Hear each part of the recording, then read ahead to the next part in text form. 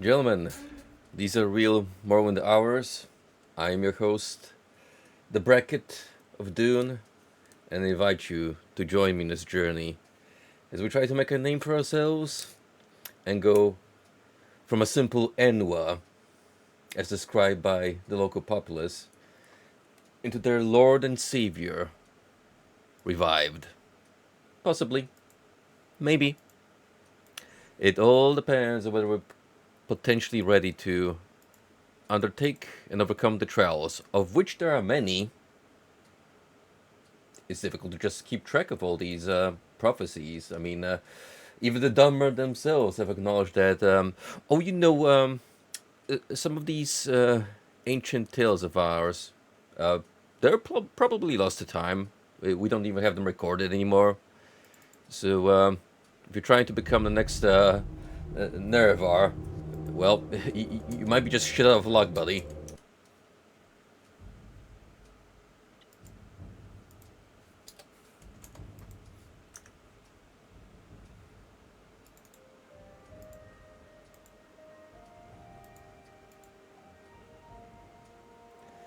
Hey, Frosty, good to see you again as usual. How goes the Raido journey? How much more do you have until you are able to knock it out?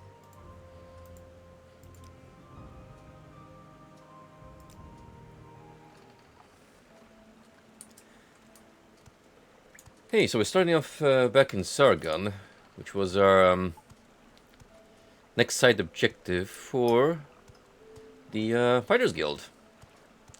We got ourselves an outlaw to slay. It was incredibly difficult to actually find this cave because, as stated before, not all of the landmarks are immediately marked on the main map. In fact, the game has a very arbitrary system where it's not clear how it determines which areas are high priority and which ones are just there to exist and to confuse you. Well, I mean, let's be real. Some of them, like Vivek, make sense because it's a very important story location alone. But you think if I have something quest related, like even with Vas, that got placed on my map, no problem. But Sargon here, I actually had to go out of my way to find. So much so as looking up walkthroughs and discovering that people have spent literal hours just running back and forth until they managed to pinpoint the exact coordinates. That's kind of insane.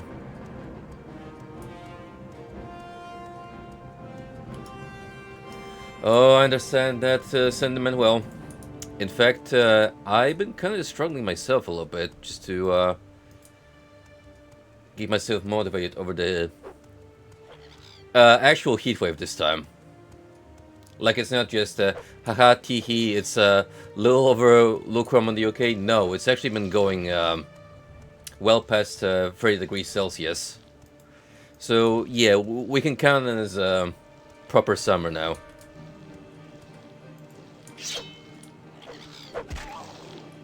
Actual temperatures that I'm still used to, by the way.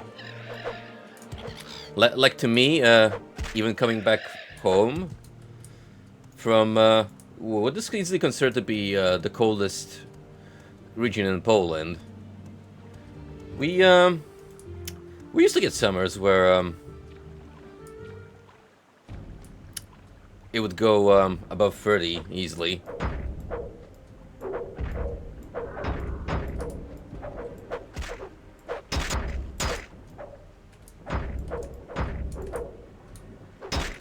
So yeah, it's still kind of it still amuses me whenever Brits make a big fuss about dealing with quote-unquote harsh weather conditions where it's either, again, slightly above average temperatures,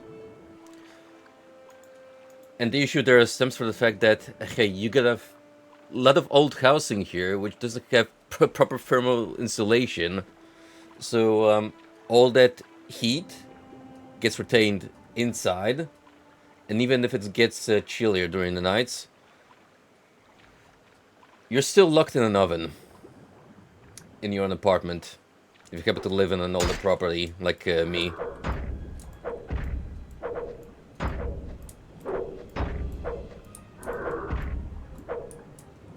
But same goes for winter. You get so much as a little bit of snow, and people are actually freaking out. Last year, when it did snow for like maybe an hour or two, people were running on the streets and taking selfies because I don't think some of these folks have seen snow in their entire lives.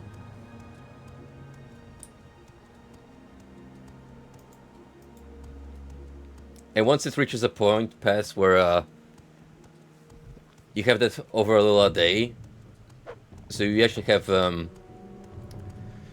snow consistently covering the surface of the ground, it just doesn't melt immediately.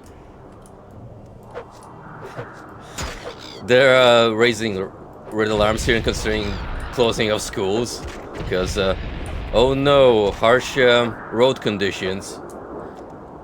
It might get a little slippery.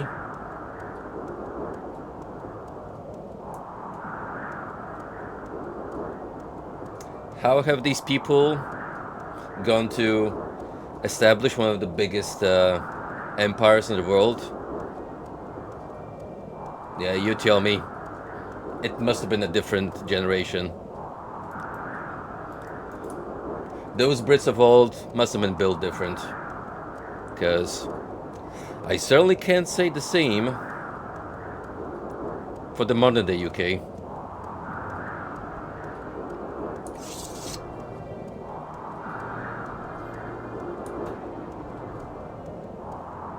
Speaking of rough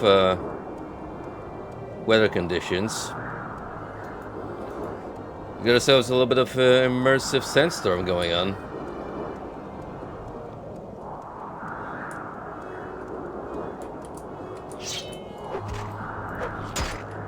There has to be at least one realism mode for Morrowind where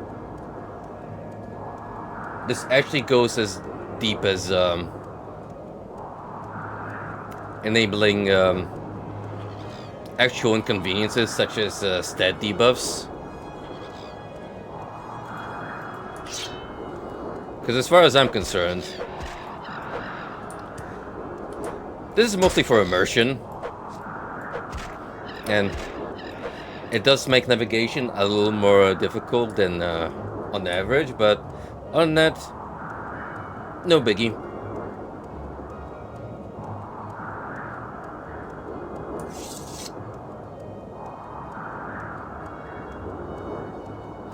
Absolutely, all I gotta do is download a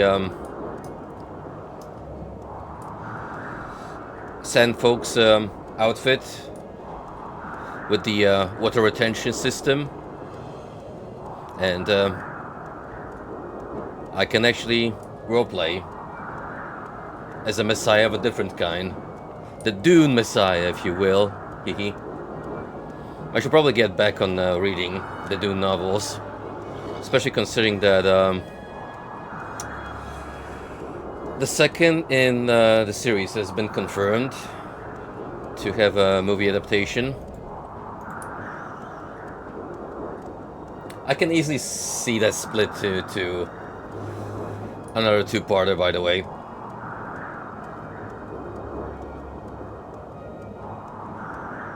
I want to say that probably Lord of the Rings is guilty of enabling the trend. Although, in that case, it is justified in my eyes, because think about it. In the original release format, the trilogy was already lacking content. It actually got scrapped just to save on screen time in the theaters, and it's only the enhanced edition that you got on DVDs later where they restored some cutscenes, and from that point on you got like easily 9 to 10 hours worth of footage to go through.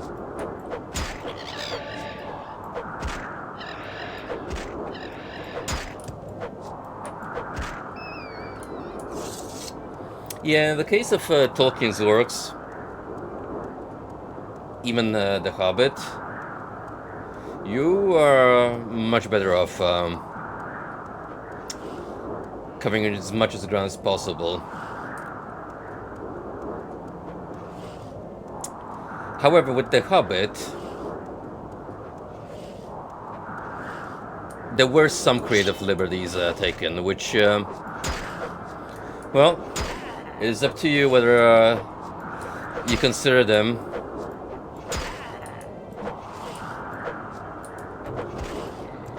unnecessary or not. I do think that while not as good as the Lord of the Rings trilogy, the Hobbit movies do stand firmly on their own ground. It does convey that feel of a more whimsical fantasy tale better than Lord of the Rings. And that makes perfect sense because The Hobbit was pretty much Tolkien's like first major work in the Middle of Universe, and that was written specifically as story for kids, first and foremost. So you can see elements of that kind of narrative through and through, like the trolls being more likely to engage in banter and more scenes that you would definitely see in more folk tales, like that whole sequence with the party risking getting cooked for dinner by the troll trio and then fooling them into having an argument till sunrise when they could be turned to stone. Who the heck are you? Are you one of David Ur's folks? Seems like it. No other mad lad would have run butt naked out here in this weather. That's for certain.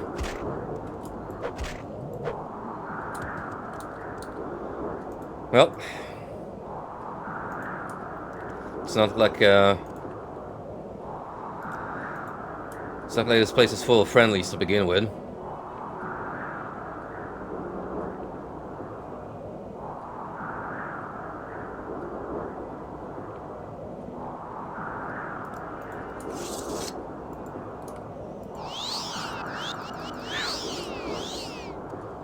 Me too. That is why, if I were to entrust someone to adapt Silmarillion, it'd definitely be Peter Jackson.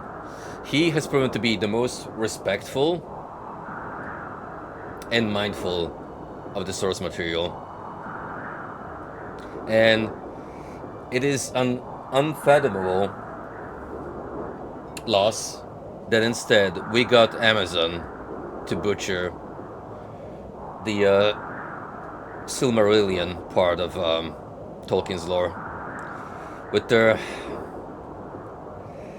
absolutely god-awful rendition.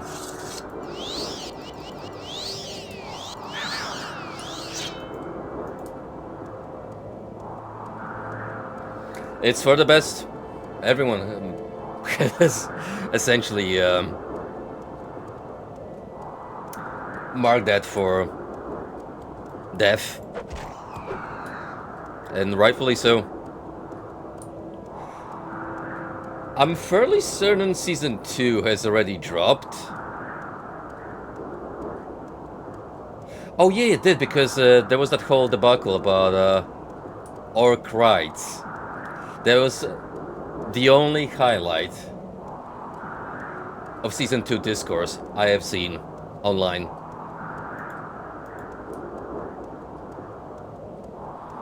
And then it got ditched.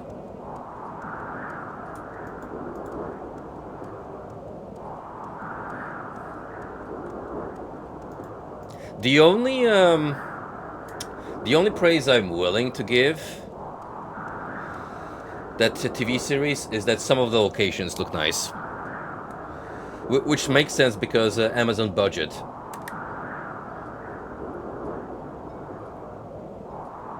So the CGI and actual locations they've used to, say, depict Numenor, they were on point. Same can be said about the props, though. You may have seen people take the piss out of armor sets and whatnot, because they look very cardboard-esque. And I agree. What they may have spent on special effects was definitely taken away from the practical ones.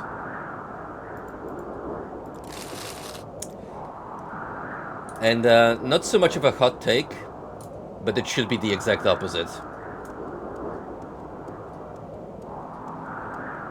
Practical effects will always be superior to CGI. The latter should only be there to complement whatever it is difficult or impossible to accomplish through regular means.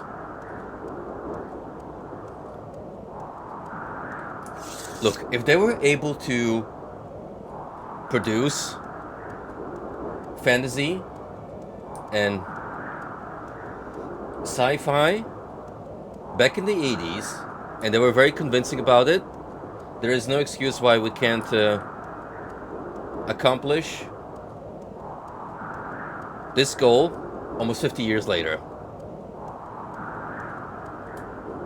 Why walk when you can ride? That is a very good argument indeed. However, I must consult my journal and recall where we need to go for the main story now. The spyman has sent me to find a six-house base near Narmok.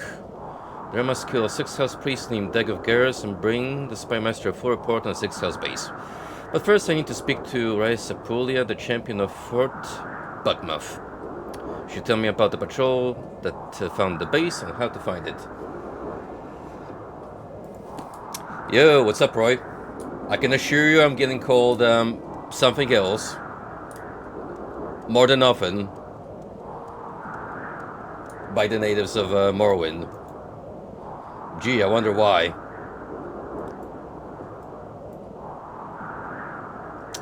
Alright, this seaside village that I only really attended like for a brief period to escort that merchant that we murdered anyway. Okay, so Buckmouth is over here by Aldrune, and that is convenient because we need to report back on the Fighters Guild quest anyway. Yes, Fetcher is one of them, but there is also another term that gets tossed around like candy, and I can't really repeat it because you may have not realized it just yet, but I am green, and therefore of the wrong skin color.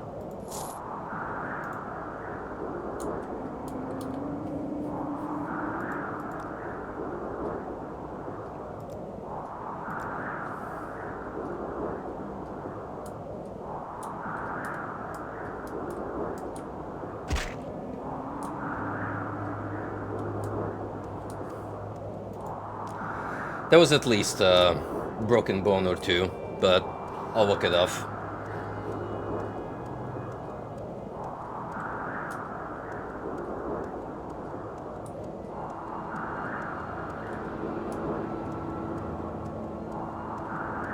let's just say it's a term of endearment from natives to foreigners.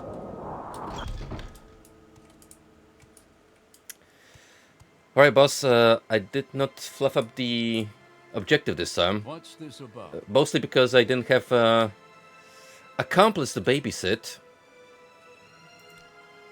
Good work. Nerbeneron has been brought to justice. Here's your share of the bounty, Bracket Dune. Brought to justice by me murdering him outright. The fighters get recognized you, Bracket Dune. You are now Bracket Dune Defender. Okay, do you have any other jobs for me? Sergio Evan Oren of Surin has given us a contract. He's been having problems with bandits in Surin. Go to Surin and talk with Sergio Evan Oren. He can tell you more about what's going on. You got it. If we ever need to hop back to Vivek, which is in due time, Surin is only a short drop nearby, so no problem. In the meantime, let's head to the Legion Fort and get some spicy details on a 6th house base.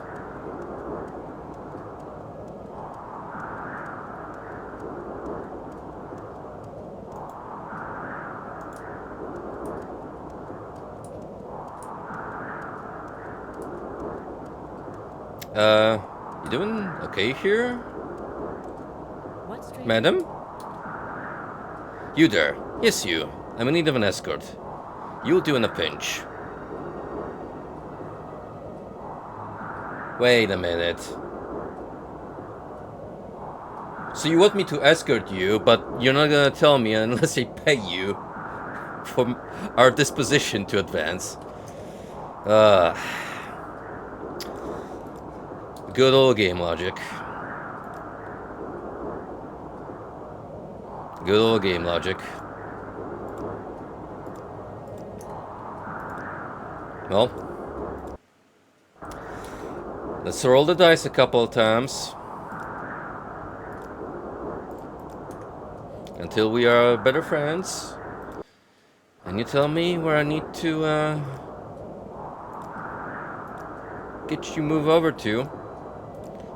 You are being very uncooperative thus far, milady. I do not appreciate you playing games with me.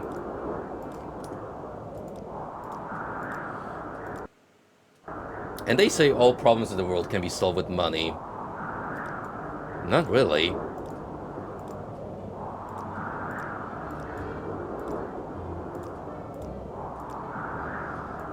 We're getting a lot of back and forth here.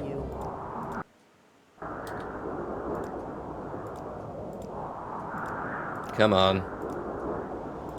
We gotta hit like 50 for her to open up.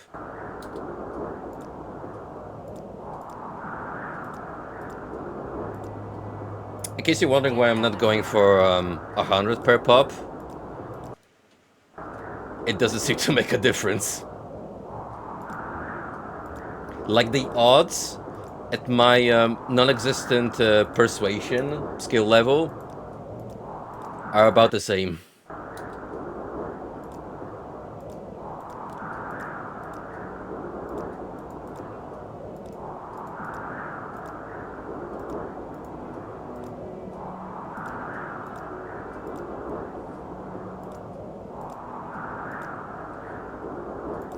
Looks like you've already got some of what's coming to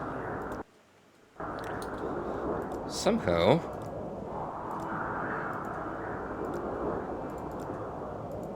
I mean, I thought it worked a little better than giving her money.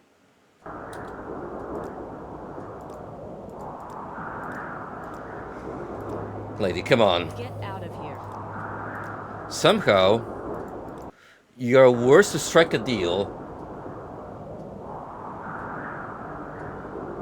than the Outlander chief, and that is saying a lot.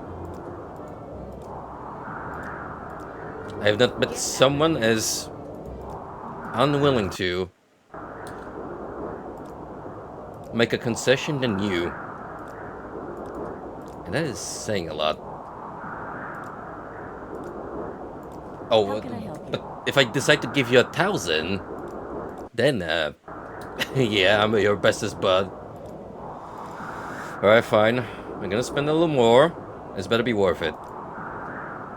An escort to Ghostgate Shrine, and I need to be there in 2 days' time. I'll give you a tip when you get me there safely. I haven't got all day. Shall we go?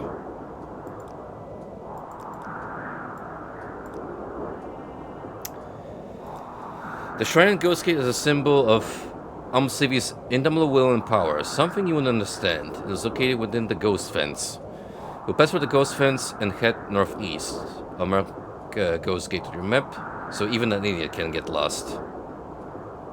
Nothing can pass through the Ghost Fence except at Ghostgate. Guarded by Ordinators and buoyant armatures at the Tower of Dawn and Tower of Dusk.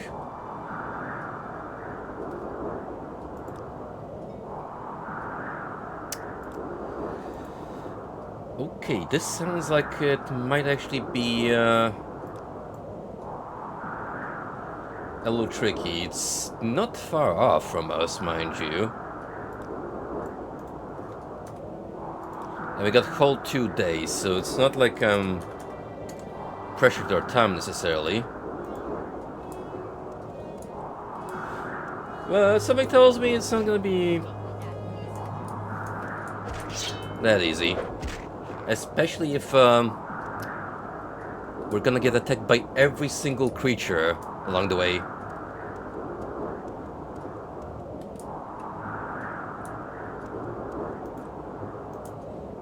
So yeah, you are better off lagging a little behind and letting me tank all the hostiles.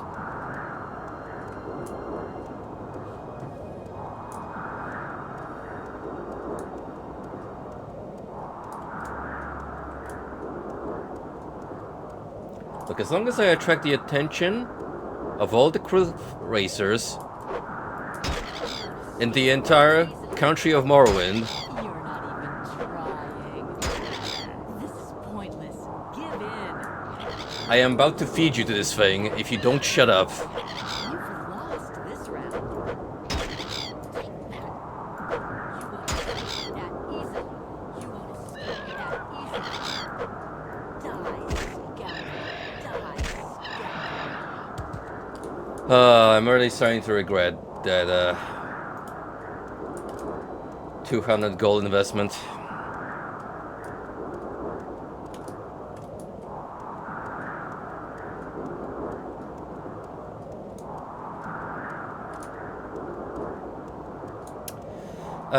Frosty, have you heard of Hell Is Us? I've watched the latest Iron Pineapple video, and he was showing off a bunch of Souls-likes, as per tradition of his staple series at this point. And he did name drop a game in the making currently, which doesn't exactly feel like Remnant, but has an awfully familiar aesthetic.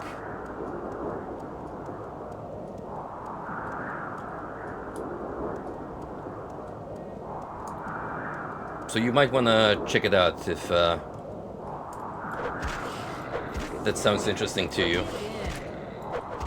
not even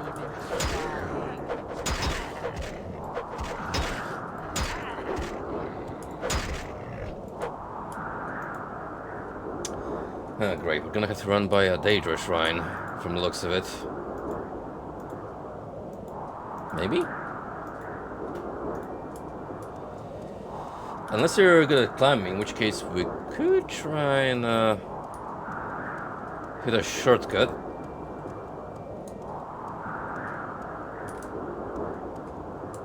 And ironically, this might be our best bet. Now, what I'm personally looking forward to do is Neo Free. That was the highlight of the video, and from the demo footage shown off, This is pointless. Give in. They somehow find a way to add even more mechanics to Neo, which I didn't think was possible, but oh good lord, that game has just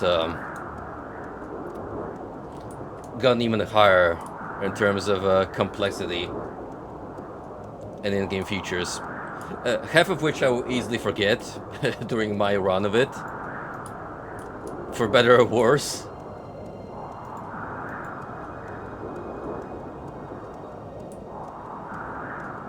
But I got a good feeling about this one, guys. I love Neo 2. It was a good step up from its predecessor. So fingers crossed, 3 is gonna hold up that momentum.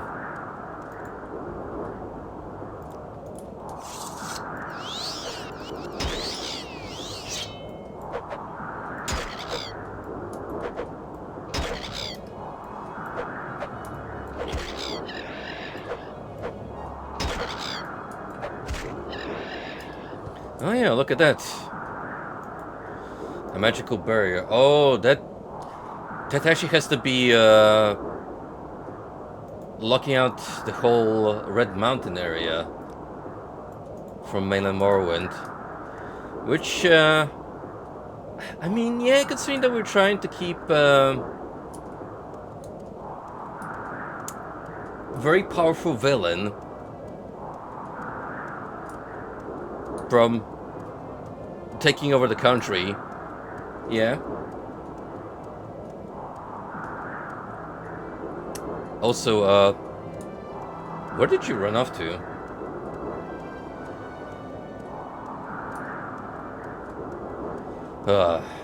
Please tell me she didn't get killed by a large rat.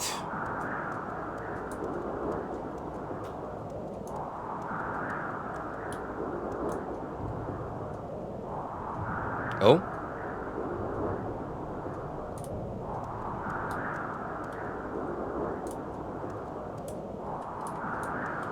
She's somewhere around. Just,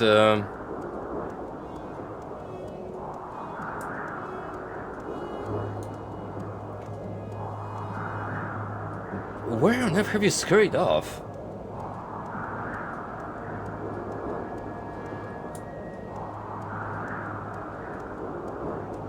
Hires bodyguard. Refuses to follow them.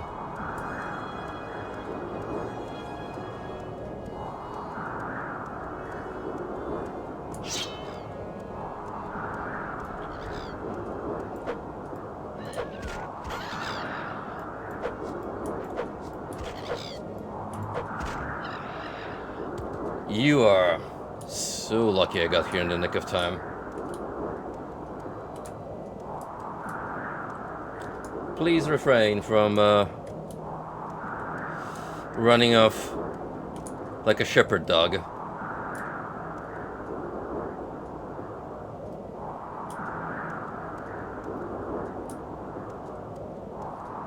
And just as I say that...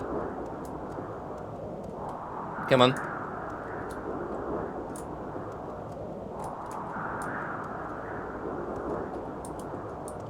We gotta go. What's the problem?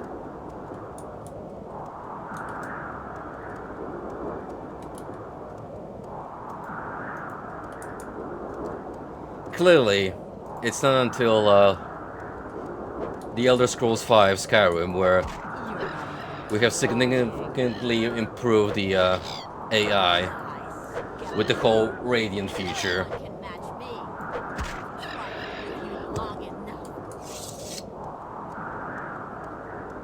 This is such a buzzword for a whole lot of nothing, by the way.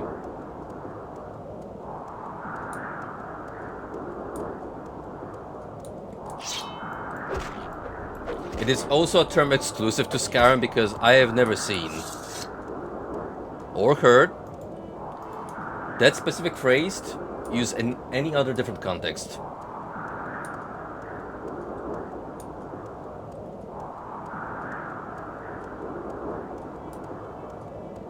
And by the way, not even from Bethesda themselves.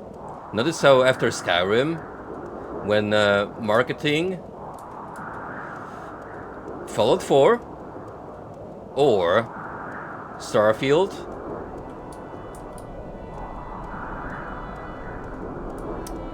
AI specifically wasn't the highlight of any sort of presentation in regards to those games.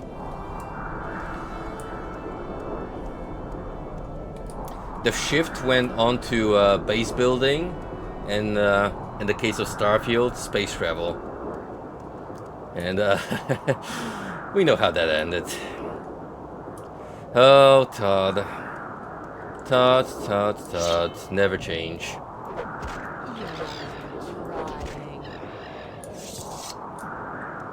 I almost want to give him the benefit of the doubt with Elder Scrolls 6, but I know better at this point.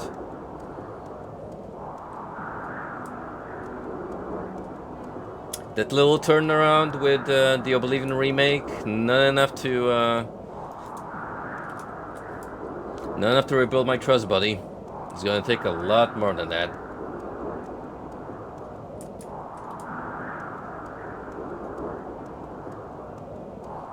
Some bridges have been already burned,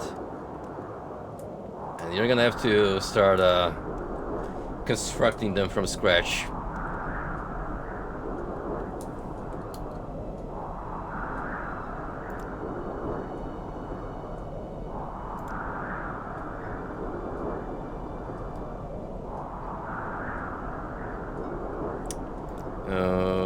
Okay.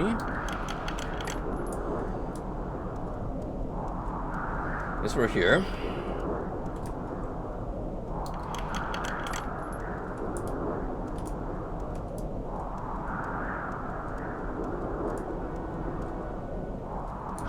Oh boy. Well, I am not surprised to see Daggerfur's servants.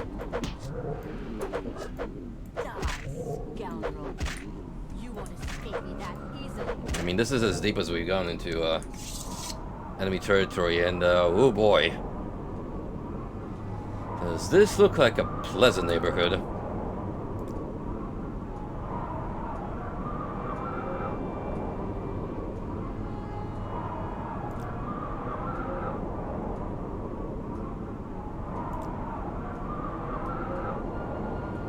Okay, within the ghost fence.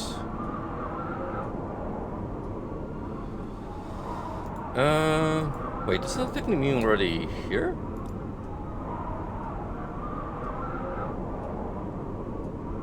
Head northeast.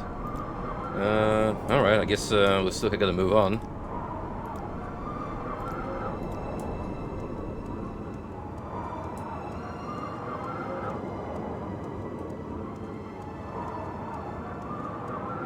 Figures it won't be that shrimple.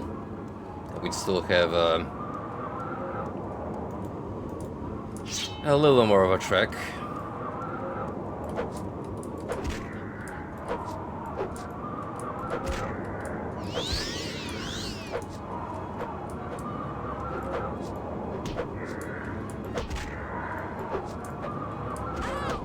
Please get out of the way. I don't need you to engage in combat.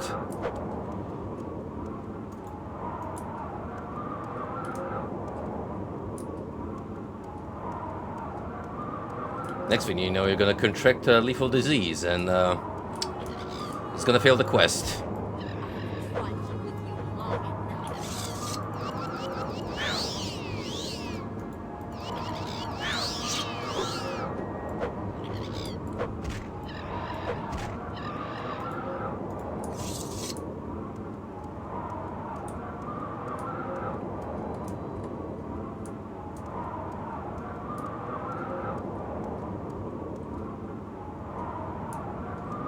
Just from looking at this territory, I think I have an idea what may have inspired the look of Oblivion Gates.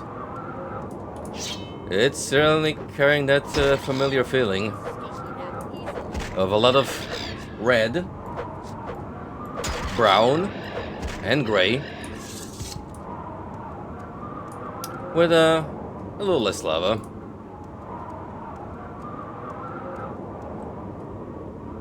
subject to possible change depending on how deep we go on.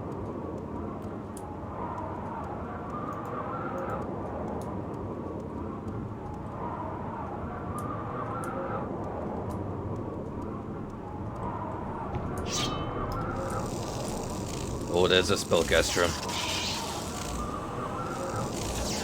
Oh, we need to deal with this fella swiftly.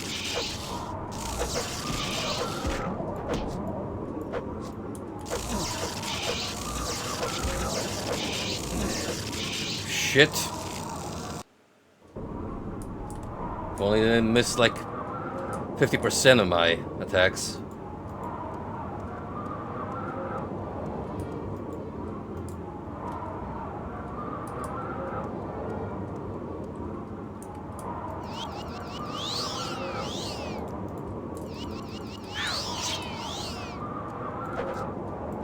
No one can match me.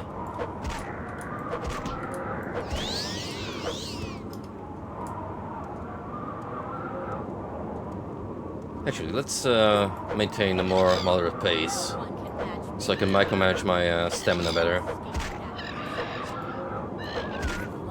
this round.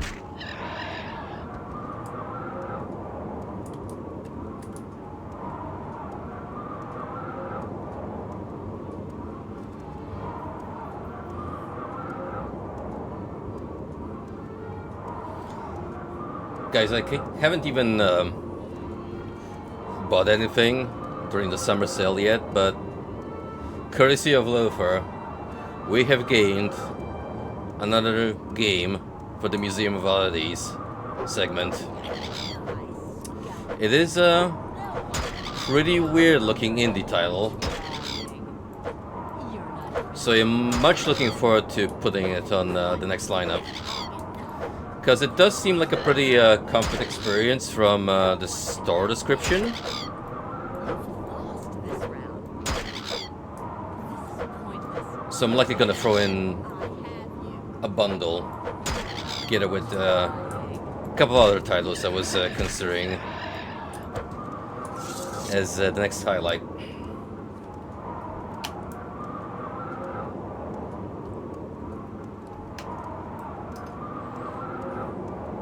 Because mind you, with the Museum of Oddities,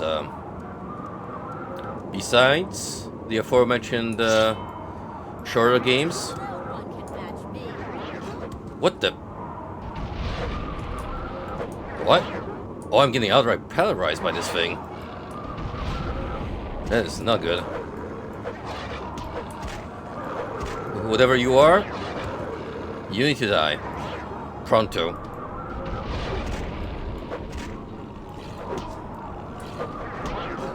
It's not even that this creature is dealing any damage to me, but he is rather annoying. Hunger? Oh, that's a Daedra. Interesting. I don't remember these guys. I mean, they may have appeared in Oblivion at some point, but it's already been a couple of years, so don't quite recall them.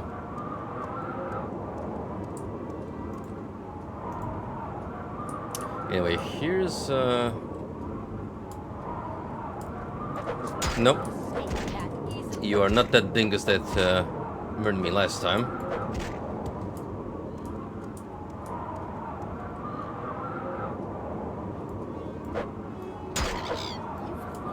This round. Take that. You can match me. You're not even trying. Easily. You've lost this round. Take that. I had to do a double take whether I'm wearing the boots of speed or not, because You've lost. oh boy, my accuracy is out the window. Escape me that easily. You've lost this round. Cannot land a single strike on this bastard. You've lost this round.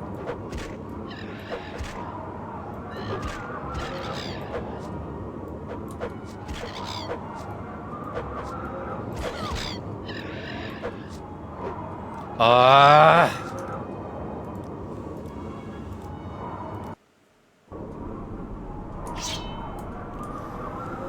Oh, now it's gonna get real tricky. What's taking so long? I need to be there next day and a half. Hurry up, would you? Please be careful. I have you.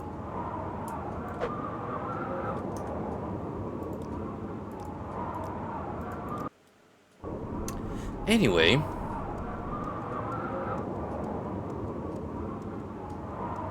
Funny how that line of dialogue didn't come up in any of the other previous failed timelines.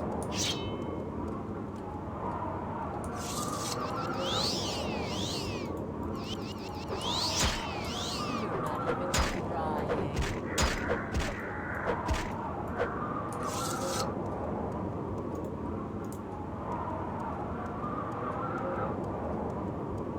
As far as I'm concerned, we still got plenty of time. The greatest obstacle here is just,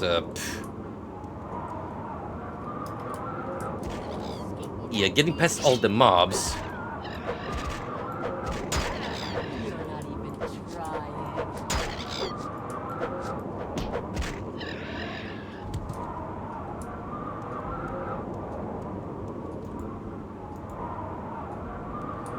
Oh no. Scoundrel.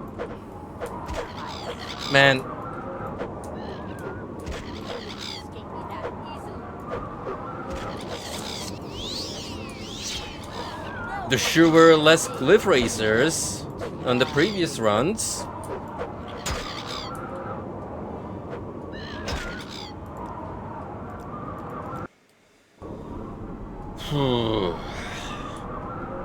I want at least like 1,000 gold in return. Otherwise,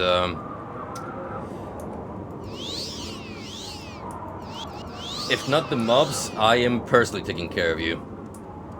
And that's a promise. This is already turning into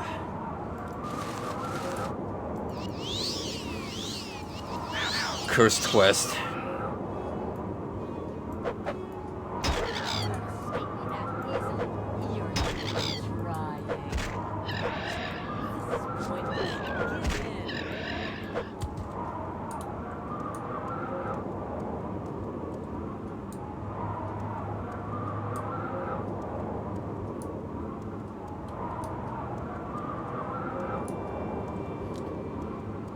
Literally might have to take the high ground.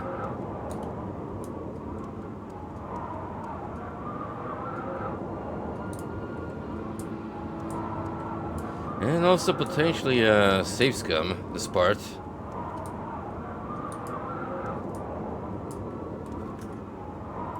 In fact, it's best to make a new save slot.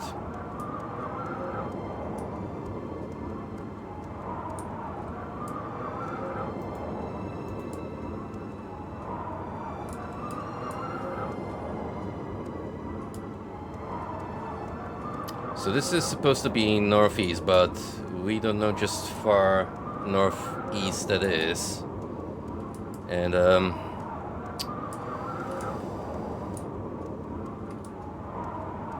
oh great. Too steep of a fall for you, huh?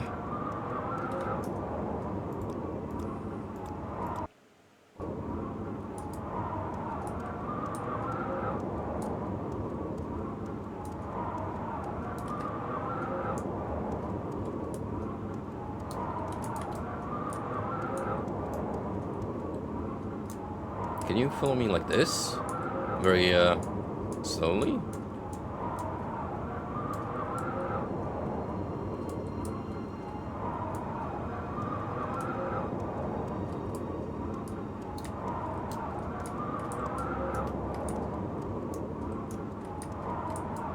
Uh-oh.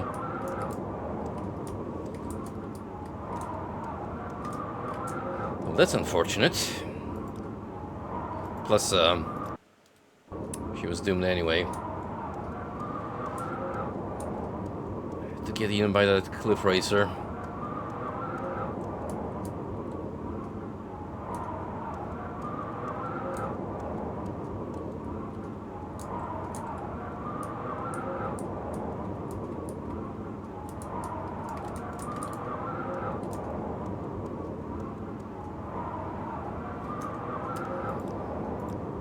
Well, no shortcuts it is then.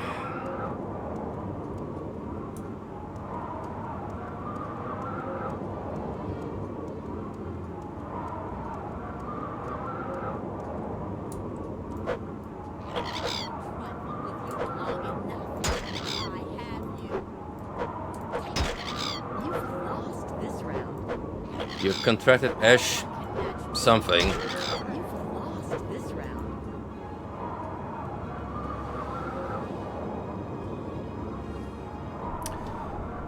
Oh, it's fine. It's just my personality. Not like I had much of it to begin with.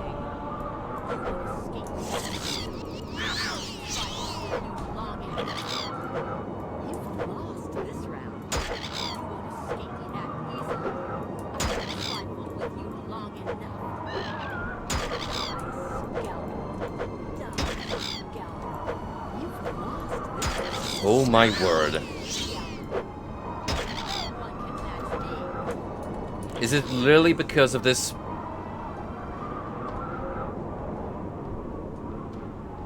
100 gold has been entered to your inventory. Guys, I paid her 200 just for this quest to come up.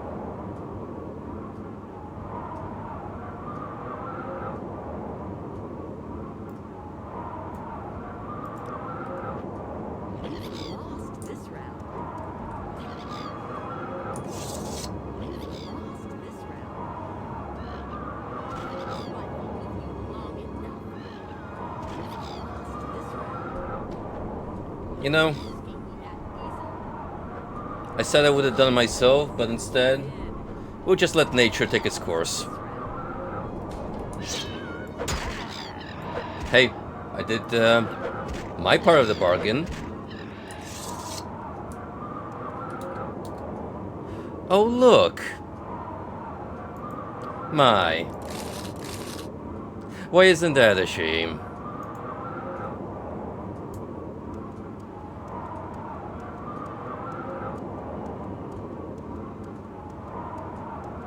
Hey, maybe this wasn't such a bad deal at all. I mean, I came out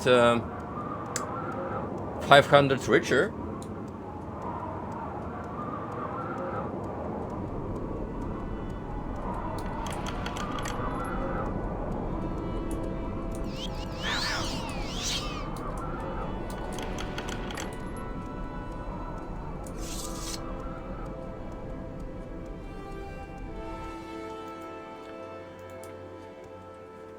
There are some outlaws making camp here, right in front of the Ghost Gate. You got some balls, I'll admit. Are you? Whatever it is, I'm not interested. You got a blight disease, Outlander. Get away from me. And go get cured, or stay away from me. All right, the thing.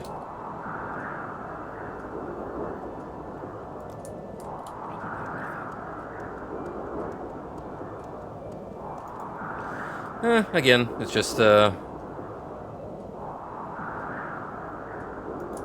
it's just my personality taking a hit, so not the end of the world. I mean, I'm probably like stinking and rotting because of this ailment, but we'll live. Probably.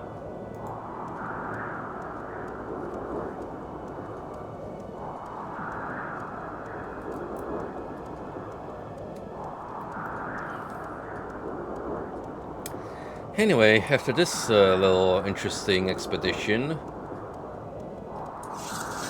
let us head to the fort, where, well, now that I think about it, they'll likely have a cleric, and I can get patched up.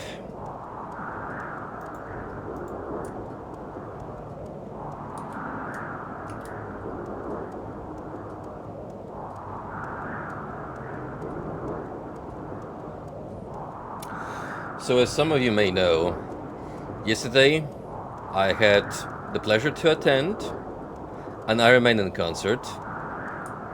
First one ever. It has been a long-standing dream of mine. I sadly missed the last tour from 2 years back because I learned a little too late that the guys actually had a show going on. But this time, the moment I learned about the Run for Your Lives tour, I immediately made a booking. There was no shot, there was no force on this earth that was gonna detract me from attending an Iron Maiden gig. Lucifer himself could have raised from hell. The apocalypse could have been underway. But I don't care. I would have gone regardless. And let me tell you, it was worth it. So this one was held on the London Stadium, which is actually unlikely, unlike any other event I attended to, because usually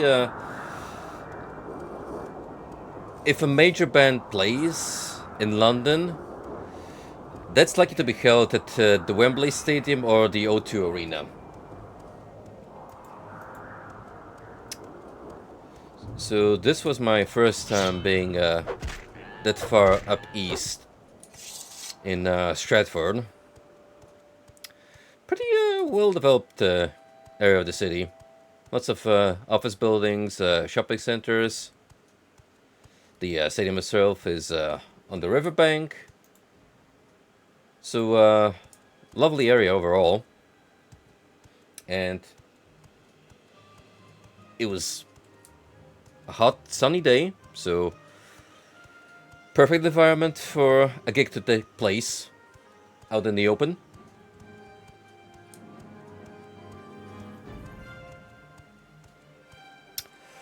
How did you feel about it? Especially considering how Jack Black is portrayed these days. Because, by God, Pick of Destiny, I watched it for the first time with my high school friends on a whim.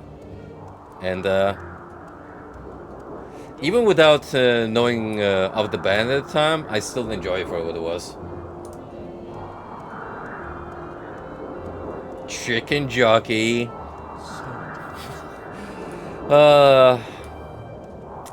There's gotta be that man's legacy from now on. He could have settled on Bowser in the Mario movie. Should have stopped there, but oh no. He just had to keep on taking roles of dubious nature.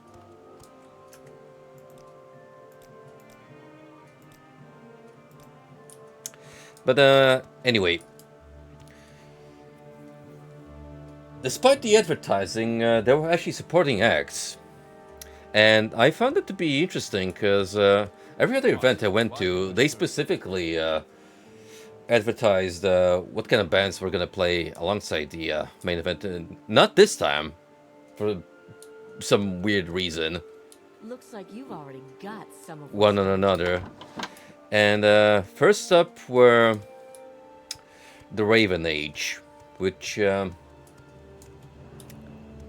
a name I was unfamiliar with till yesterday. And funny enough, that's a band founded by Steve Harrison, George Harris. And they've been around since 2009, from what I've checked. With whole 3 studio albums to their name, last of which came out 2 years ago. And yet, I've never heard those guys play it on the radio. And if you look up the Wikipedia article on them, Their greatest highlights is what bands they've supported throughout the years on the road tours. So I think that alone says a lot about their influence on the scene.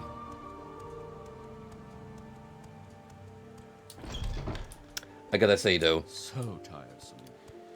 when they were playing,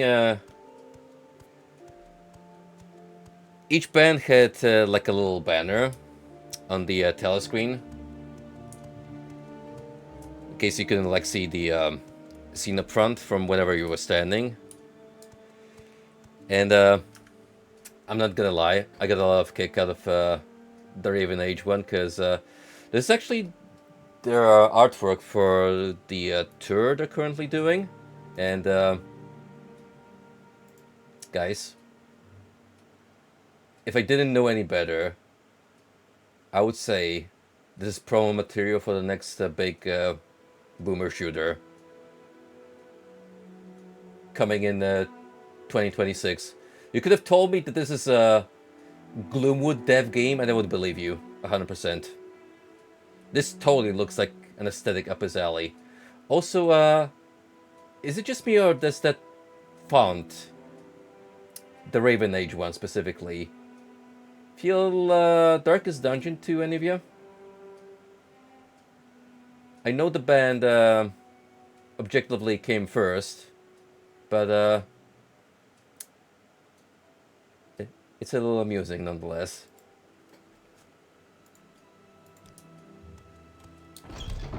Go away.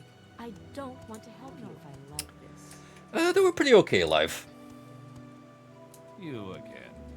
What? Like in the end, I didn't have any particularly strong feelings towards them, but let me say, out of all support acts that I've witnessed on the events I've gone to throughout the years since 2019, when Alice Cooper's show was like the first major gig I went to, and then started attending them consistently. The worst one was whatever solo act supported the cult at the Roundhouse last year. There was some weird new age shit of the performative kind, and I think some strings might have been pulled to get that person How wonderful. on the stage. Another tourist. Like it definitely had little to do with actual rock music. Looks like you've already got some of what's coming to you. I'm Aressa Puglia, champion of the Legion garrison here at Buckmouth Legion Fort, and your bracket Dune. Chaos Casada sent you, didn't he?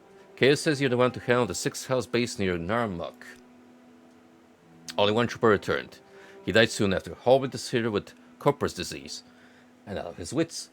In his ravings, he spoke of a cavern on the coast. He called it Ilunabai. It's not on our maps. Try asking locals in Narmuk.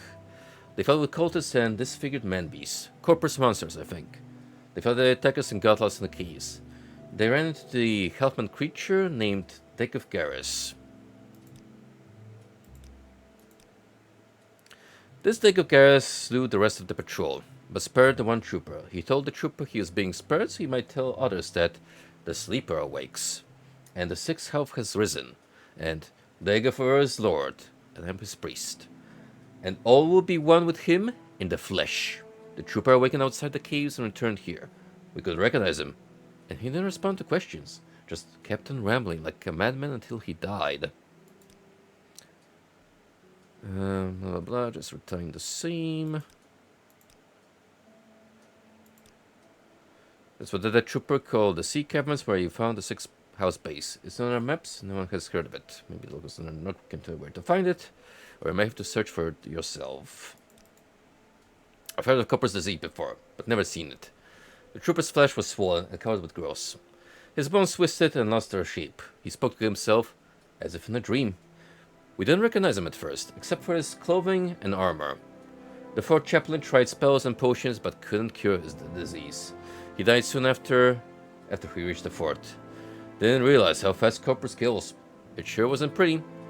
The troops seemed shaken. I'm a little worried myself, to tell the truth. Well, hopefully, whatever other blight disease I have on me can actually be taken care of by whoever What? takes care of the shrine here. Strange. Also, can you recall me how I might join the Legion? Of course my affliction has to be so pitifully low that I gotta resort to bribes.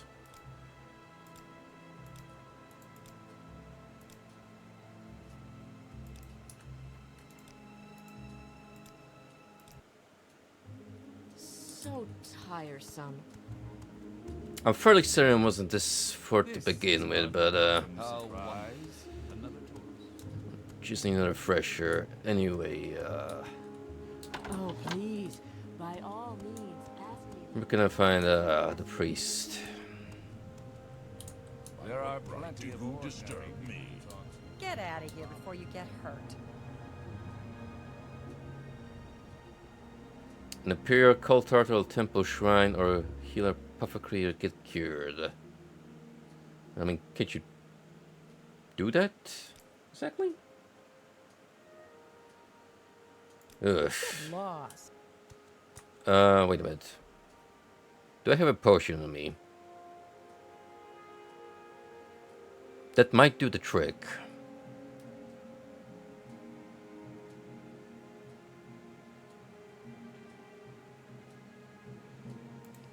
Yep.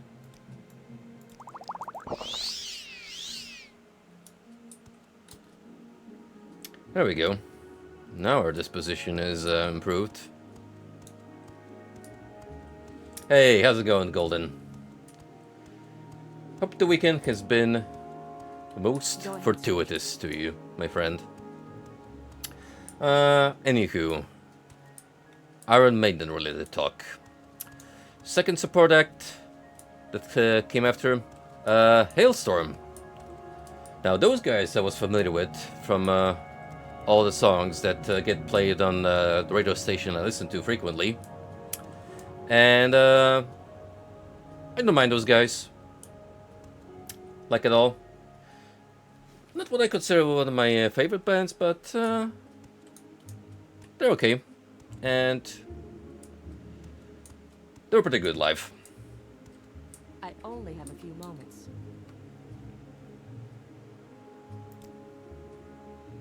Alright, we still have to get on your good side. Hey, good to hear. Any plans for tonight? What do you boys plan on doing?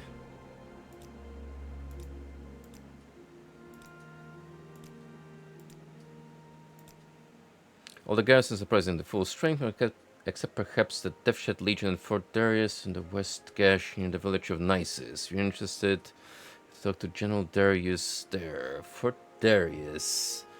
None of these locations I don't think we have marked, so it's definitely out of the picture for now.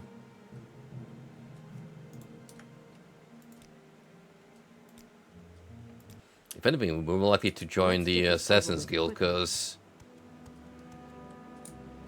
I believe their leader is somewhere in Vivek.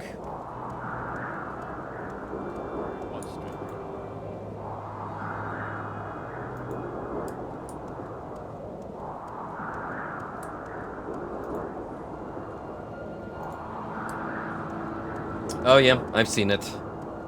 I do appreciate a good postal meme.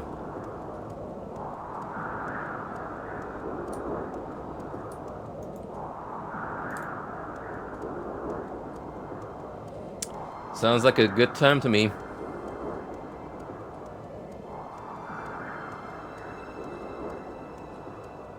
Never really peeped fish tank myself, but it's going to be strong in popularity if it's already gone a couple of seasons in.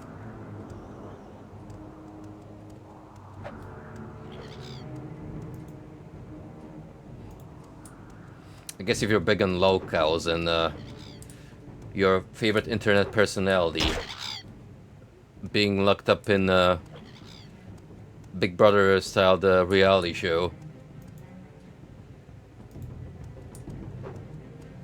it is gonna be up your liking.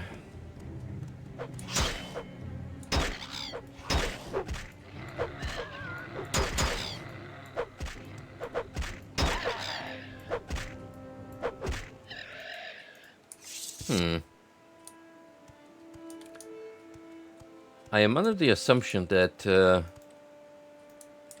wildlife inside of Red Mountain has some kind of latent buff,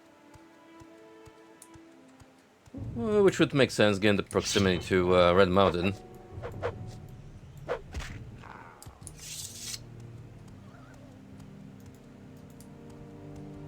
Could always blame weird occult magic as the source of their enhanced power.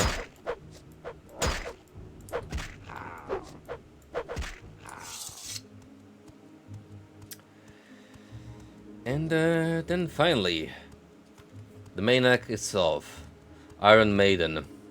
Man, that was one of the best live performances my eyes have gazed upon. Like, Judas Priest and Saxon were strong. Alice Cooper is known to be a great showman live, and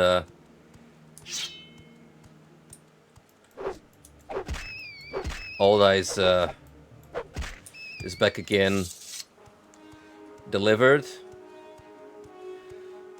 from when I went to see him, but yesterday's performance was so delightfully theatrical, which is a great compliment to many of Maiden's songs, especially the longer epics, like Seventh Son of a Seventh Son, or Fear of the Dark. They played like 4 really long songs on a 2.5 hour worth of playtime. And mind you, those guys aren't getting any younger, so it's a testament to just how much energy they still got. Pretty much started from their humble beginnings with the Paul Di'Anno era, and played songs up until Somewhere in Time, which is a little bit of a shame because I was kind of hoping for an all-encompassing set where we eventually made our way up to Senjutsu. Yes, I wouldn't even I would even be upset if they actually brought something from the 10th Factor and the Virtual 11.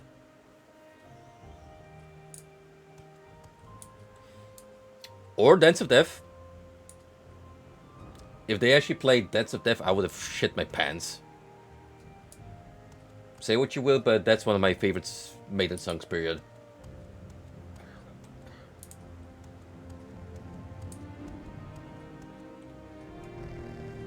Oh, these are friendly wars.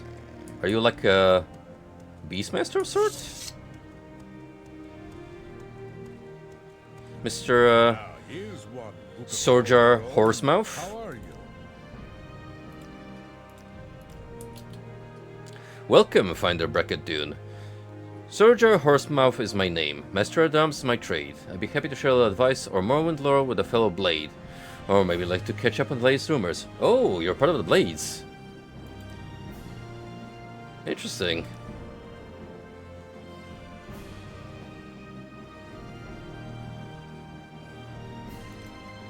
Well, it's always good to meet a friendly out here in the wilds.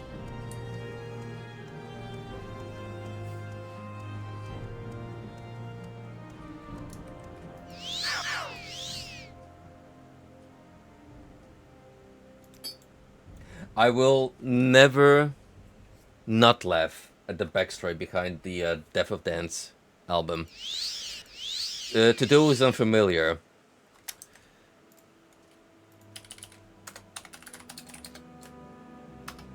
we're gonna need a visual aid here, just so you understand.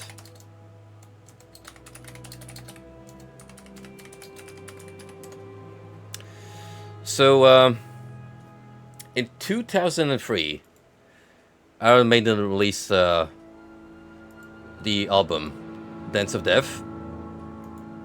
And the thing about that album cover is, it was actually a working project by the artist, who, as he alleges, accidentally sent an unfinished version of it to the band, and they thought he was done, and thus gave it the green light.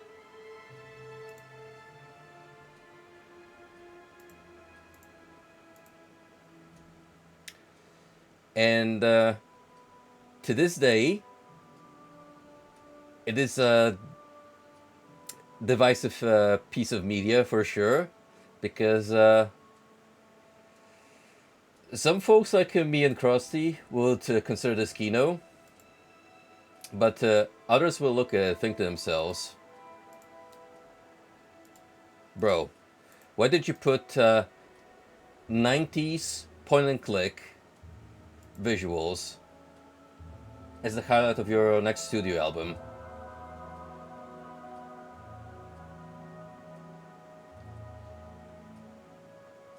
You gotta admit though, it does fit the aesthetic of the band. The weird 3D models actually enhance the experience.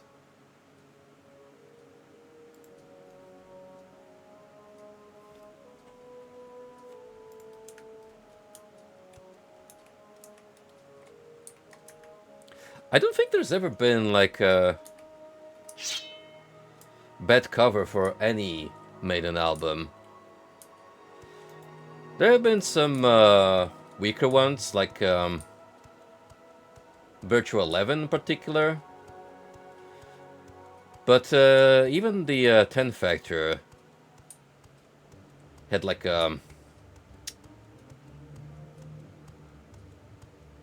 yeah, rough is a good way of putting it. They're not on par with, say, the earlier Maiden track record, with all the kick-ass interpretations of Eddie. But you look at those and think to yourself, yeah, I am holding an Iron Maiden album in my hands.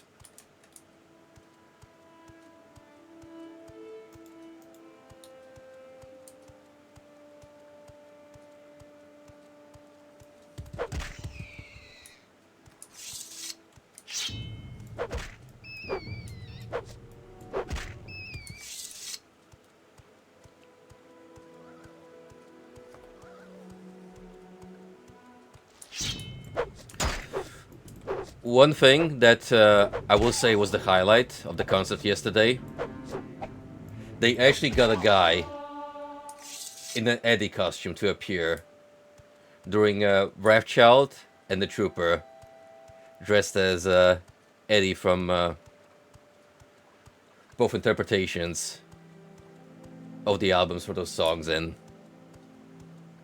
it was a very tall Eddie costume, mind you. Like, he was towering above all the band members, but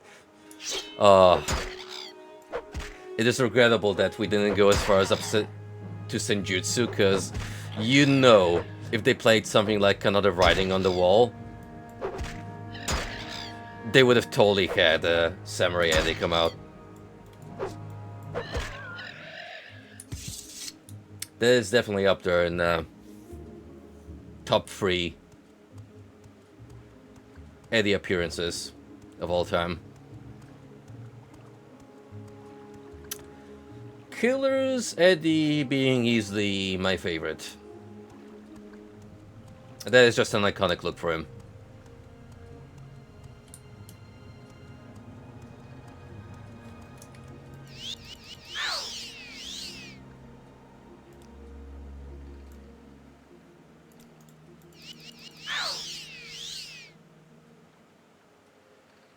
And naturally, I did end up picking up some merch. It was a toss-up between 50th anniversary of Wrathchild or Power Slave for T designs, but went with Wrathchild. Had to tip my hat to the late Paul Diano. May God have mercy on his soul, and may he rock on in the heavens.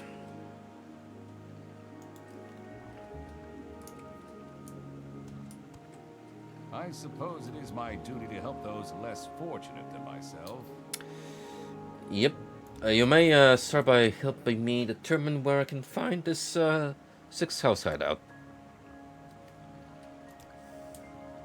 Alright, maybe one of you has I'm waiting. a higher opinion of me, which I doubt, but they're definitely not the guards. Well, What assistance do you need? I'm gonna have to butter up to one of you guys and make our way from there.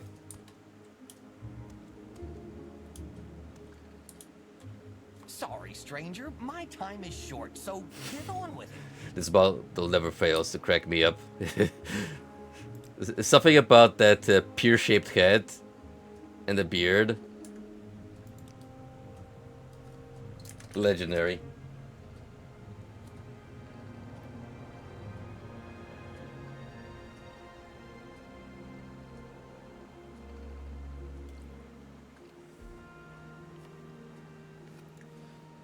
Live After Death, that's a good candidate. I actually used to have a shirt in high school.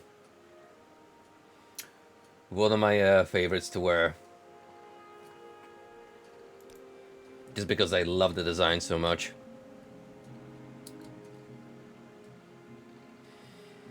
What do I place as number 2? Assuming that the killer's Eddie is first. You are correct to be wrecking your head around the subject, because it's not an easy decision to make. There are actually very few incorrect decisions to make. Ace's High Eddie is pretty good. The zombie pilot.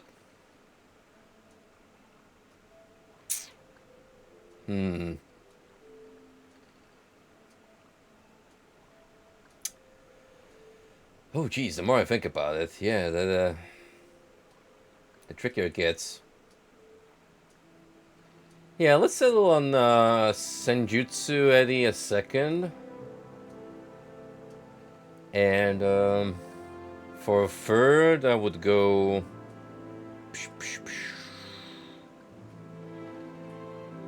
You know what? Somewhere in Time is pretty damn good. Where he's kind of like a fleshy cyborg zombie. So I'll put it as 3.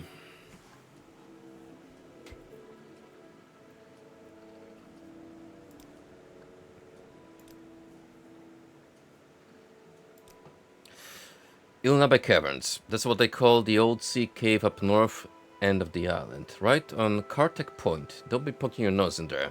Someone might object. Yes, that's on the western coast, not far from here. It's a gigantic boulder. Some of the orcs consider it a landmark. Why, I don't know. Some orc or another jumped off on a dare. It didn't end well. That's just part of orcish culture, my friend. You would not understand.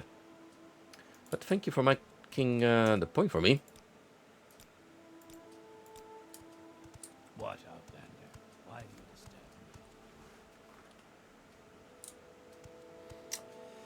me? Edward the Great. Let me get a refresher on that any design.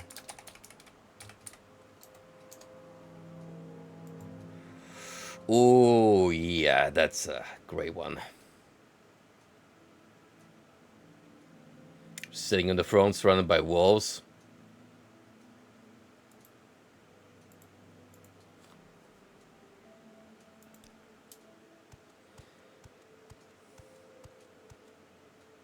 There were so many Iron Maiden shirt designs worn across the gig from folks attending.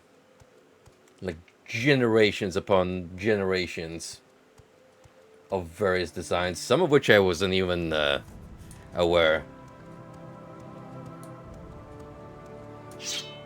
People had shirts as far as back from the 80s tours, which I can't say I'm surprised, given that the age of those guys definitely spoke for itself. They've definitely been seasoned veterans long before I even came about on this planet Earth.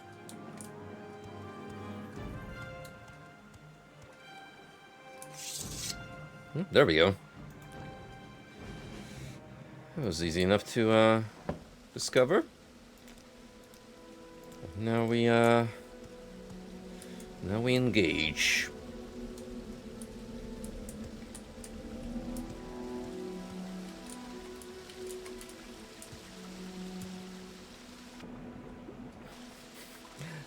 I went wearing my invincible shield shirt at first, which I did notice that someone else lined up for the Iron Maiden merch had the exact same one, so we're definitely brothers in Judas Priest during that brief encounter.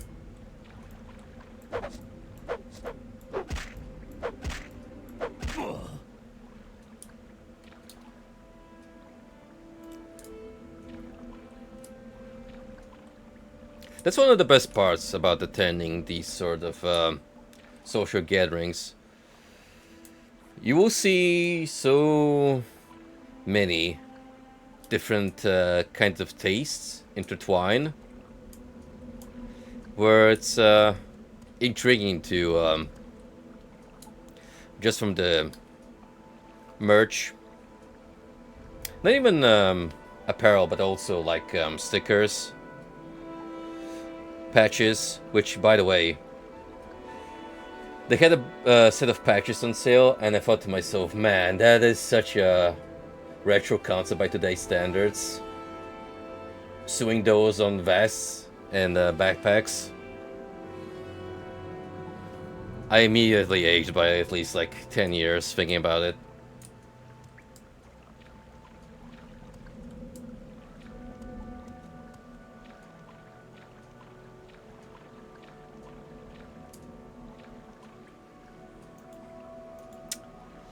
You know, they actually did have a black denim jacket on sale with a massive Eddie patch on the back, and I kind of considered copying it for a moment, but then I thought to myself,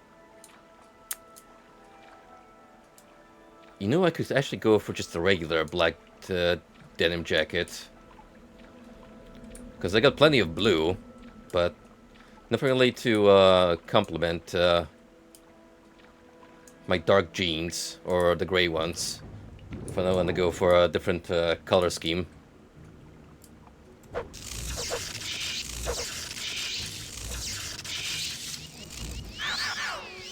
So that's definitely going to be my next big clothing purchase, rest assured.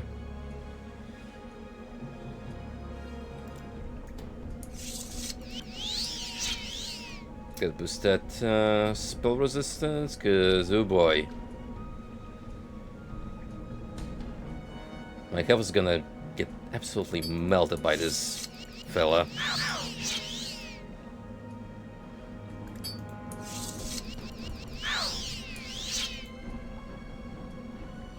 Oh lord, he coming.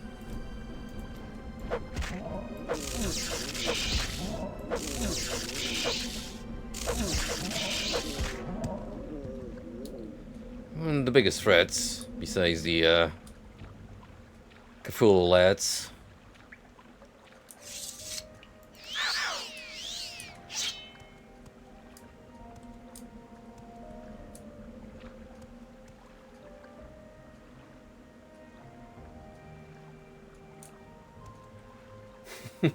Same, buddy.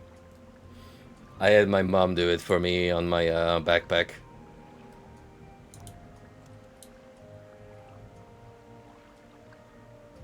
That in itself is an art form.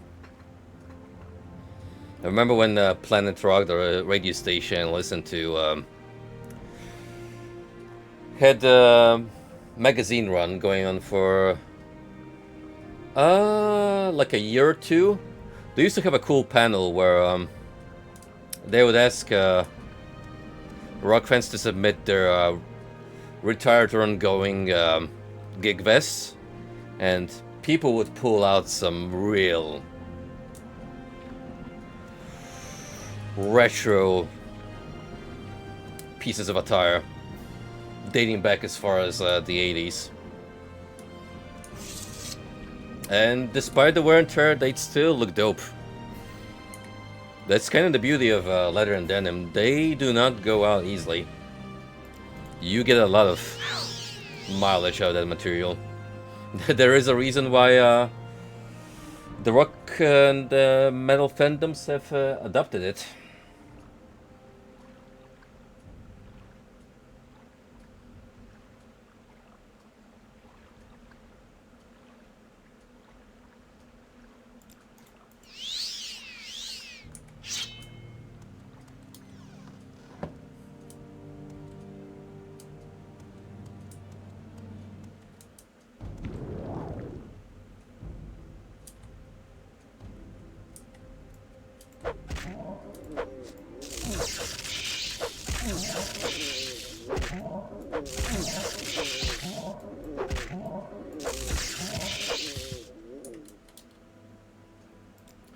Yeah, that's for sure. Definitely greater longevity in shirts, which it's always a shame when you pull out one of your favorite tees out of the drawer, then start to see the patterns and text fade away. So it's starting to look a little jarring when you put that on. But you kind of don't want to throw it away because of sentimental value.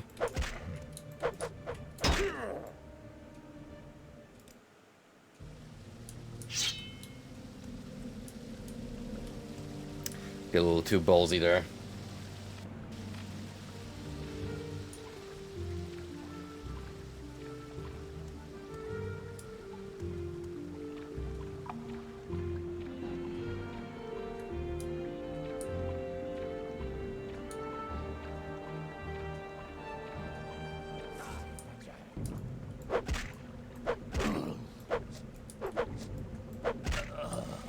Regrettably, I don't have anything back from the days of high school anymore, but I can assure you that every single one of these shirts I bought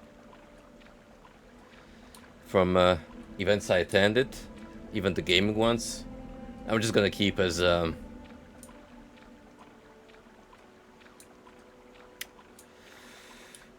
basically artifacts.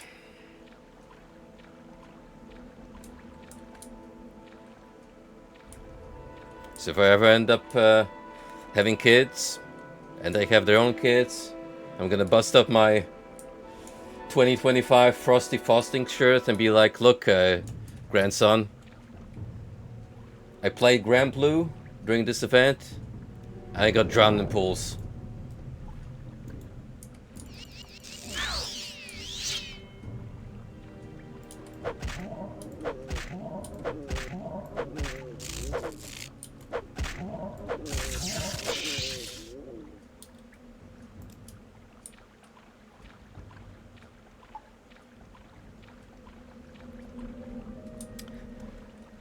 Still kind of debating my game plan for events next year, which I know is a little weird to consider, since I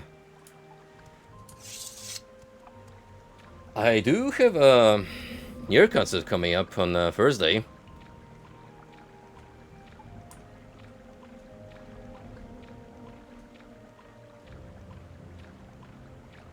Totally very different from what I've been to yesterday, but still.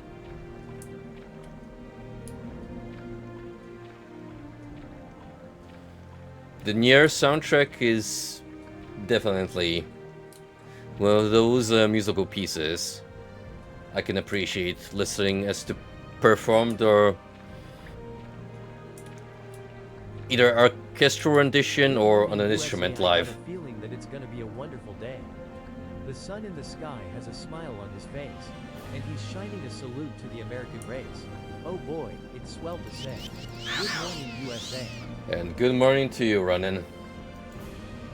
Hope you're having a wonderful Sunday, my boy.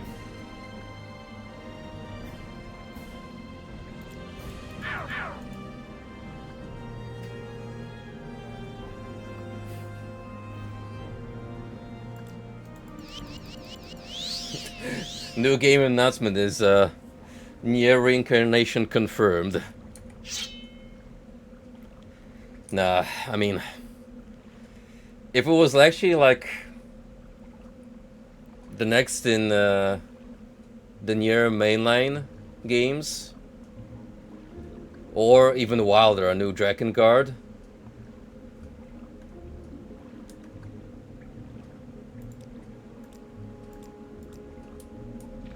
that'd be the dream, honestly. But something tells me that reincarnation being elaborated upon past that little stunt with the website is gonna be just outright confirmed. Maybe a couple of extra hints regarding the next big project. Here's what I'll do. I will refrain from hyping myself up, so if anything, I can be pleasantly surprised. It's probably the best way to go about it. With the way Yoko Taro handles game announcements.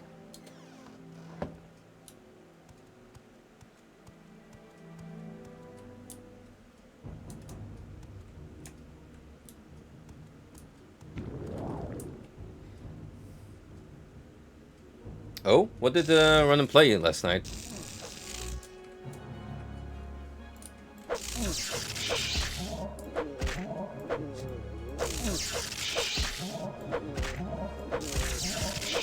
I was kinda out of it by the time I returned from the gig, so went to bed not long afterwards.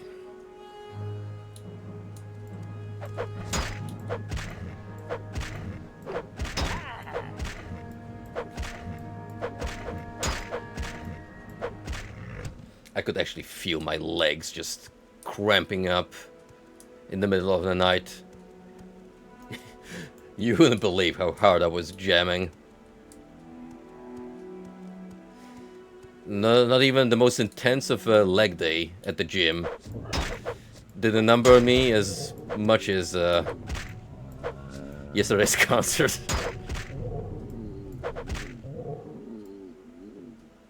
You know, I haven't really elaborated much, but big fan of these zombies missing their eyeballs. It's got a little bit of that Event Horizon energy.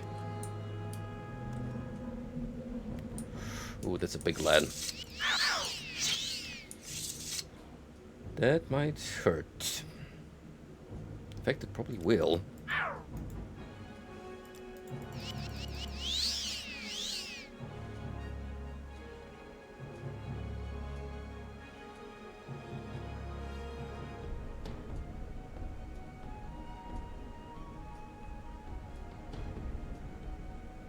Or did you just straight up play Hellfire? I have yet to get to that one, honestly. From all my years of exposure to Diablo 1, I mostly just had the vanilla version. So I didn't really get to play Hellfire.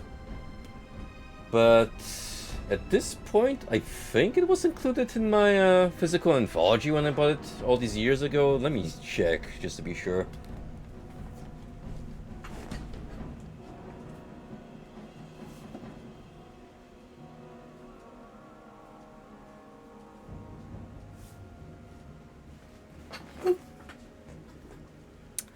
Actually, no, it's just vanilla Diablo. StarCraft comes with Brood War, but no expansion for Diablo. Not a big deal, because at this point I have it on GOG still.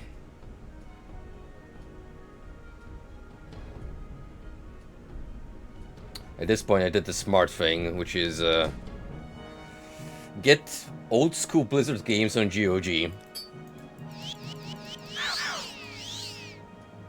By the way, guys, if you want to like snag the vanilla Warcraft 3 and put it there in your catalog, I would not object. In fact, I would support it with my money.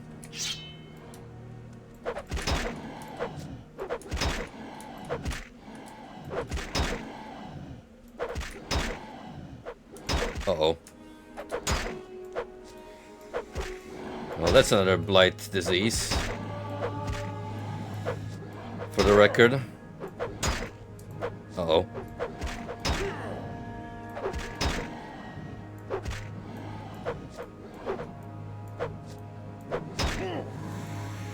Oof.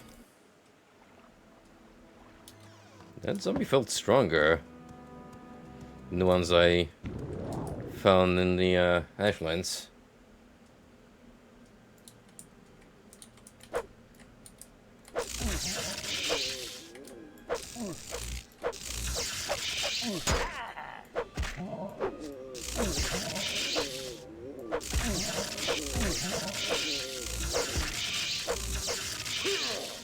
I would appreciate, my friend, if you would refrain from blinding me in the audience.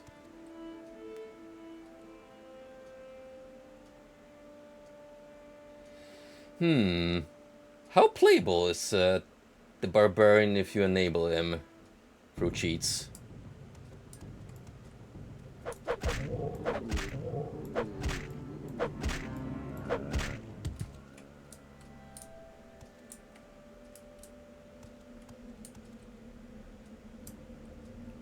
What is that thing? Oh, there it is. It can cast magic. That already worries me.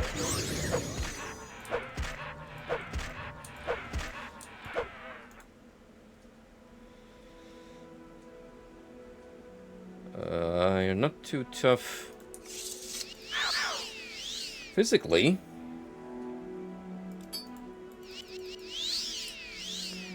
Oh, it's a Frost Atronach. I didn't recognize you at first, because I do forget that every mainline Elder Scrolls has a very distinct look for the elementals.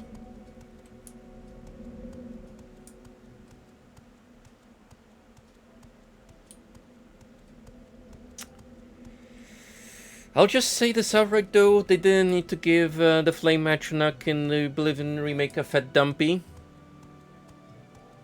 It certainly fed to, it fed a lot of fuel to the fire, if you get my drift.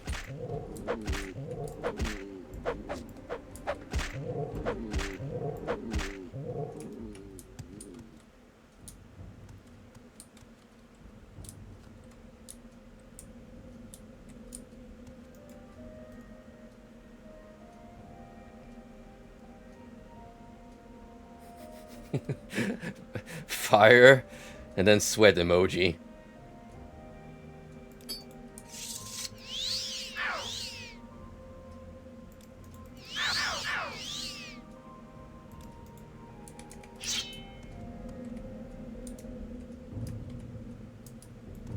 Seems the encounters here are randomized, which is good because we're getting the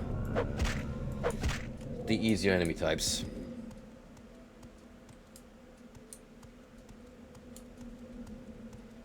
So lots of doors go through.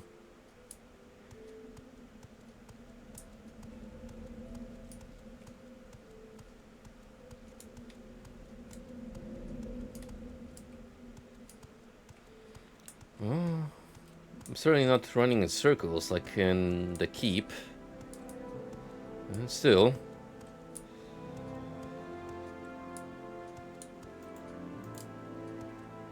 Not necessarily easy to keep track of where I'm going here.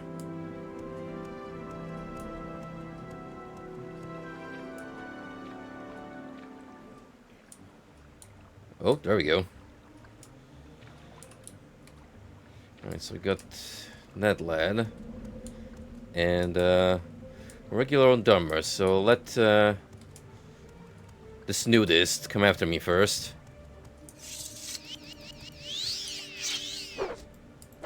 Because you are no challenge.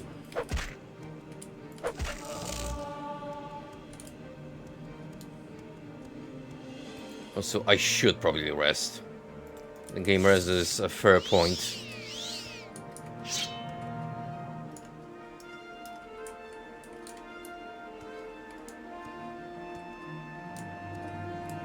Try and move into a more strategic position where I can get the jump on him.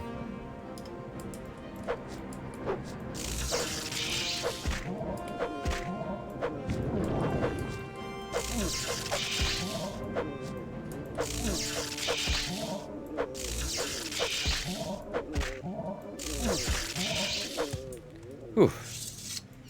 Close call, but we made it.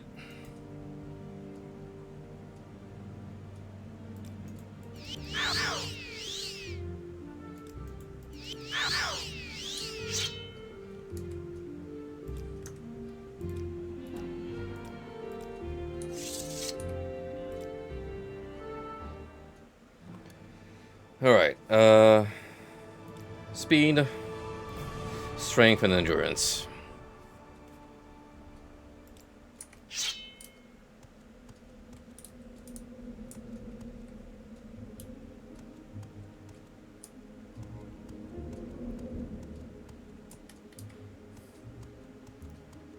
Crazy to think that we're already level 13.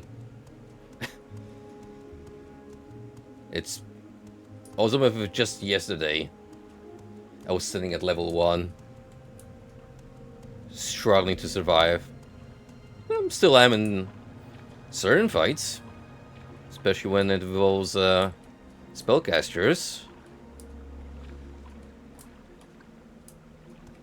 But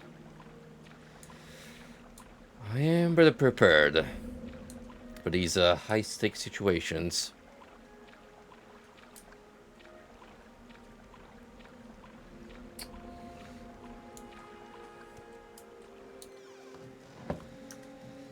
However, our squid-headed friend, that's gonna be a different story altogether.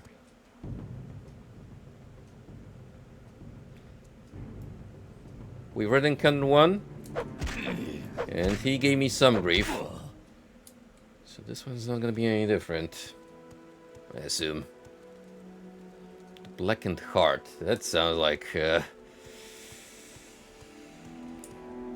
that sounds like the proper phrase to call the center of your wicked stronghold, the inner sanctum.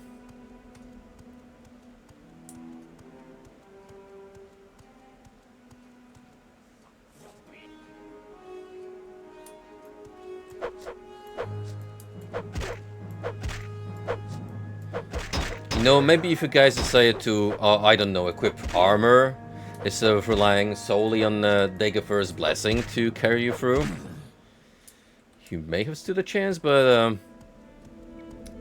I think they're a little too high on life to realize the error of their ways. Nordic Trollbone Helm.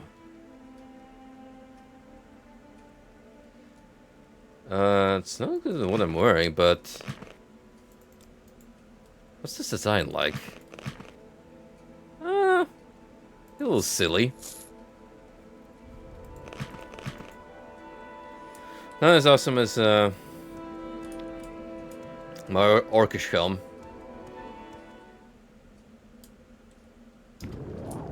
Oh boy, look who it is.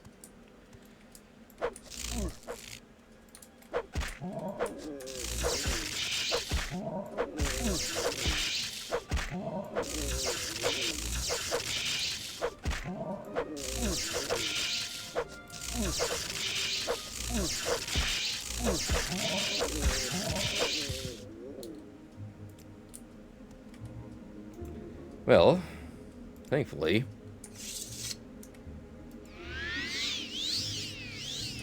got a full recharge.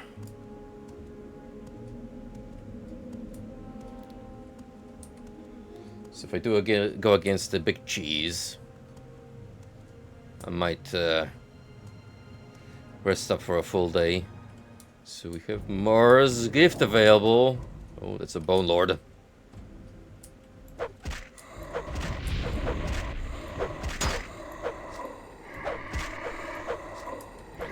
What a wicked design, I gotta say.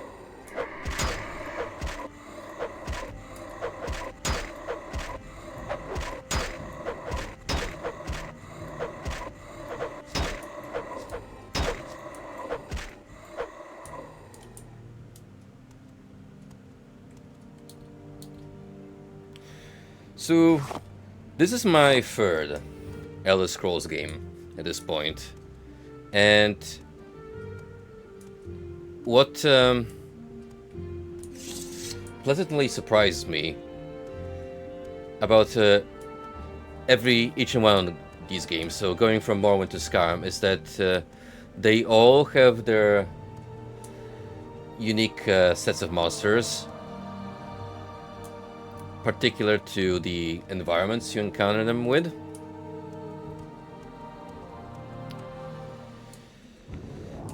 Morrowind being easily the most distinct thus far, from what I'm seeing.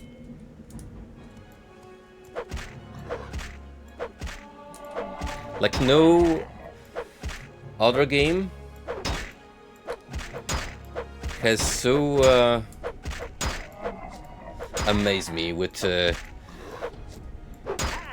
creature designs as much as Morrowind has thus far.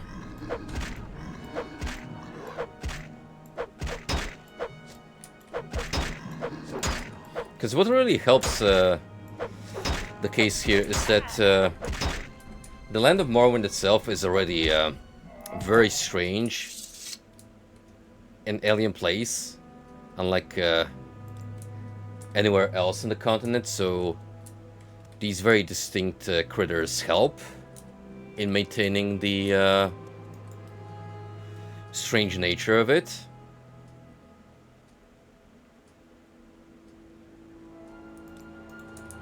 Even Skyrim, to a certain capacity, has monsters that fit the biome of that region, like the giants, the what were they called? The Hagraven witches, the lanky old crones.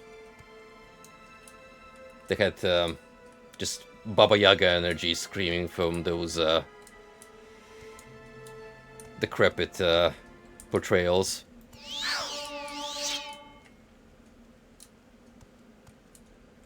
But I would just say, as neat as they are, they don't hold a candle to the Bone Lord, or even the Red Mountain zombies.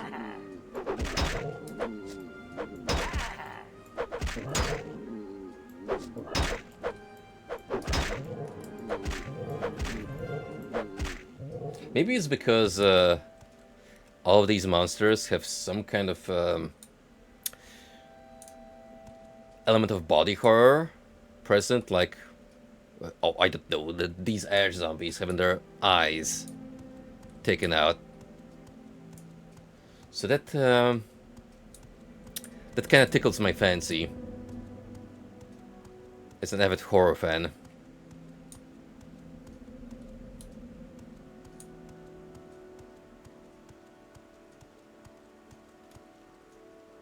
Carcass at the same. That could also that could also be where it wants me to go, but well, we won't know until we thoroughly explore the caverns, I suppose.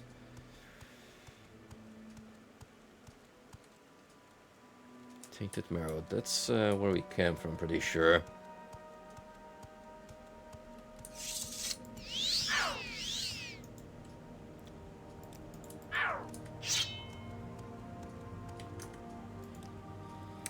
Yeah, when you think about it, minus Shivering Isles, where it's Sheogar themed, so of course the inhabitants are gonna be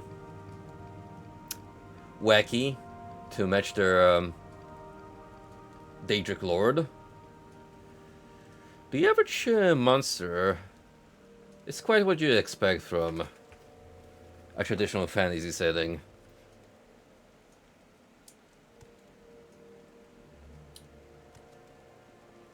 Yeah, because even the trolls have a more traditional depiction. Whereas in Skyrim, there are these kind of almost spider-like abominations with their multiple eyes, which I did find to be a nice touch. But I guess Cyrodiil being a more medieval-themed kingdom, they had that particular aesthetic in mind.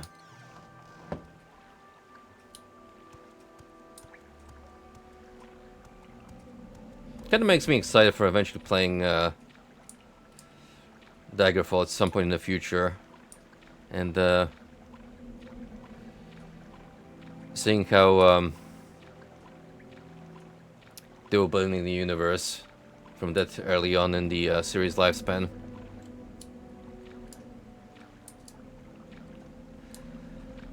Oh, I see. We made a full circle back, so we need to go for the Blackened Heart. Might be easier if I just go back the way I came.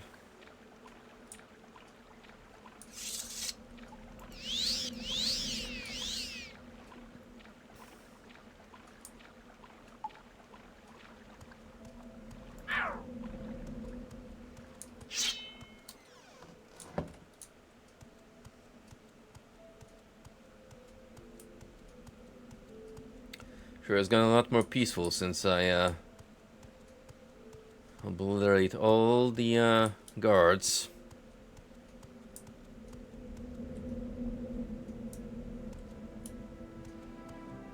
It's just me, Jeremy Soul's staple music, and the ambient sounds of the background.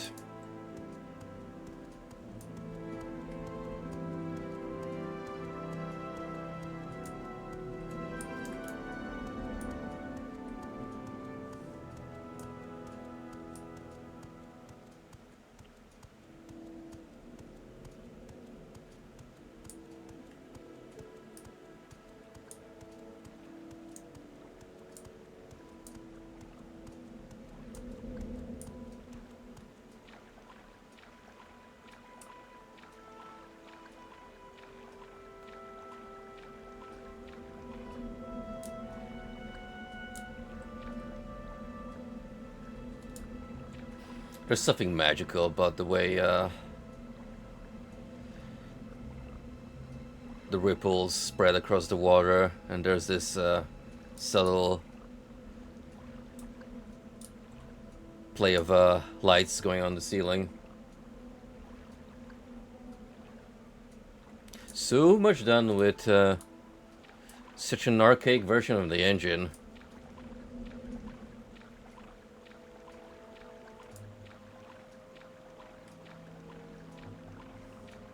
But it blew a lot of minds back in the day, because, again, there was the transition to 3D.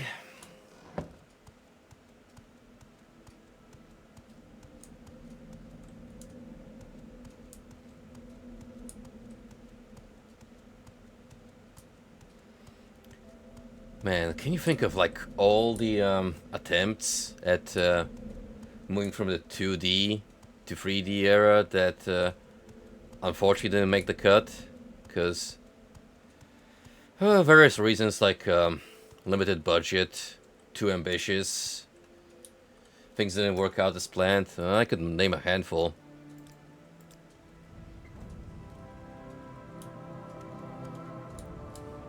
Occasionally I think about all those cancelled Interplay and Black Isle Studios projects, like with on Interplay's part Torn, which is supposed to be their answer to Neverwinter Nights. If you look at the screenshots of the cancel project, it very much looks like they were trying to replicate this engine. But the story is, they couldn't really get a grasp of it, and were running into a lot of issues, so it got scrapped early on development.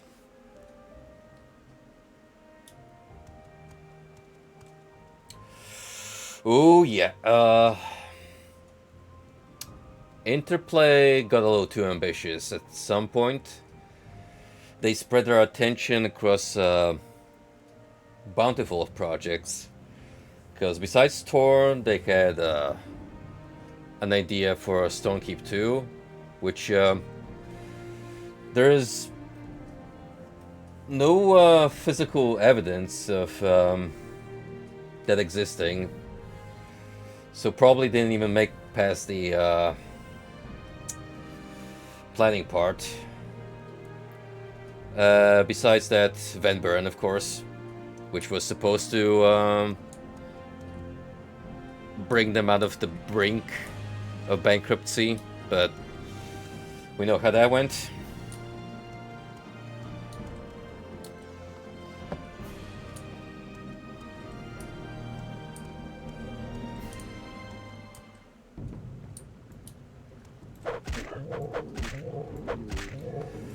I remember that.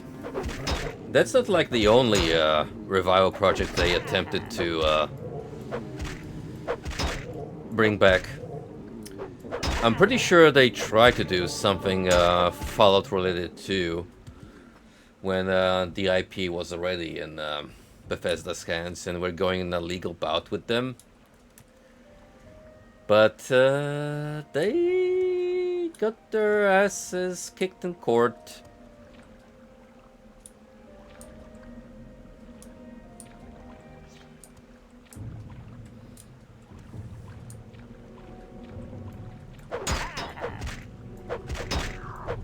So to this day,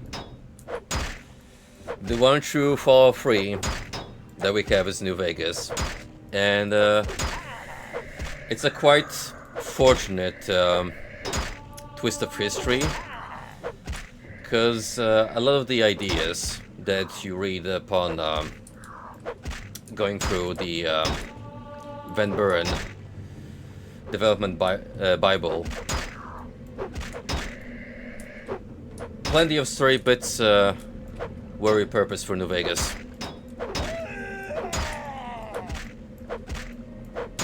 Like the whole Kaiser's Legion angle, yeah, that's straight from Van Buren.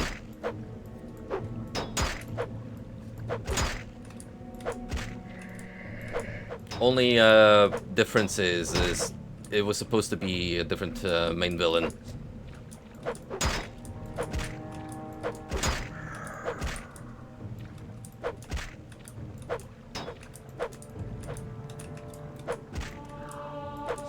Yo, what is this skeleton? You are extremely powerful and can take a beating. Oh, no wonder it's champion.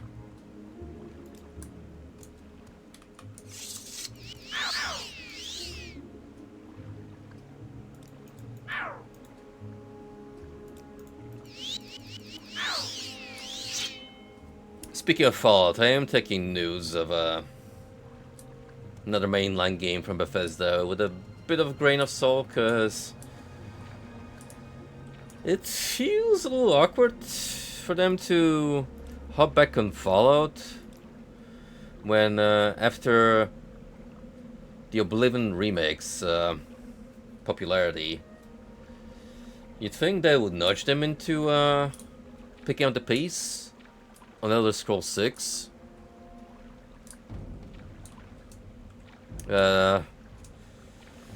Let's be reasonable. Bethesda is not known to make the smartest business decisions. And that could be stretched upon so many developer slash publisher.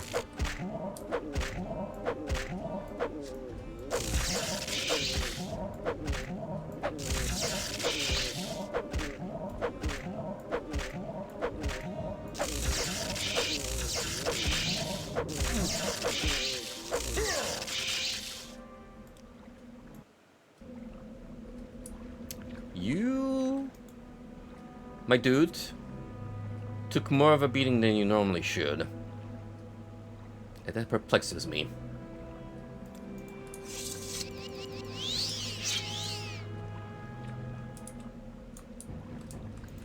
Maybe I got some scrolls to help me out. Shield.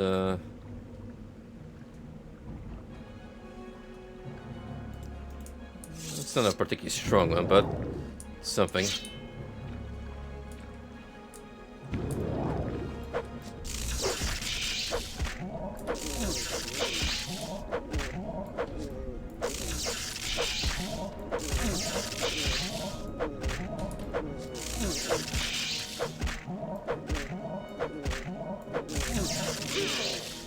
What the hell?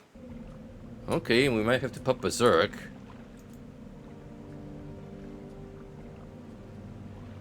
Jeez.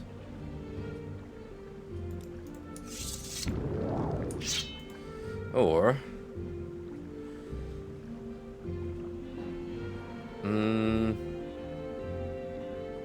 what else we got?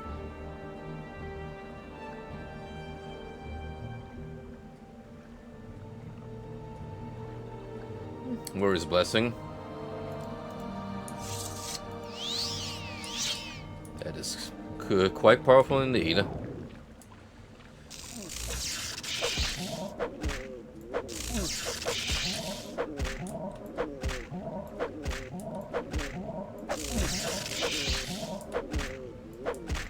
Check out this consecutive beating that I'm laying upon this dude.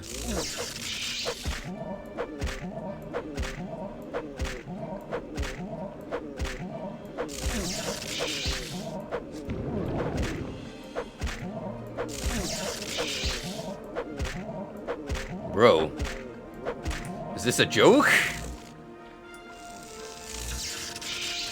How on earth are you still alive?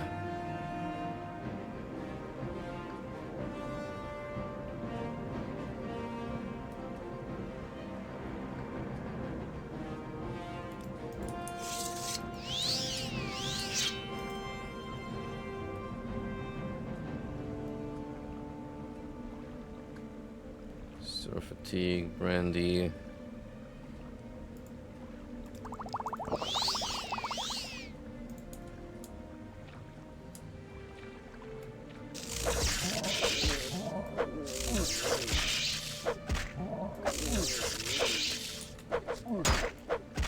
I don't like what's happening here, in particular.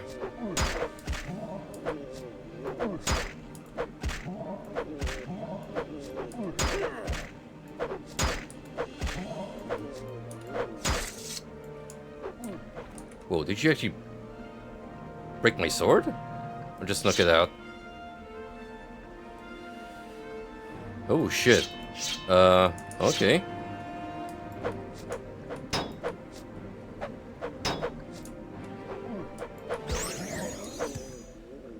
Wow.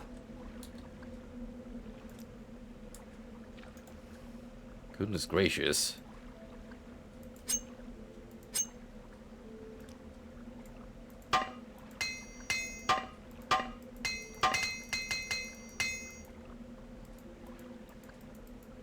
Okay, used up that hammer. Well, we got a couple more.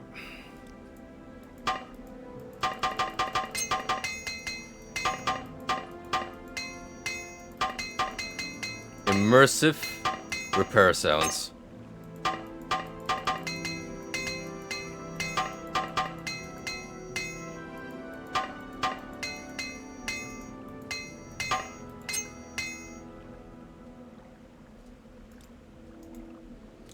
That will do just fine. Maybe I should stick to the shield just to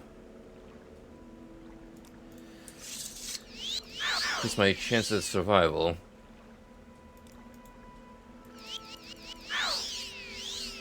Especially considering how powerful these enemies seem.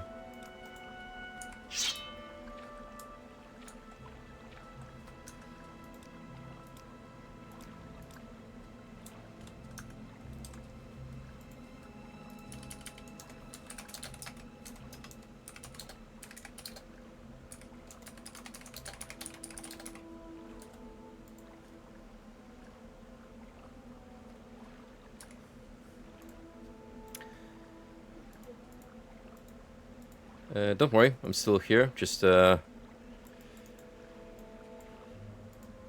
looking something up real quick.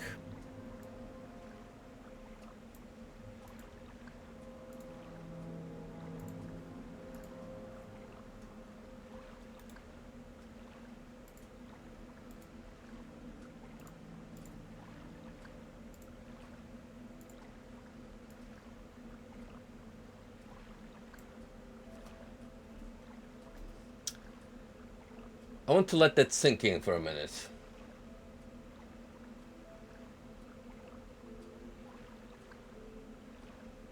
Seven whole years since that nothing burger of a trailer.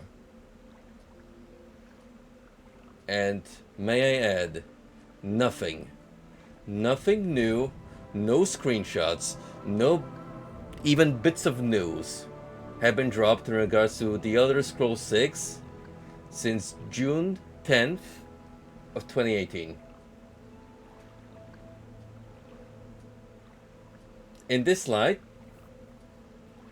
Frosty's statement may as well be factually correct.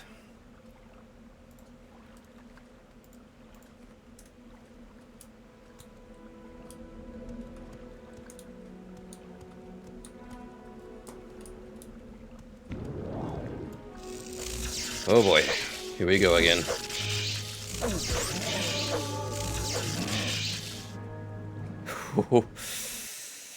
Heck, if that's another really strong zombie. I don't know. Little Remora coming up. This might be more manageable.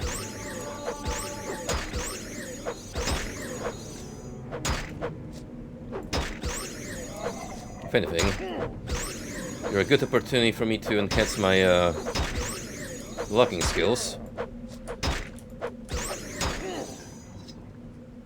Maybe if I have more health.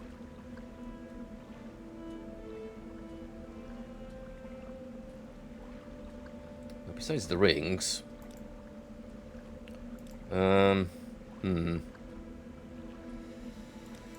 only rely on potions. If I do have any more, there's fortify health.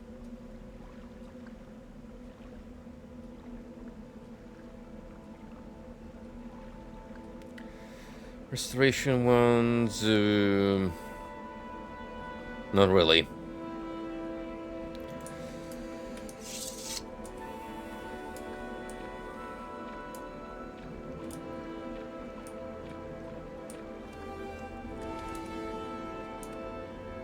Fair enough. In that case, we're gonna back away.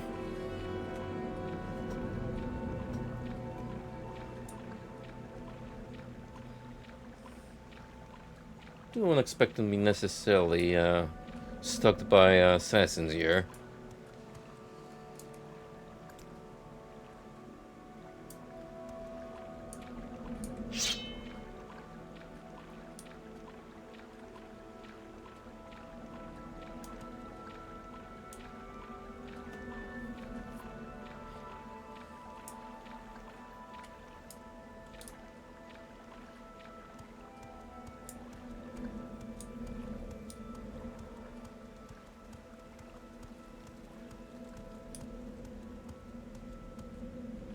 Oh, there we go. You're guarding another door.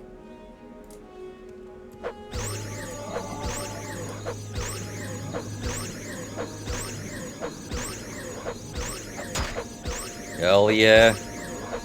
Get that stun lock going on.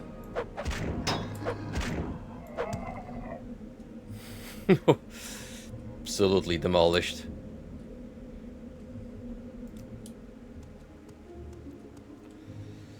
Soul's Rattle. That does appear to be the correct way of proceeding. I'm gonna try my luck with this fella here. If only for the extra XP.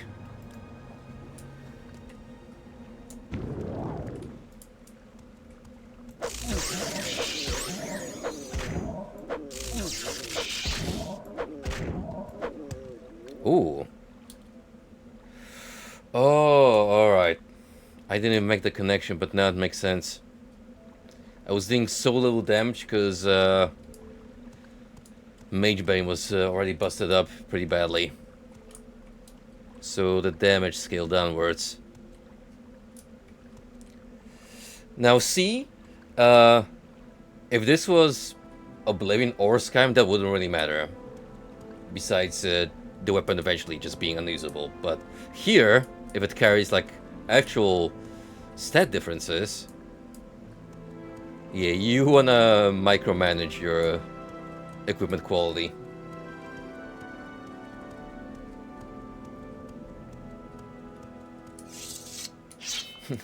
It's still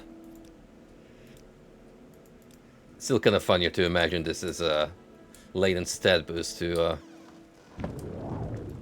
enemies.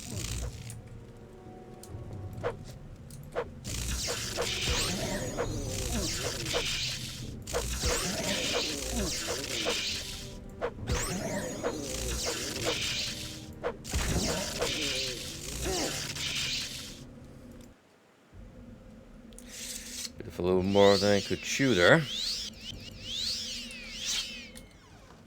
No, that wouldn't be the first time exactly.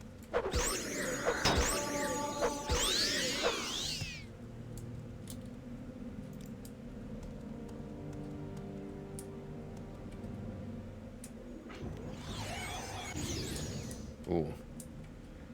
Two of you at the same time. Seems like a job for Berserk, if you ask me.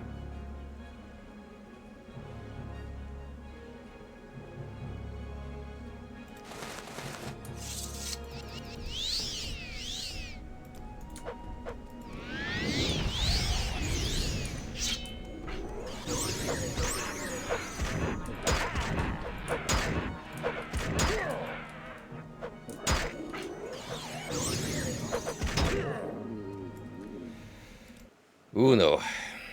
We do not want to tangle with two at the same time. Bad idea.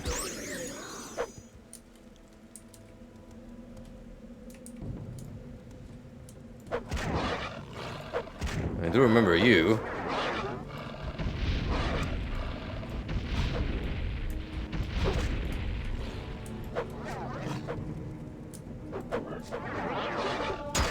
Shit. That is a horrible combo to get with you.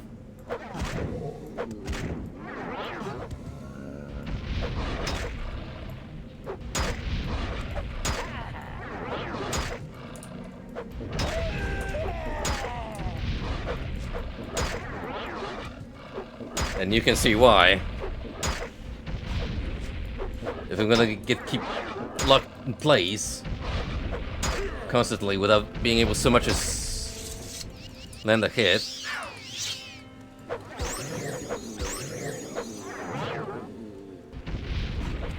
Alright, fine. He's gone.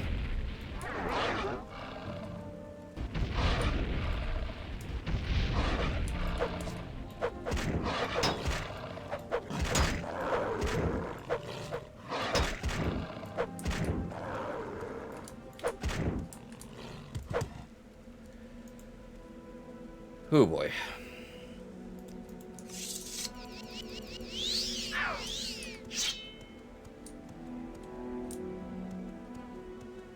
Guys are not making this trek to your boss any more enjoyable.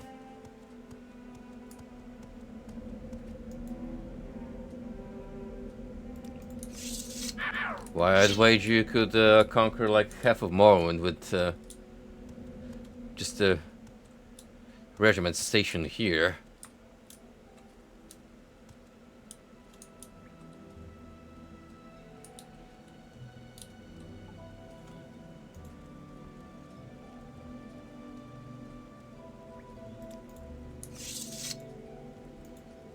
Have I? Oof. Oh. I think we're close. See. Is that him or someone else? The Sixth House greets you, Lord Nerevar, or Bracket Dune as you call yourself. I am known as Dagov Garrus, priest of Ilnubi Shrine and minister of Sixth House servants. My lord Dagofur has informed me of your coming. I wish that this time you had come to honor your lord's friendship, not to betray it. The Sixth House was not dead, but only sleeping. Now it wakes from its long dream, and with its Lord Dagofur, it comes forth to free Morrowind of foreign rulers and divine pretenders. When the land is swept clean of false friends and greedy thieves, the children of Veloth will build a new garden of plenty in this blighted wasteland. Illuminaby Shrine is just a small, quiet retreat for Sixth House servants, a place to contemplate and grow strong and wise in Lord Dagof's ways. Here we share the sacraments of flesh and blood, and dream the dreams of our Lord. This and other lesser shrines are hidden from prying eyes throughout the land, but the greatest shrines of the Sixth House servants lie beneath Red Mountain, in the citadels of our Lord and his close kin. Dagofur is the awakened Lord of the Sixth House, come to cast down false gods, drive foreigners from the land, and restore the ancient glory of Morrowind. He bids you come to Red Mountain, for the friendship and honor that once you shared. He would grant you counsel and power, if only you would pledge that friendship anew. The path to Red Mountain is long and filled with danger, but if you are worthy, you will find their wisdom, a firm friend, and all the power you need to set the world aright. This almost makes me wish you could actually side with Dagofur, if you so choose. All this talk about rekindling an old friendship. Lord Dagof gives me these words to say to you, so you may give them thought. Once we were friends and brothers, Lord Nerevar, in peace and in war. Yet beneath Red Mountain you struck me down as I guard the treasure you bound me by oath to defend. But, remembering our friendship, I would forgive you, and raise you high in my service. My Lord Dagof bids you come to Red Mountain, for the friendship and honor that once you shared, he would grant you counsel and power, if only you pledge that friendship anew. I am not your Lord Dagof, yet I too would say to you, do you come with weapons to strike me down? Or would you put away your weapon and join me in friendship? Can I actually do that? Well, not really, because we're already in the middle of a fight here.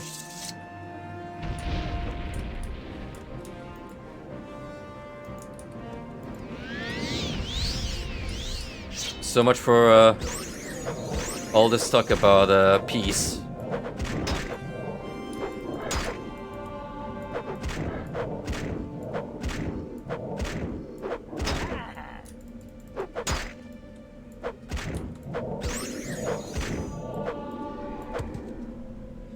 With his dying breath, Dagof Garrus smiles and curses you. Even as my master wills, you shall come to him, in his flesh and of his flesh. That's another Sixth House amulet, which is worth the pretty penny. And here's a written message from Mr. Dagofur, so let's have a look at it. Lord Nerevar Indril, Hey Risdainia, my lord, friend, and companion. Once we were friends and brothers, Lord Nerevar, in peace and in war. No husband ever served you better or more faithfully. Much that I did was at your command, at great cost to myself and my honor.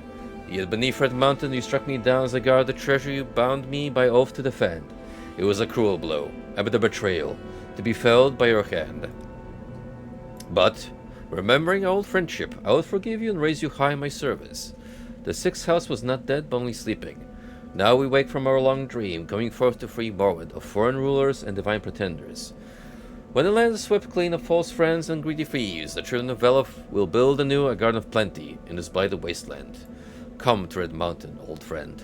For the fellowship and honor that once we shared, I would grant you counsel and power, if only we would pledge that friendship anew. The path to Red Mountain is long and filled with danger, but if you are worthy, you will find their wisdom, a firm friend, and all the power you need to set the world aright. As ever, your respectful servant and loyal friend, Lord Voran Dagof. Dagofur. Man, now I feel like the asshole for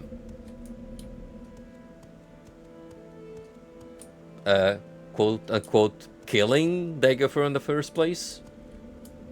Well, it's more like just knocking him out of commission for a while.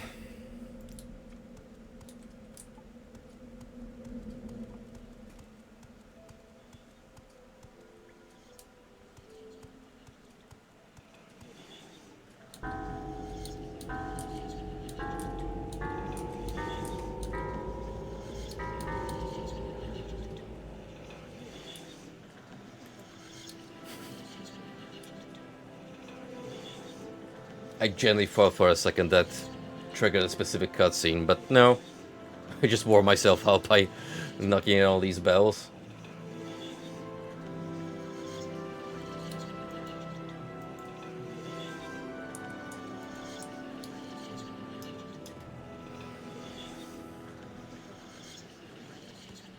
What's this?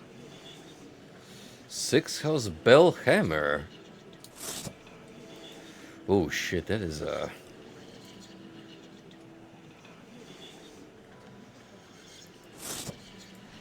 mean, if I were into blunt weapons, that would be the optimal choice from me on out. Glass boots. Not a bad find at all.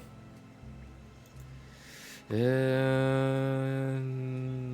better than one I have, but light enough for me to carry as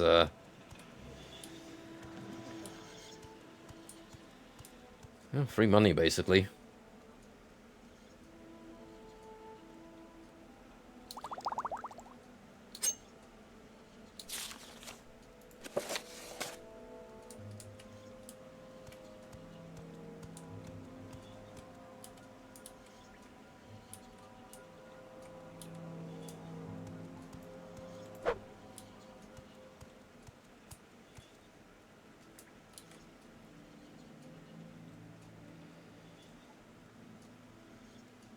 As far as equipment goes, haven't really got anything valuable here.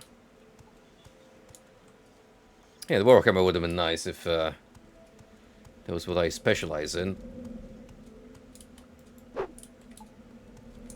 But not on this build.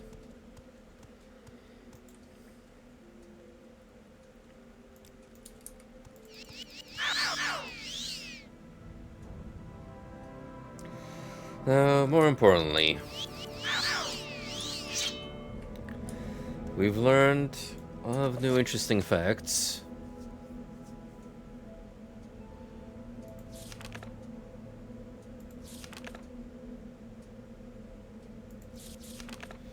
It seems like I have to head straight back to Chaos to report on all this. Fair enough. That's exactly what we're gonna do.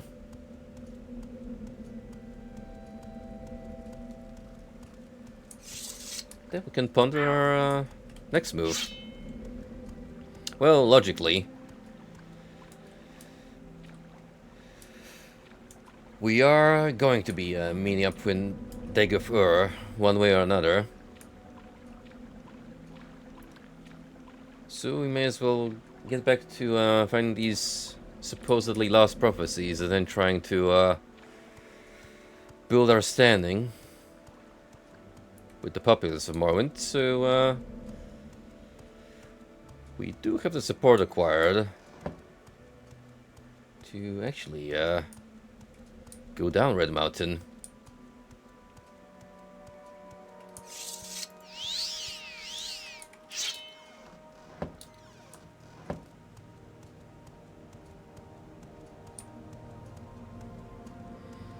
And now for the tricky part, which is finding my way back out.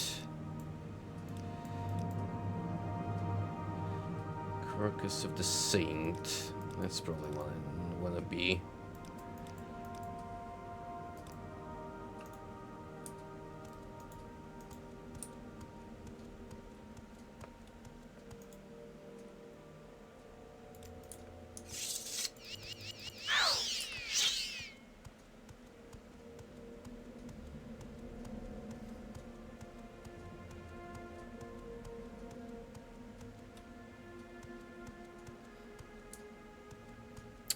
A glowing effect on the armor. Hmm. Well, they did what they could with the particle effects available to them, but sure haven't aged well. If you actually strip this weird glossiness of the ebony armor, it's a pretty fancy piece of equipment. Let's see, Carcass of the Saint. There we go. There's Kartik Point.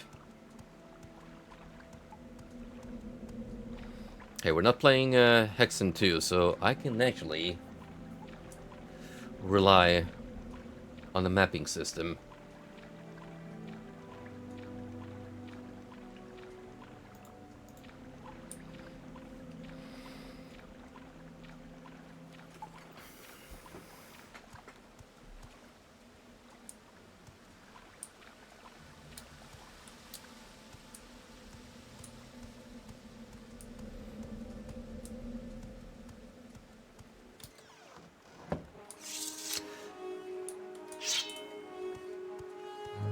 That's the fun part. You're always playing Hexen 2 on the highest difficulty because it comes with trying to find your bloody way around the hub system.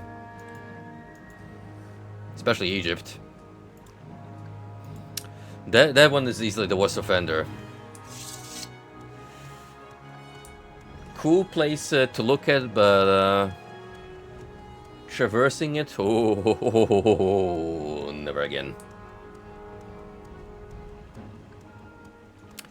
Such a shame because not even Septimus felt as a drag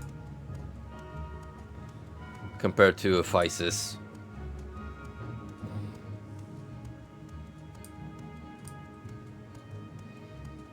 And Area 2 left such a positive impression on me that I'm not gonna lie, I genuinely had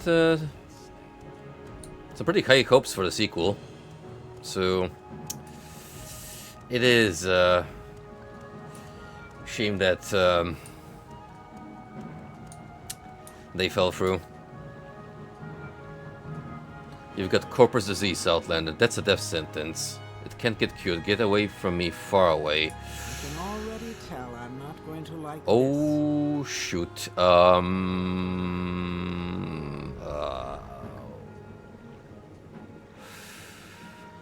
Yikes.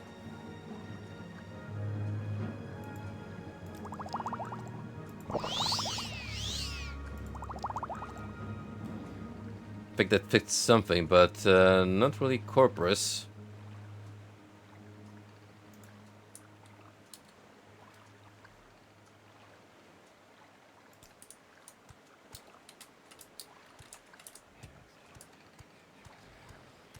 Oh gee, I sure hope we do find a solution for it, otherwise, bro.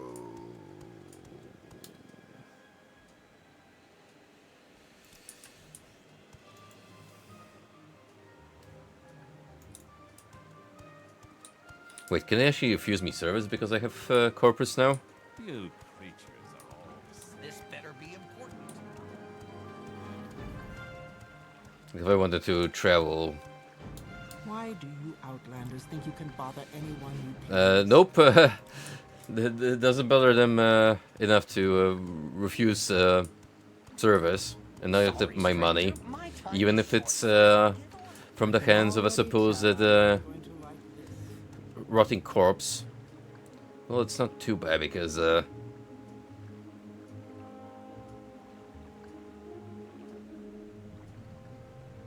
only like one attribute I care about has been afflicted.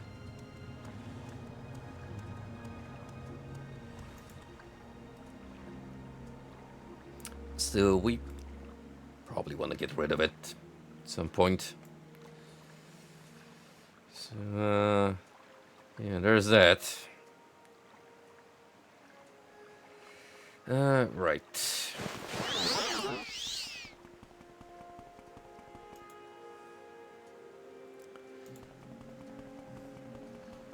Time to run all the way back to Belmora.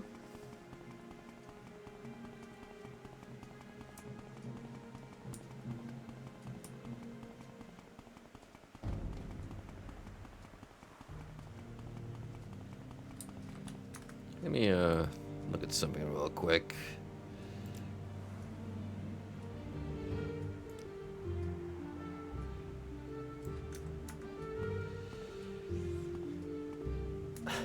I put gamma correction all the way up to light, but it doesn't seem like that affects the stream capture.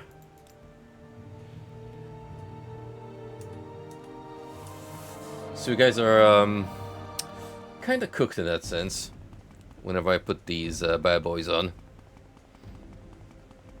So you may as well pretend that this is running ASMR in Morrowind.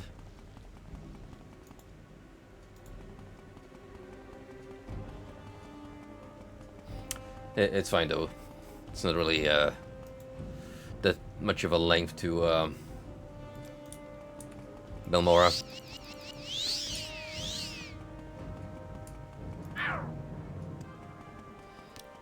Just gonna run past Kelder and we'll be there in no time.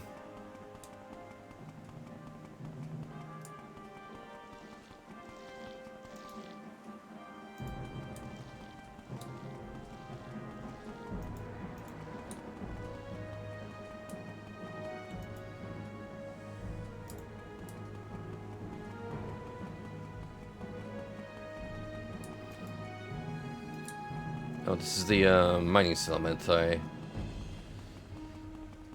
inspected a while back.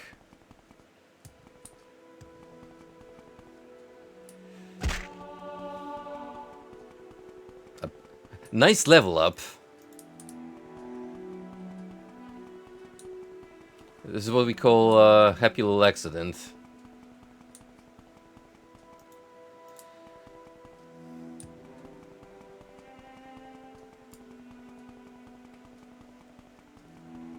Unfortunately, these mountains might be insurpassable, so I'm gonna have to run a long way around.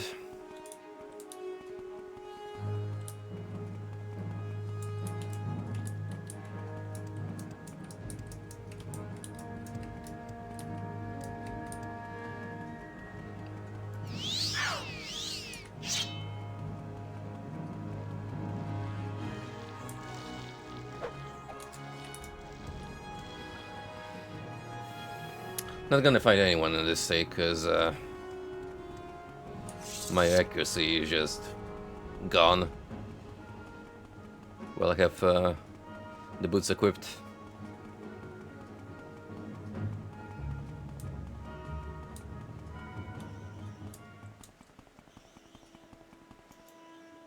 But on the bright side, which get it because it's pitch black.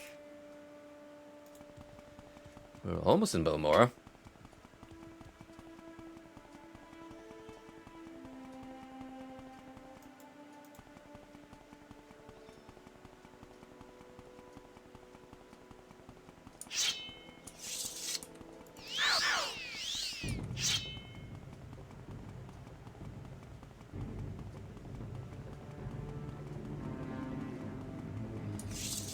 There we go.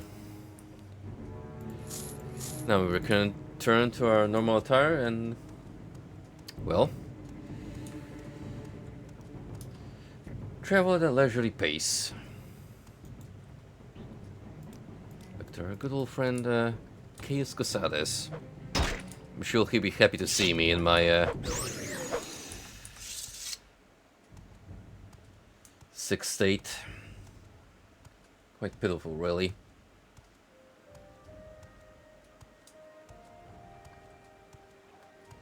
There being no potential cure for corpus, at least easily acquirable, means that I'm gonna have to put up with these adverse effects.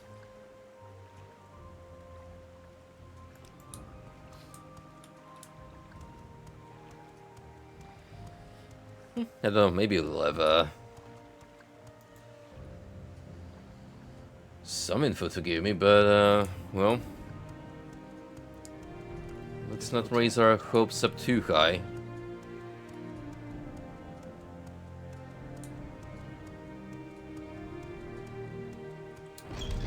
The That's disgusting.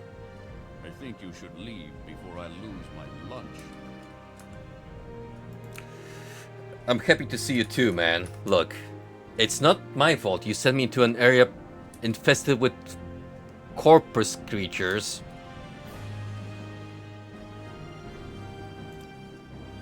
You have corpus disease. It's a rare disease that usually drives victims mad and causes terrible deformed growths in the body. I don't know much about it. I'll check my informants and see how to cure it. In the meantime, we can discuss your orders. With Dake of Garrus dead, the 6th House Shrine is no longer a threat. You've more than earned promotion to the rank of Traveler. I'm very worried that you have corpus disease. But I have some good news in that department. I canvassed my informants for possible treatments. Wow, that was fast. Just in case you contracted the disease during your mission. I learned from Fast Eddie. Oh, that's one hell of a name. It's one of the most actually normal names we've seen in this game. Like at all.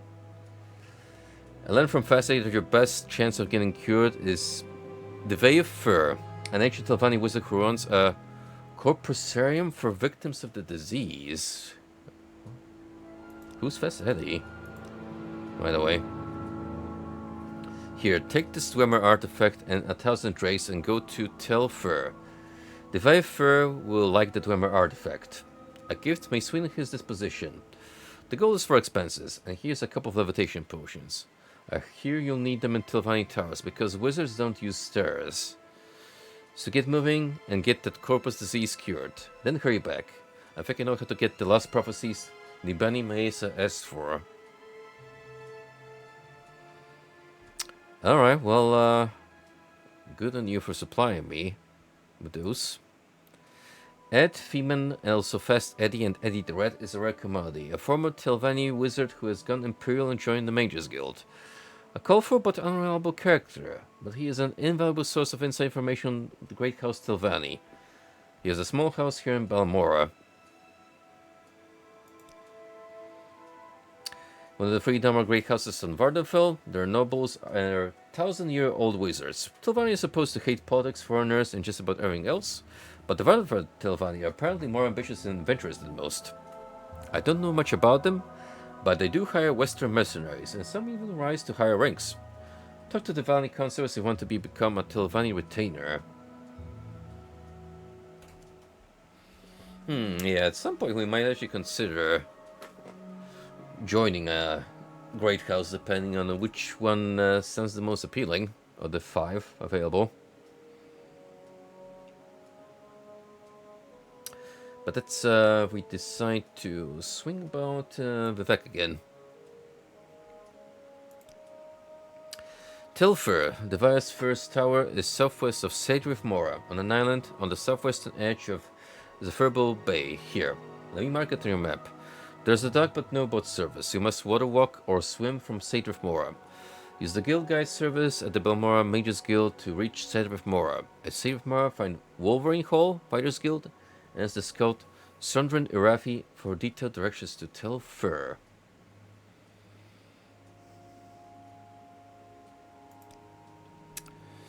Fastity says the Firefil corrects Dwemer artifacts. I know it's treason to trade in Dwemer artifacts, but don't worry about it. I'm a big shot Imperial spy master, remember? And yes, it's worth a fortune. But you're worth it. The cash is for expenses and just in case. Good luck.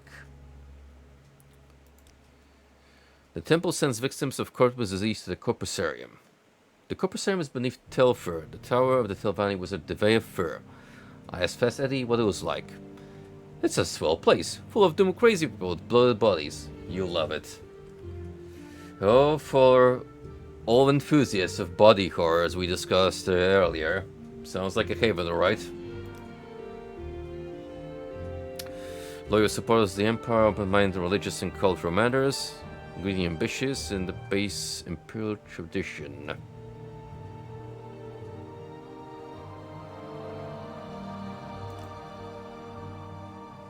Serious and normal bunch. Alright, that's 3 out of 5. So again, next time we are in the Vec, we're gonna weigh our options and potentially choose which one we wanna align with. Also, whatever you gave me weighs a ton. What kind of Dwemer artifact am I just holding on to?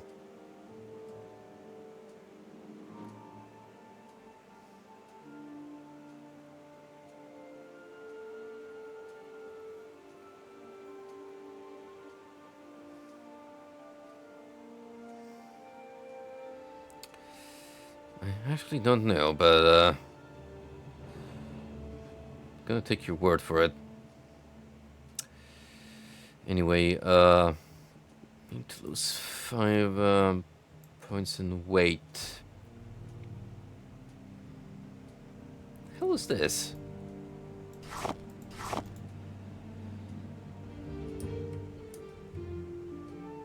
I don't know where I picked it up, but that's 40 carrying capacity.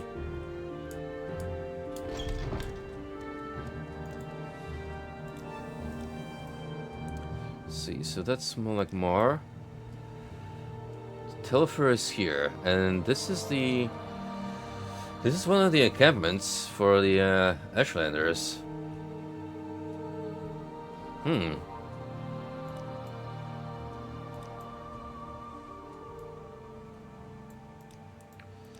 So this time around we are going real far east.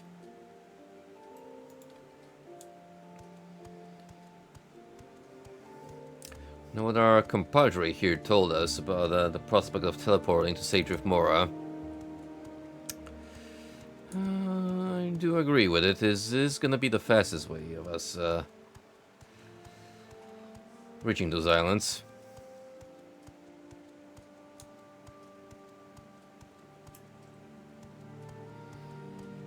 Not to mention, we probably want to get that Copper's disease out of the picture as soon as possible. Otherwise, it is gonna eventually either drive us insane or eat from the inside out. Maybe even both.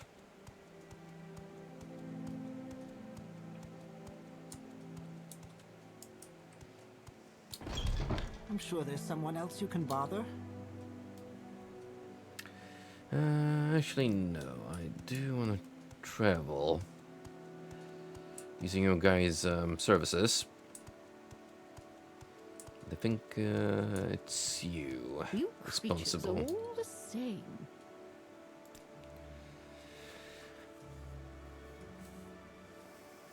Oh, I could have gone here from Caldera. So it seems like all the cities are interconnected. It just depends on which ways of travel they support in a network. Anyway, here we are. New town, new opportunities. May as well search around for quests while we're here. This better be good. And get told off about Welcome surprise. being fed with corpus.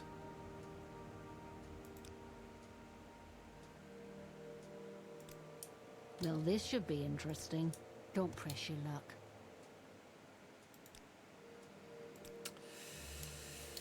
Alright, our disposition is Oh, afflicted, come isn't on, it? Leave me alone. What a winning personality. Don't bother me. No. Not really gonna be able to get much done like this.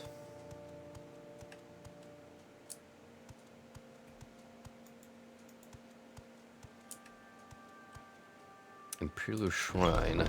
Get back to work and stop bothering. You're afflicted with a blight disease. I'm a healer. Among other service, I sell potion cures all blight diseases. You can also receive the blessing of cure by visiting Imperial Cult altar and making an offering.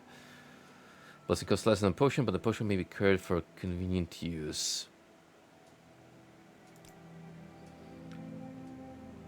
If anything, we'll want to grab a few.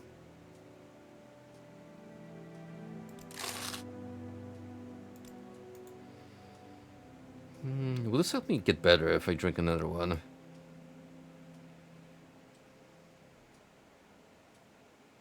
Probably not, but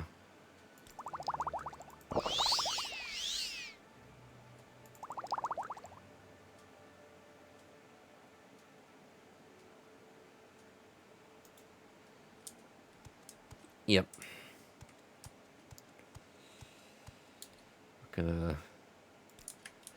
Kind of screwed over until this gets sorted.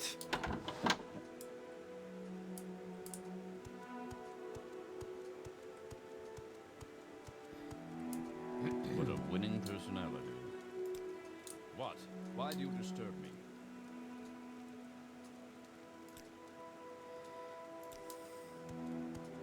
Oh, we're not gonna get any extra quests on it from the looks of things. People are not gonna be willing to offer me jobs.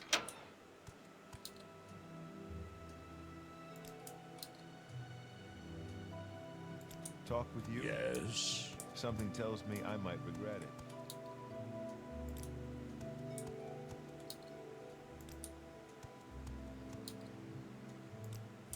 Find someone else to bother. I couldn't possibly. Too busy. Some of them don't seem to respond What strange? to my condition. Ooh. Now that is some cool housing. You ever thought about living in a giant mushroom? Well, now's your opportunity for a dream come true. Annoying creature.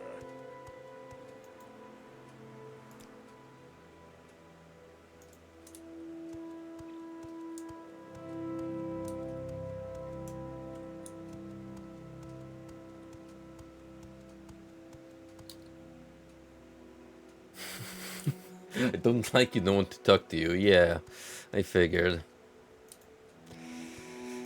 I figured.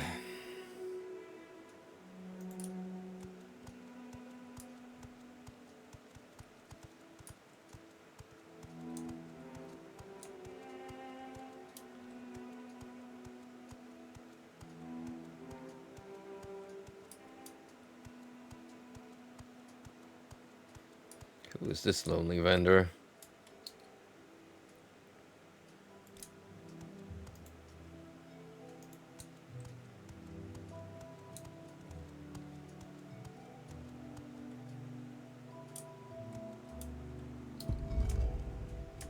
Ooh. I'm in love with these interiors. This is a very distinct architectural style.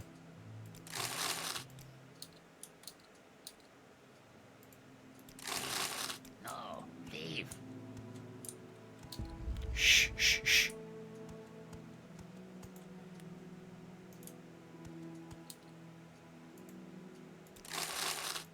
You saw nothing.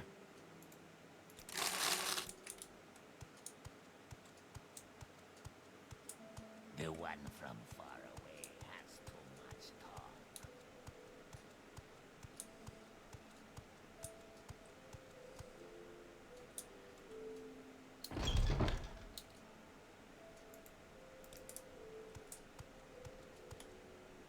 Quite the sprawling inn. Don't bump.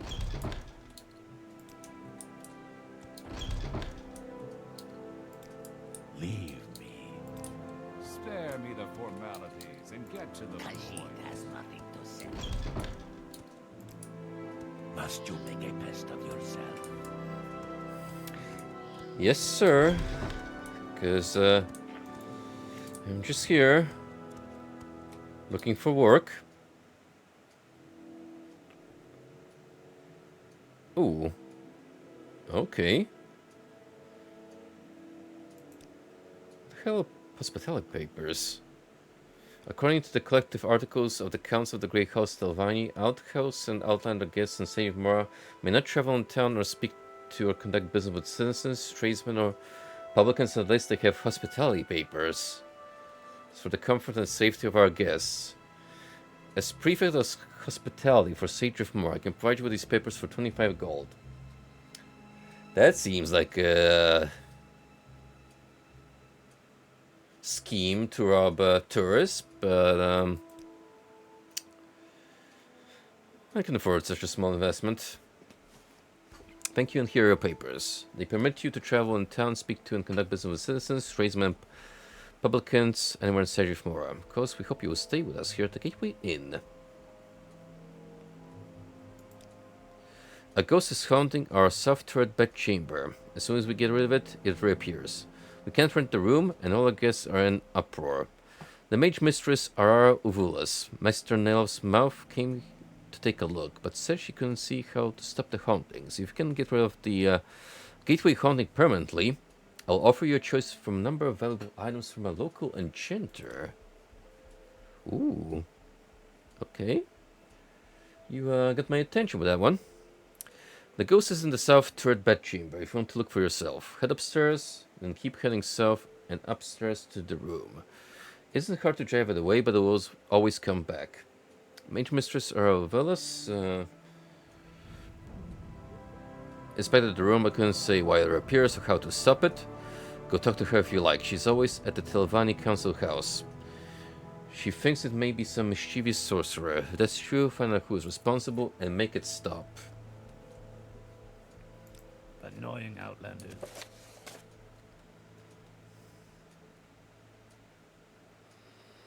Well, we could inspect the room first.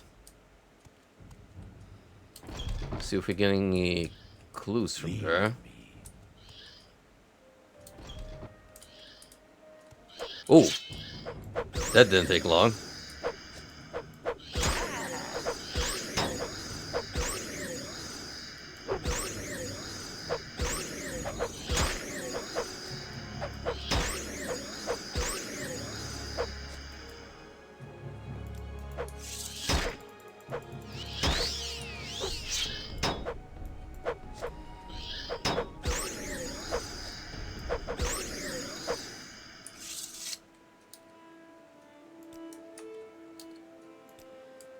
Right, nothing here. And, yeah, this is quite a small, unassuming room.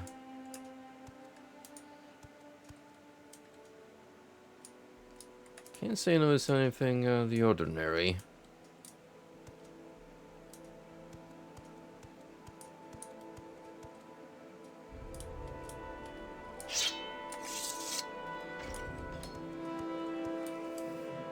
Must you make a pest of yourself? In that case, I'm gonna have to speak to this Telvanni lady.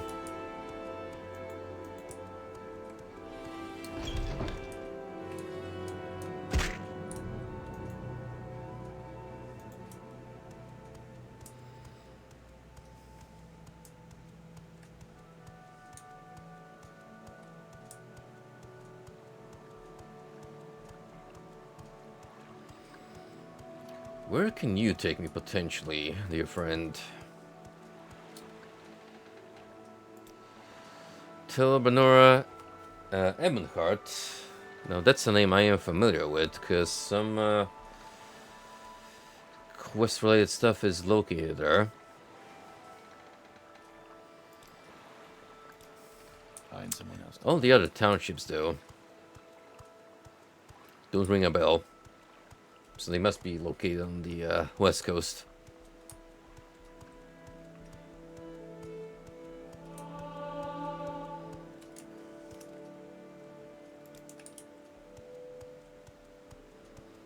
Look, if I decide to plop here,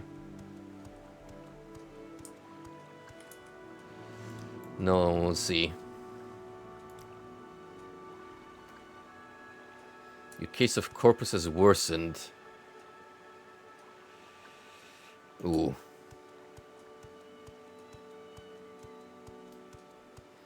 Maybe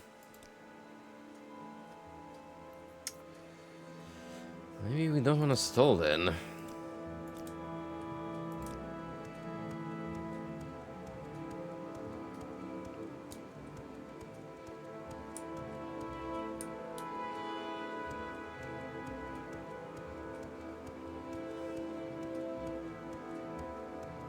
It's probably gonna afflict my stats the longer it persists.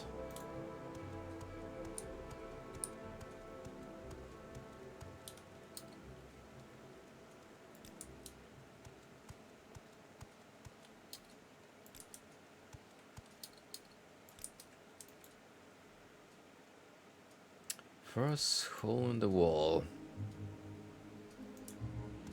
That comes off as another tavern.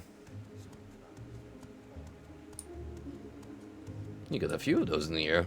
And they all look quite enchanting, I gotta say. Oh, speaking of.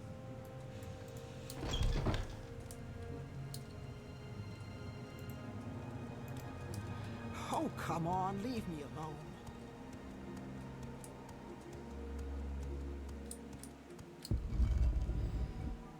Oh, wow. Check out this fancy interior. Hello. Someone watching you, I can tell. I am Arara Uvulas, the mouth of Master Nelef. I am mouth in House Tavani. Speak the words of my patron here in Tavani Council. Yes, he's my patron and represent him at the Tavani Council. Master Nelef lives in the Tower of Tel Naga, here in the state of Mora. What do you want? I inspected the manifestation in the south turret bedchamber of the Gateway Inn. I examined the site thoroughly, but I found no evidence of a restless spirit or ancestral influences. The ghost itself is trivial and easily banished, but I don't know why it reappears or how to stop their appearances. Can't be sure, but an experienced intuition tells me that a conjuration expert is involved. By that I mean a mage skill at summoning ghosts. That's all I can tell you. A mage skill at conjuration is adept at summoning otherworldly creatures, including ghosts. Well, that's not really much to go off of, huh?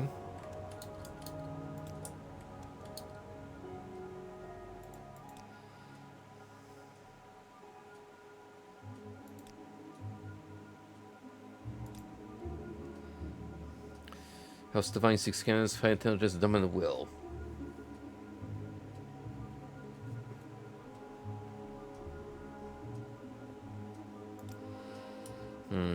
So if we're gonna join a house, we gotta find one that seeks brute force, essentially, because that's our jam.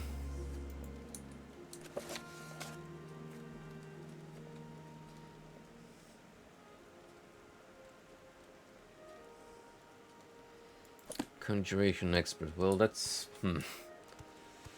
it's very little to go off.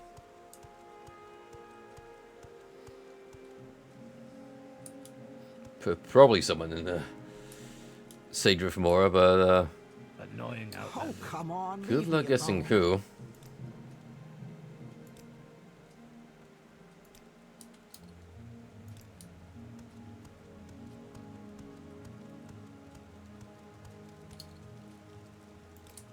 I'm sure there's someone else you can bother.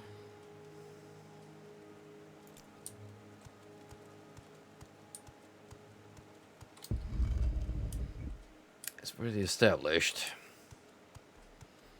Potions are not gonna do us any favors. So should probably head to the tower.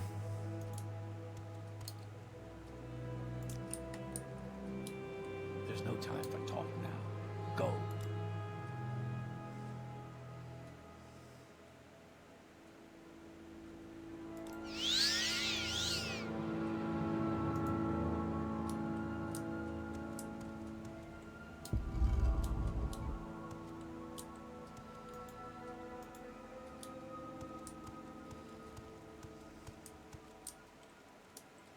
Man, but how deep have I wanted into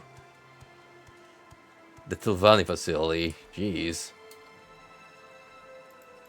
Leave me.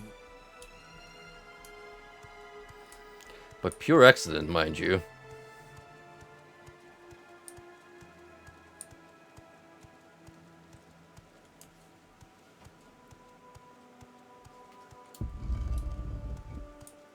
There's no time for talk now. Go.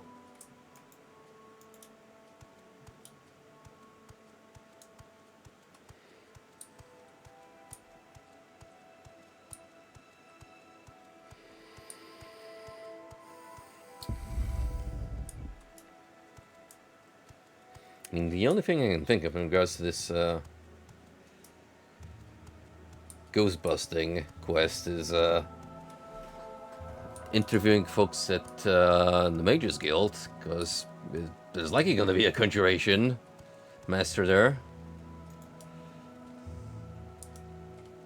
Leave me.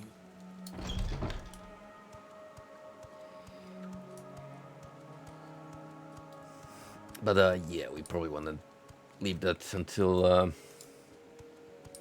we get our terminal illness lifted.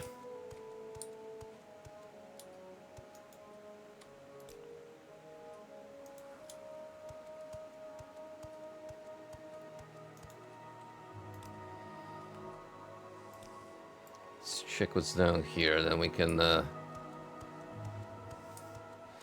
mosey onto the tower.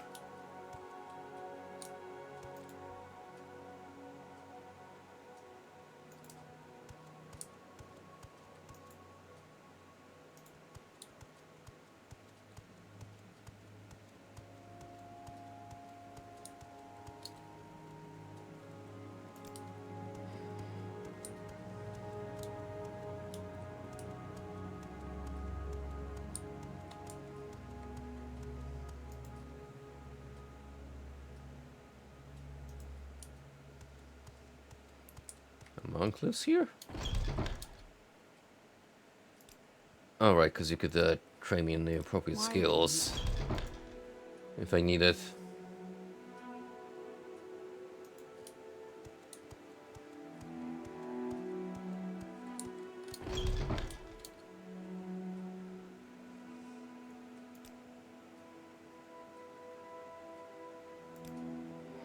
Conjuration expert here in Sage of Mora. Well, my first thought would be Master Nelov, the Mage Lord of Tel Naga. He's a Mickle wizard, but conjuration is not his specialty. In fact, I don't know anyone in Sage of Mora who teaches conjuration. No, wait. Lenny Hillerand, the Mages Guild of Wolverine Hall, teaches conjuration. I'm sure of it. There we go. I'm sure there's someone else. So, If I ever see that elf, he's in so I was much on the right trouble. track.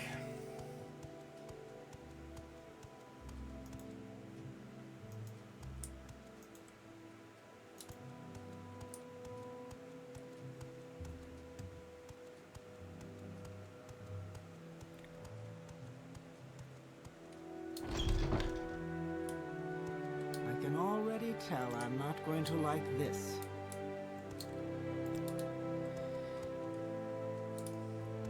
I'm sure there's someone else you can bother. Keep moving, scum. Alright, sheesh, I know. I'm sick and shouldn't be out here potentially spreading Keep moving, scum. a lethal disease. Listen. It ain't gonna go away in soon.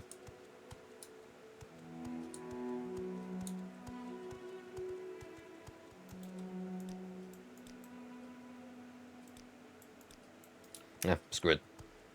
Might as well hit the Imperial Legion fort again. And confront whoever here is good at conjuration. Close out this little plot line.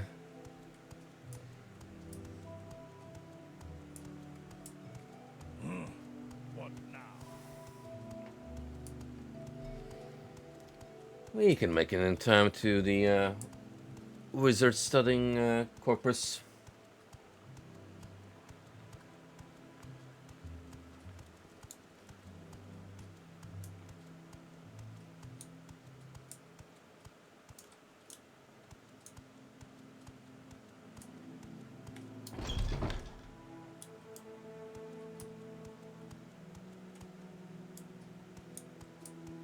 What, stranger?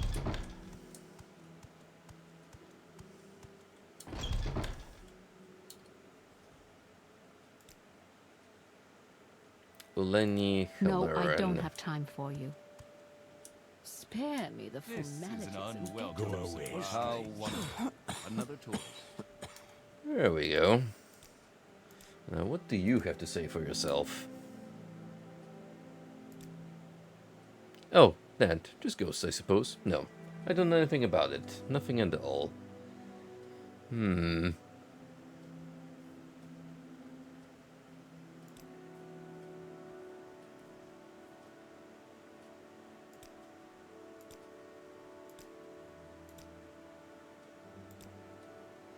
So, you suspect me of being behind the gateway counting? Angaredo is taking it pretty hard, eh? He brought me before the magistrate when I first came here for not having my hospitality papers. And this is my revenge. But since you're a member of the Fighters Guild, at your request, I'll put an end to the gateway counting. Go to Angaredo, and would you please give him these ghost-free papers token my affection for him?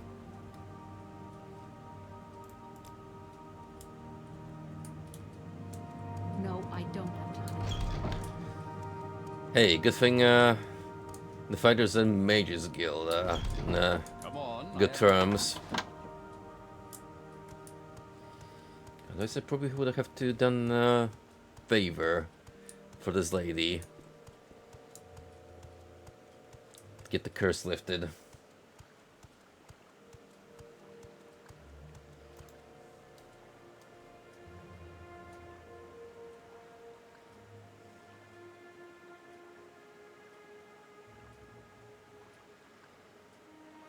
We're actually a part of a couple of factions. But the ones that really matter currently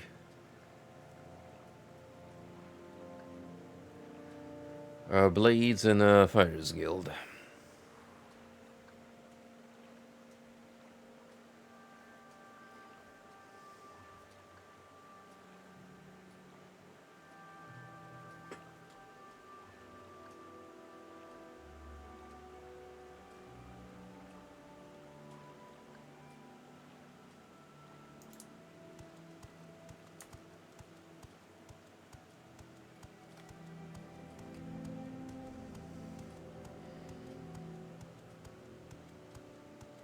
Clanfriend will likely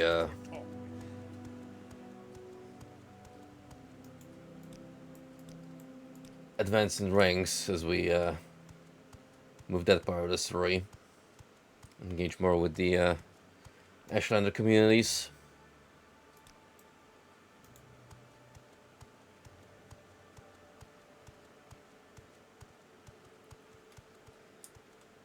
Keep moving, scum. Pretty sure I have that helmet. Yep. I'm not that much different from you, Mr. Telvanni Guardsman.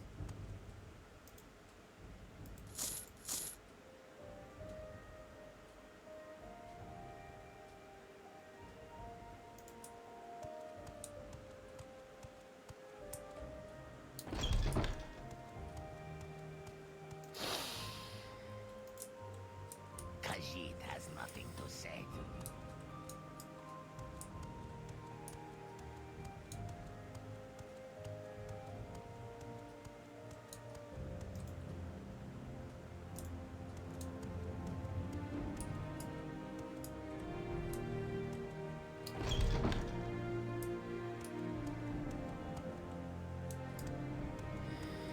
Hey, Keep moving, job scum. done.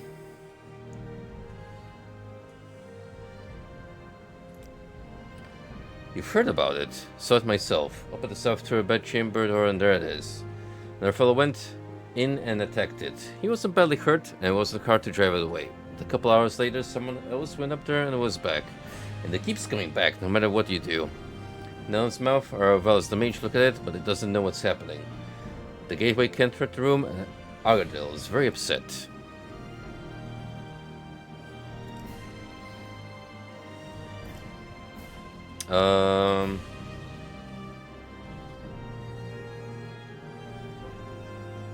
How do I give you these papers?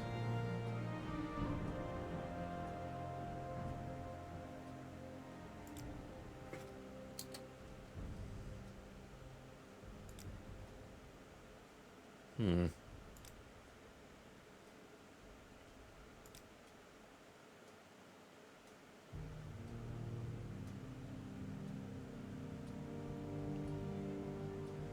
The hell?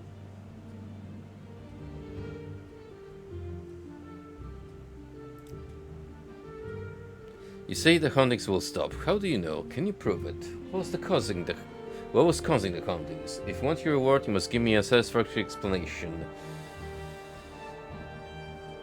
Explain what happened and deliver Ulani's papers. The nerve of that Outlander! A disgrace to her race. She blames me when it was she who failed to obtain her hospitality papers. I'll take care of her. And you? You got rid of the ghost. So you shall have your reward. I have a fighter ring, mage ring, and a thief ring. Each ring fortifies the attributes most pride in each of these specialized disciplines. Which ring would you prefer? Fighters, obviously. And here's your fighter ring, and thank you very much for your assistance. And when I speak with my fellow Telvanni, I shall speak of you favorably.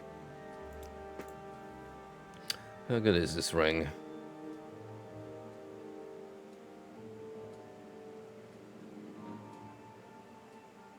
If I can find it.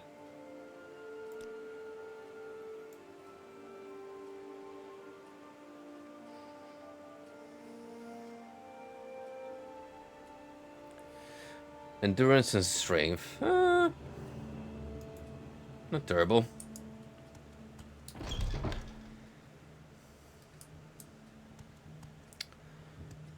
Well, with that little gig out of the way, I think it's time for us to start swimming.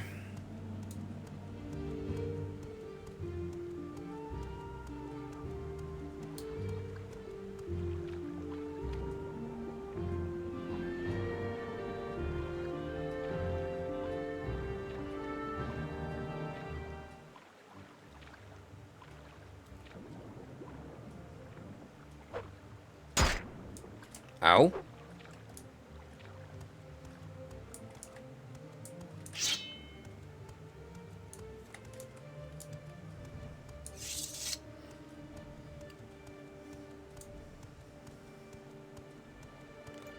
Nerve of that slaughterfish, I swear.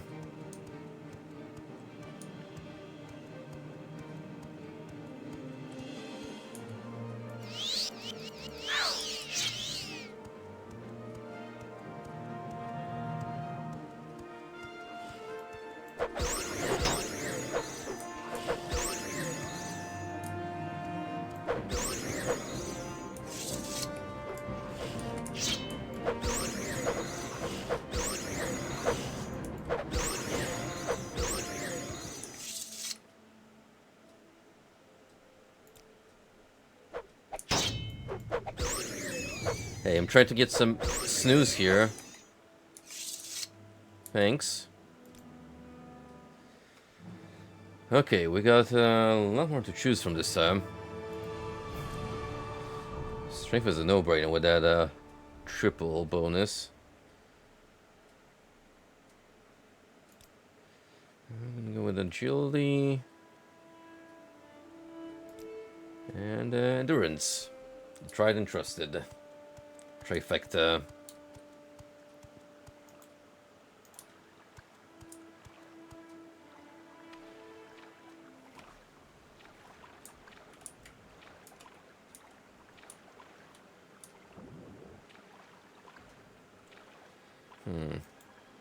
What's up here?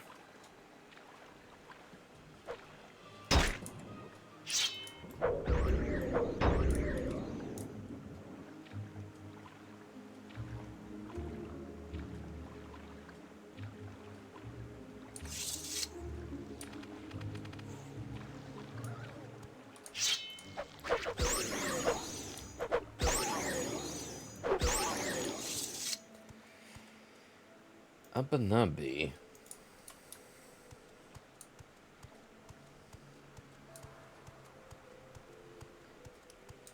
Dungeon or family mausoleum?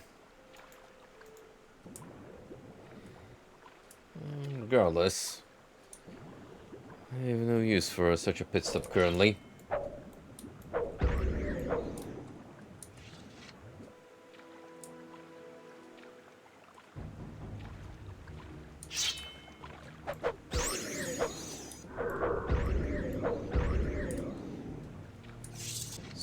supposedly we are getting close to our goal.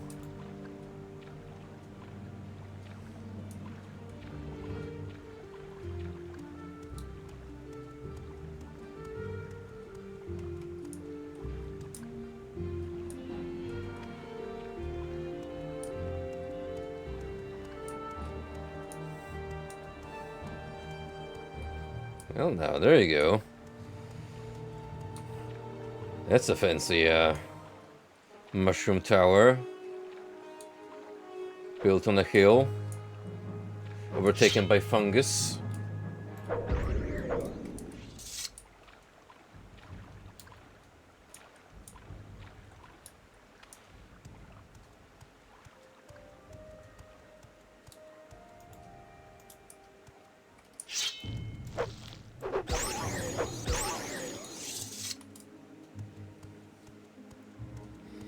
Now, how about we go in and say hi to this, esteemed wizard.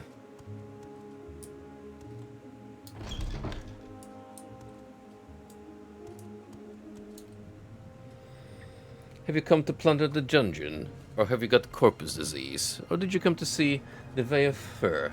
I'm Baitfur. I'm the wife of the Vey of Fur. One of them. Sort of. What do you mean, sort of? You'll be surprised how many people come in here trying to steal Lord Fur's treasures. He does have quite a collection of relics and artifacts, but he keeps them down in the corpusarium. And who wants to risk catching corpus disease? Not to mention who wants to get ripped in half. Pity, we don't see many good thieves here. Just the stupid ones. Everyone who gets corpus disease comes to our corpusarium. It's not very pleasant, but at least they're all fed and cared for. He's up above in the study. Hope you can fly. You can't get up there unless you can fly. Or have potions. Sorry.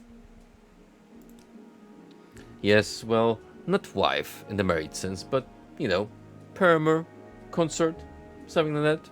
It's a bit awkward, really, because, well, he made us, too. So, though we aren't really his daughters or anything, it's like we were his daughters, because he made us, you see. Now it's getting real weird, and I'm gonna be honest, I don't wanna elaborate any further.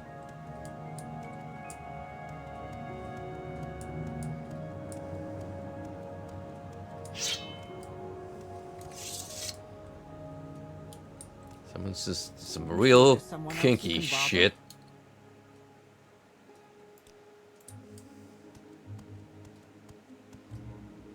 It's the corpusarium down there.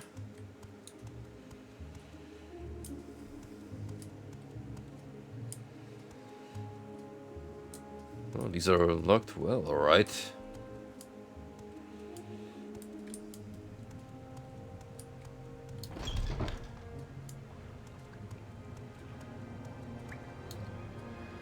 I am Vishtakai, warden of the corpusarium. I'm here to warn you. Do not harm the inmates.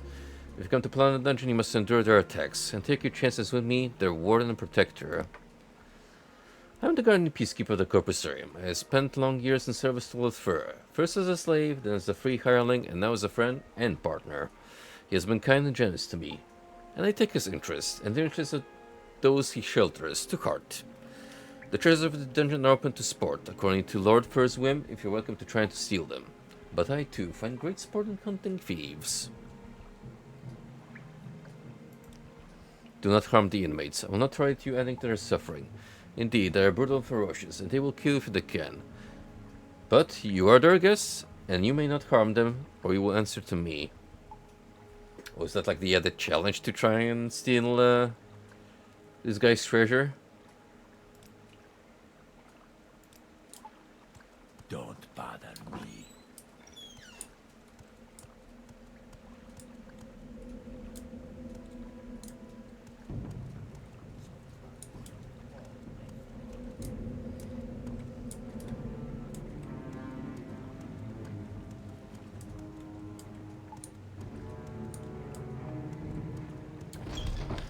I would likely prefer to do that while healed.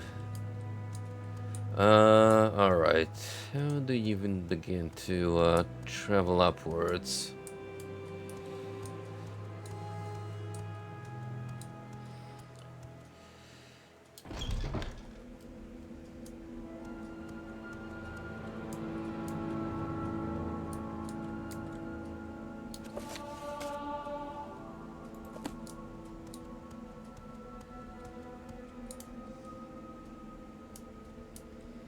Hmm.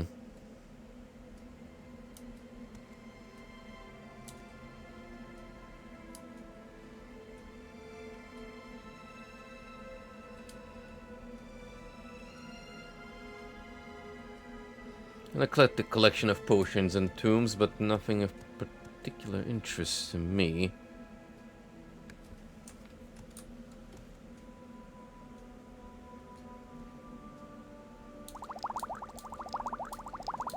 We will take these levitation potions, however.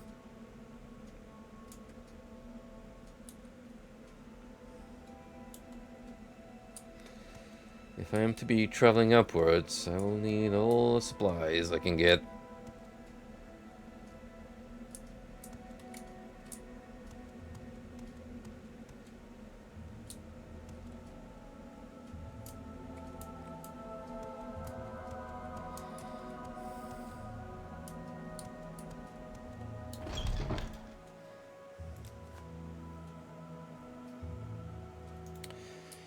Yeah, I believe we gotta go outdoors.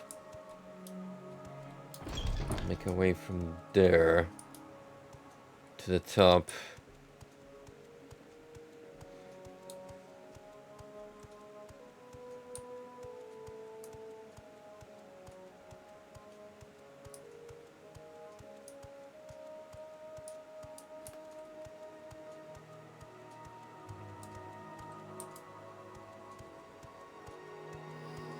Hey, it's worth a shot if I can actually make the climb on foot somehow.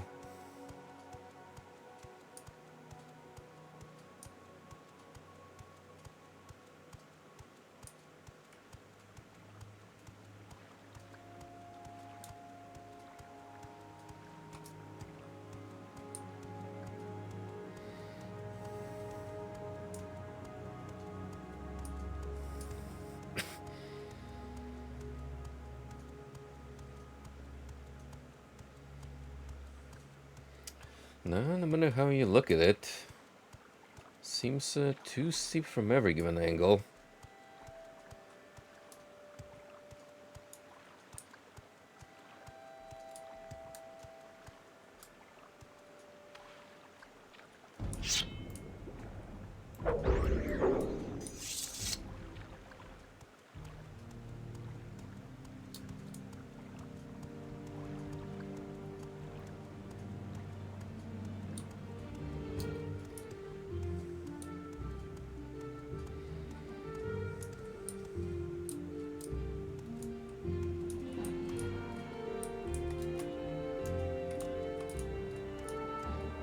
Seems like they weren't kidding.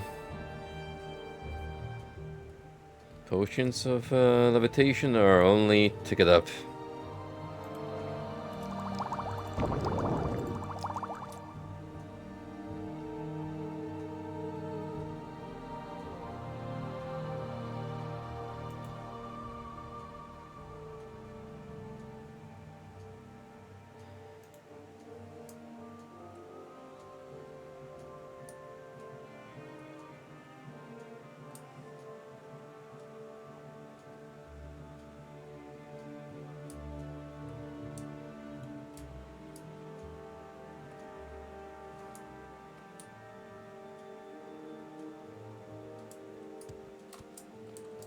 Okay, how do I enter the study hall from here? Oh, that was a bad drop.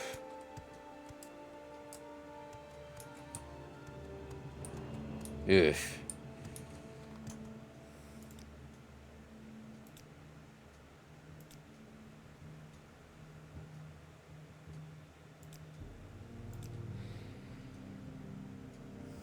This goes back a little too far for my taste.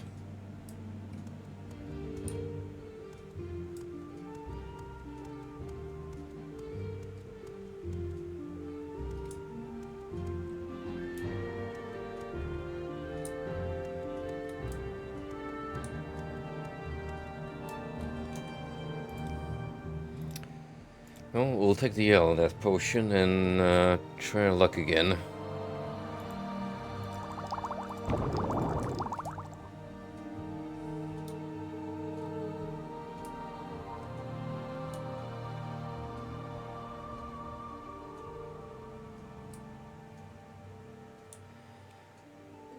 Mind you, I'm not even sure if it's all the way up here.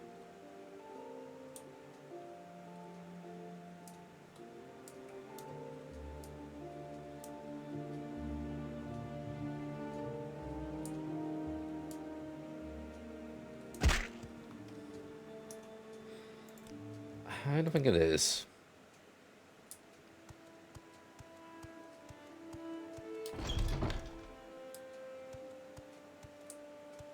I'm sure there's someone else you can bother.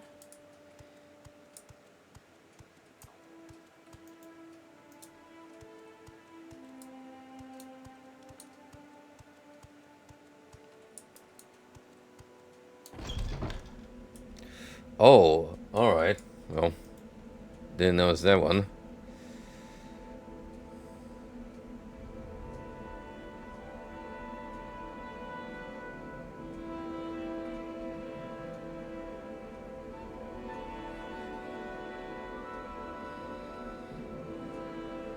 And Case also give me a couple.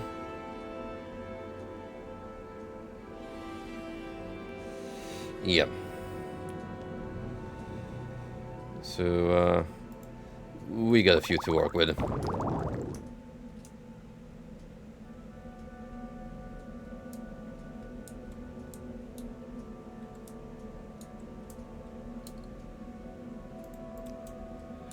Oh, come on, leave me alone.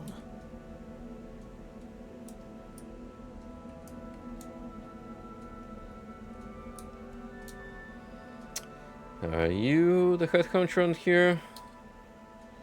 Not interesting, sorry. Not your fault, perhaps, but you're not interesting and can waste energy talking to boring people.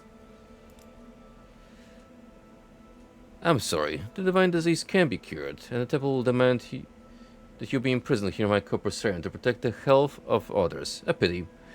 You had better put your affairs in order. The course of the disease varies. Sometimes rapid, sometimes very slow. I would hurry if I were you. Now excuse me. Annoying Outlander.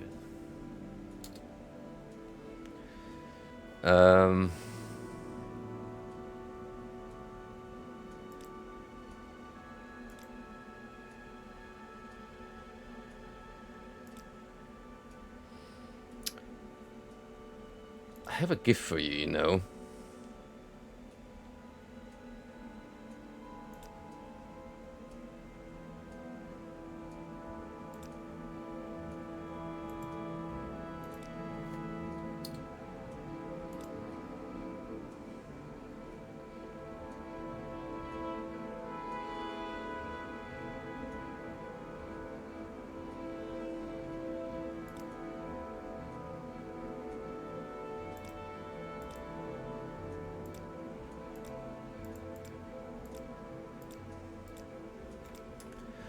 Oh wait, was that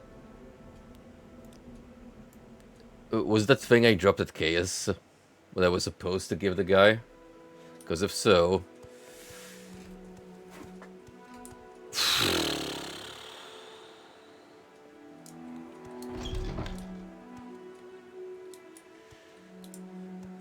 I might have made a grave error. Going to like this.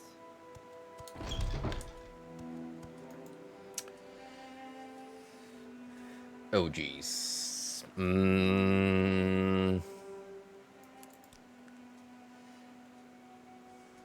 Yeah, I think I made a oopsie daisy on that one. Huh. Well, we could still salvage this.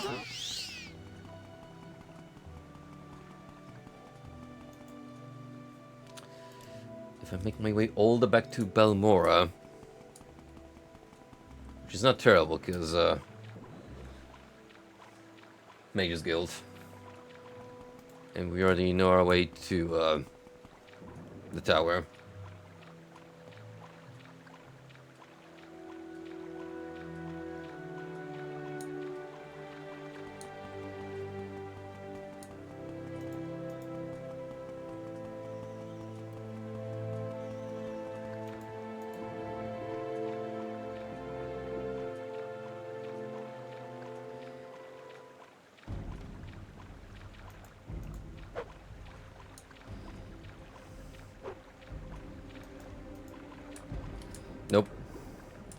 Not interest, not this time.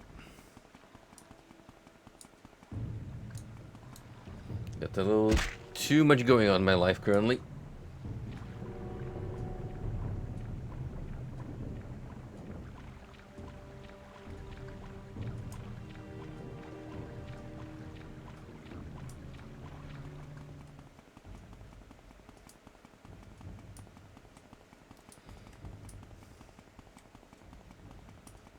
And ironically, because of my level ups,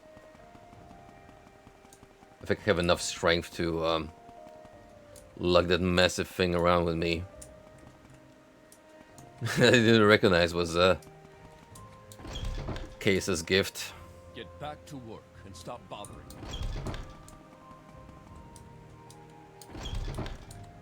You're not exactly charming your way into my graces, friend. That's okay because I Don't push don't him. particularly care. What do you take me for, a fool? Go away.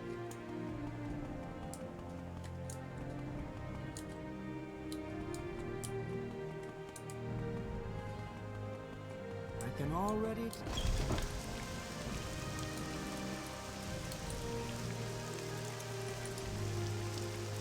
Yeah, blah blah blah. No one likes me. Dagger is coming back.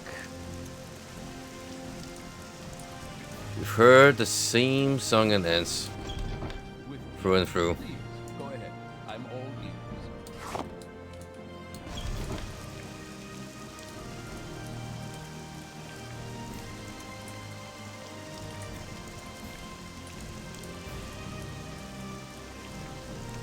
Chaos was probably very surprised to see me back so quickly. As well as watching me immediately leg it from his place.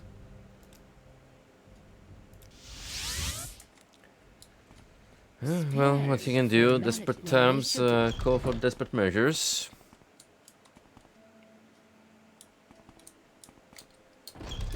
What, stranger?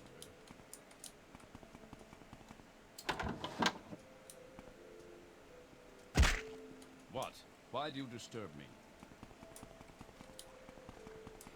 Oh, no particular reason at all.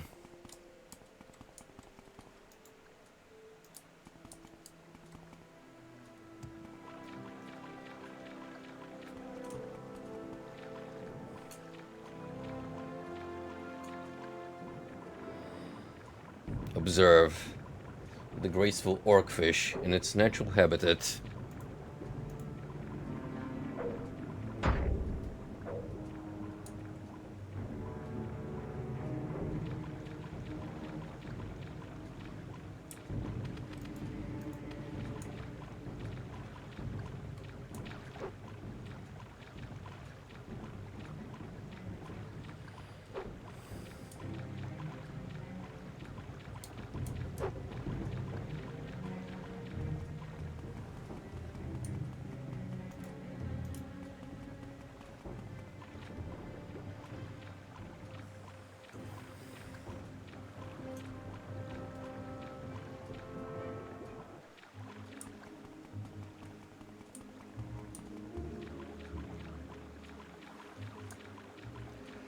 I have returned after this minor diversion.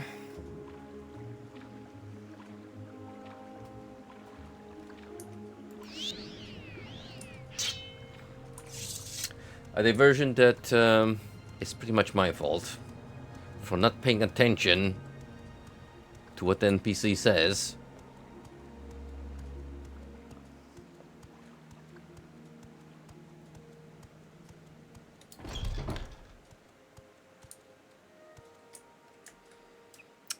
Now, let me find an opening in the ceiling again, because I kind of needed to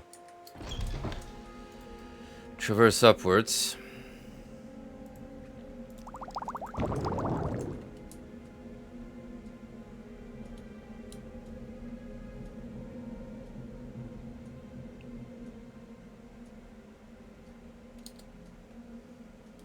Say, that's interesting dwemer piece you have there. What can you tell me about it? Offer the dwemer artifact as a gift. A gift? For me? How thoughtful and shrewd. I suppose you know I'm a collector, and that such a gift is bound to please me. I congratulate on your diplomatic skills. So, why have you tried to butter me up? Come to consult the great Dive of Fear? You have the divine disease? Want to plunder the dungeon? Or leer at my daughters? The magical princes of corpus disease are elusive and miraculous, far more subtle and powerful than any conventional sorcery or enchantment. I'm persuaded that in some manner the curse or blessing from God. Perhaps both a curse and a blessing. The victim, of course, can appreciate the marvelous nature of corpus. It saps the mind, destroys the body. But to a wizard, it is a profound and glorious mystery. A riddle worth a long lifetime of study. When you live for thousands of years in the hobby, something you love always sparks your interest. I collect treasures and invite thieves to steal them. I'm a collector and a sportsman. I collect enchanted items and ancient artifacts. I have quite a few dwemer pieces. And as a sportsman, I love thieves trying to steal my well-guarded treasures. Only a few rules. 1. Don't hurt the inmates. 2. Don't hurt my daughters. My warden guards can look out for themselves. Not bad for something born in a jar. Weird. Charming and talented. Not daughters, really. A little project. That's how I benefit my research into corpus disease. Made them myself from my own flesh. Nice, aren't they? Elf fur, bait fur, delta fur, and upsea fur. Quite a comfort to me in my old age. Oh, this is,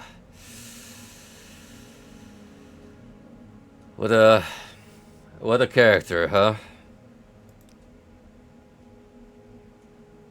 So, how do we go about healing the disease? How interesting. Did you know that corpus makes you immune to disease? Have you heard of the prophecies of the Neverine? Ashlanders say the Neverine will be immune to disease. I always thought, maybe I have the Neverine down my corpusarium, and I don't know it. The Neverine is a fat, disgusting corpus monster, and man is a marsh rat. Wouldn't that be funny? Explain that you may fulfill the Neverine prophecies. That's a fascinating story to tell. He might be the Neverine. Means nothing, of course. Corpus victims have all sorts of delusions, but let me think. I've got a potion. In theory, it should cure corpus. Doesn't work though. Probably kill you. Kill all my test subjects. But you've got nothing to lose. Before I give it to you, I want you to look around below in the corpusarium. Know what's in store if you don't take the potion. And while you're there, I want you to pick up a pair of boots from a victim. Calls himself Yegrim Begar. My oldest patient. Handy fellow. Practice things for me. Bring the boots back, and then you can have the potion. Safer is the girl with the biggest card. She takes care of the inmates of the corpusarium and helps with my research. Sharp as my girls and wit and tongue. Gets on my nerves sometimes, but conflict the spice of life. The sweet one, eager to please and be pleased. Excellent cook and lovely singing voice. The efficient one, organized and orderly. She acts as a steward, manages accounts, maintains supplies, keeps the tower and corpusarium running. What is this regarding, Orc? Alright, well, in that case...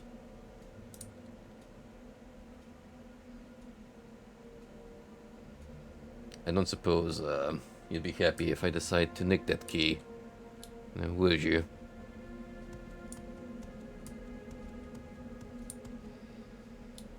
Also, if you happen to have any other levitation potions I could just borrow with the intent of not returning, that'd be amazing.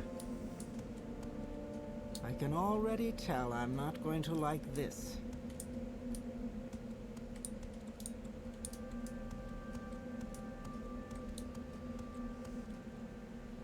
Not much else here, really.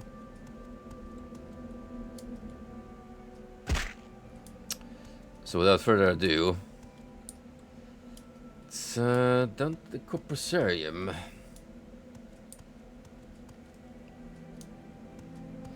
I mean, the only downside of me potentially killing the inmates is having to deal with the lizard, which, well,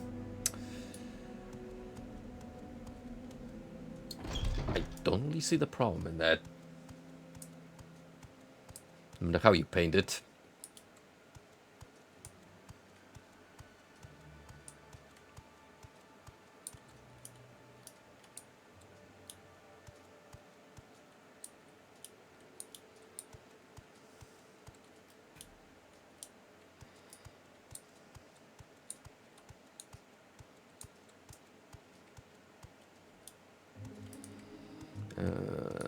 Where's the door leading to that dungeon? There we go.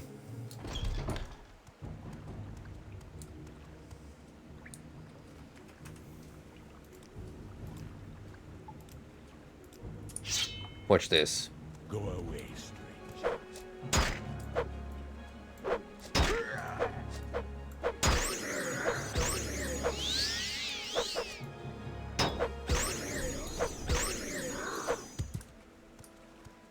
You mad yet? You have been warned. Do not come demons of the Cooper Stream. If you plan to plunder the dungeon, you must endure their attacks and mine. Must you make a pest of yourself?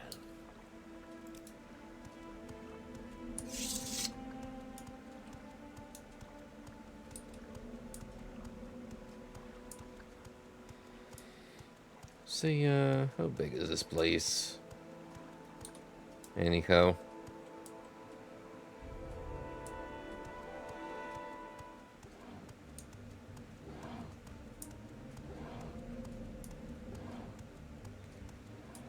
Oh, but even then, all of these are trapped and locked, so... probably not worth the effort, to be honest.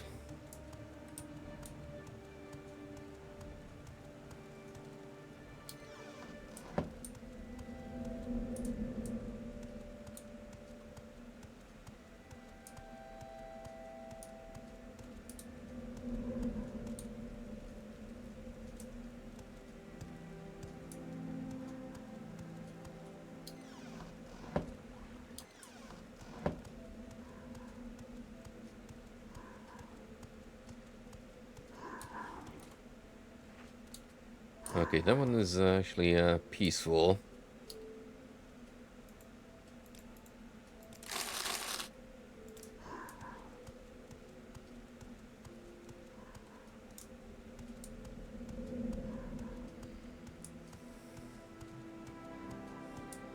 Jeez, the dude wasn't kidding. He legitimately made this as a private fun dungeon to watch thieves struggle.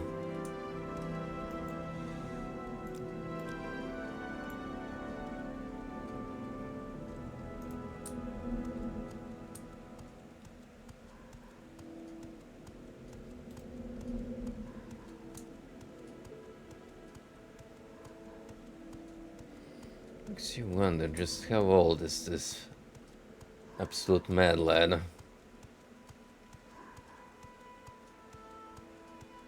Oh?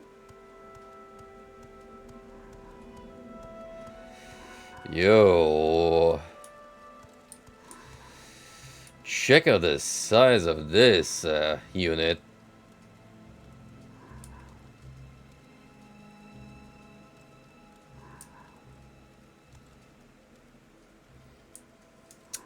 There's some sweet Dwemer riz you got there, bud. You're here for the Dwemer boots. Tell my gracious keeper that I have done what I could. Only a Dwemer magecrafter could have done so much. But only idiots could have created these boots. It shames my race that you must judge by the works of such lackwit blunderers. Oh, so he's actually a Dwemer. That is big news considering that supposedly the guy's entire race is gone. Yeeted from Tamriel. Lord Fer obtained these enchanted Dwemer boots from an unfortunate thief, and given the quality of the craftsmanship, little wonder the fellow came a bad end. But I can do nothing for them. The fundamental enchantment is flawed. Might as well start over again. If such a pair of boots could still be fashioned in these benighted latter days. But I've done my best. Take them to Lord Fer with my sincere apologies. I owe my life to Lord Fer. He took me in when I was a mad monster, out of my mind. In time, I emerged from my dementia, and now I'm quite lucid most of the time, though my body is still a grotesque and useless prison, and I still have some feeble hope for a cure. Lord Fer has tried many spells and potions, none that have helped me, but neither have they harmed me. If anyone can cure this disease, Lord Fer can. Ah, so it's a corpus victim.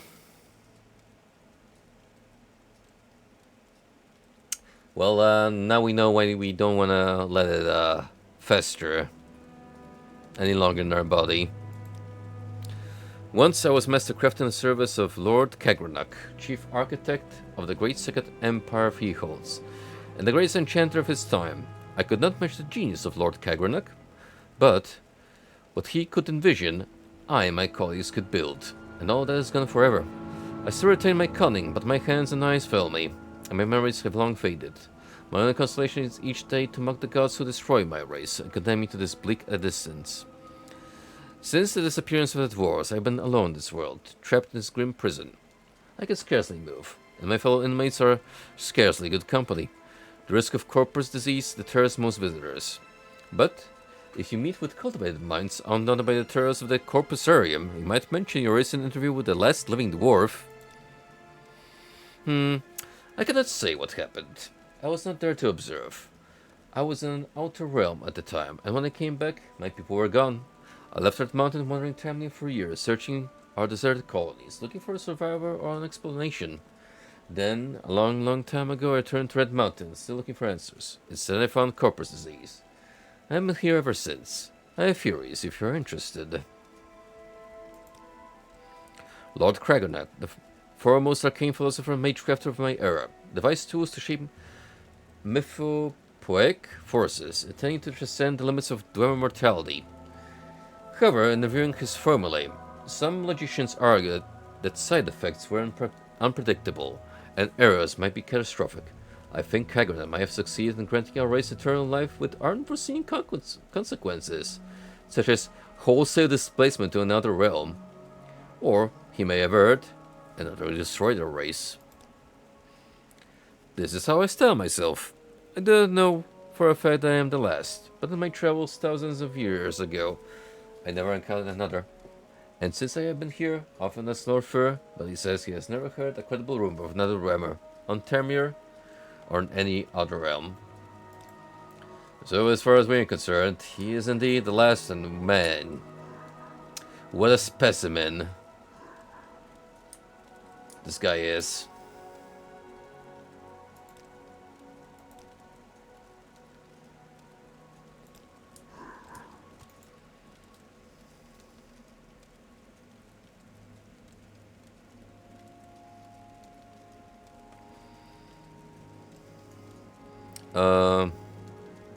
Where are these boots?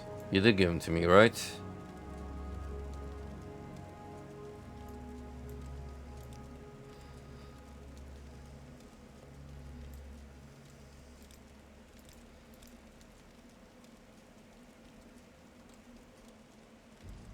The rubber boots are flying. You know, I could actually, benefit from keeping those, just for flying alone. So I don't need potions whenever I need to talk to,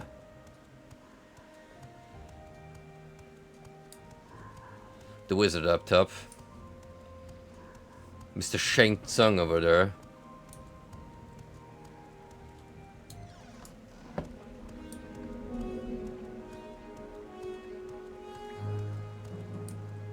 Must you make a pest of yourself?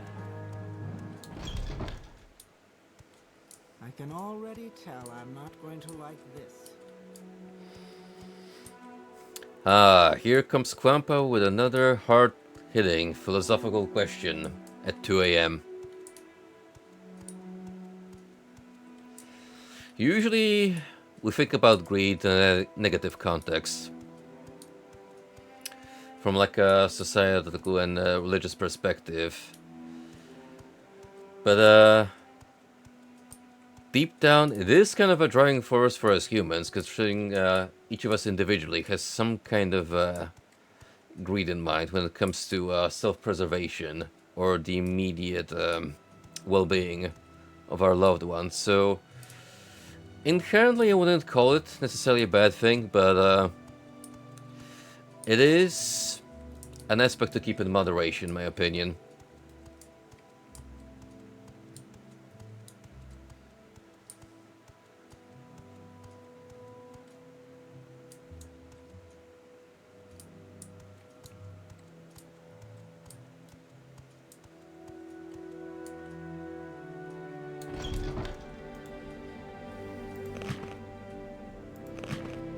Anyway, now I have these boots.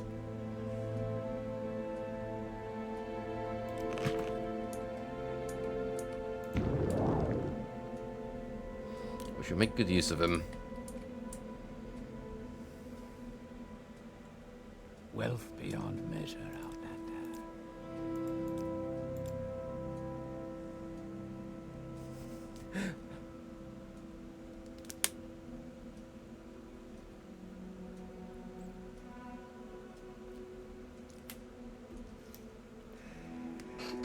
Well, the thing is, with a lot of these kind of questions, especially pondering towards morality and virtues,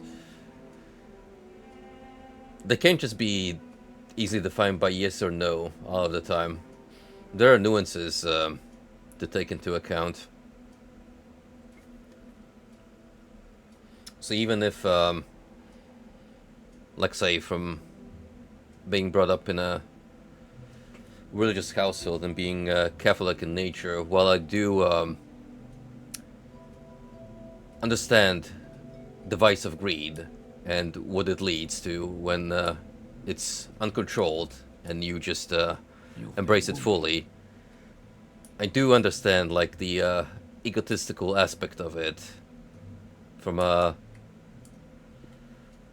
psychological perspective, so to say. It is inherent to our nature, in a way.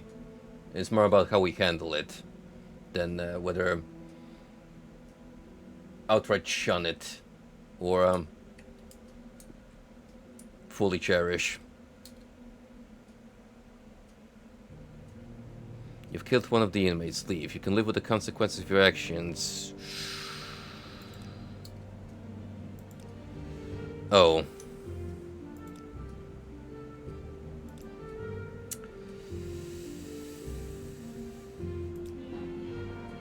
That sucks.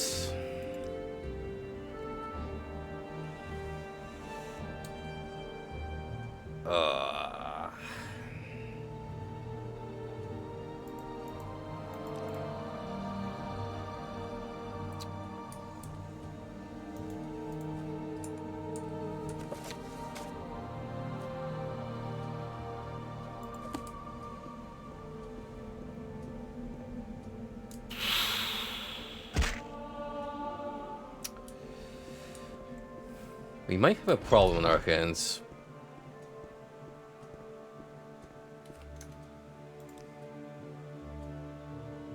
Maybe. There is still a chance of me salvaging this. Well, no, not really. I haven't much time. Not from this save file.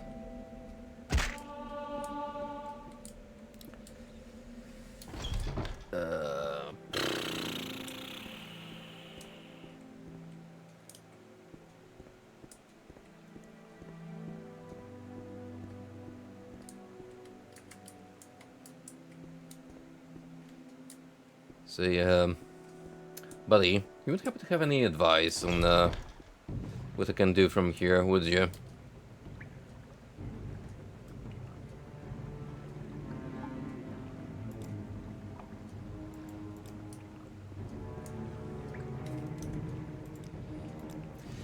Right, how far does this take me back? To this rat.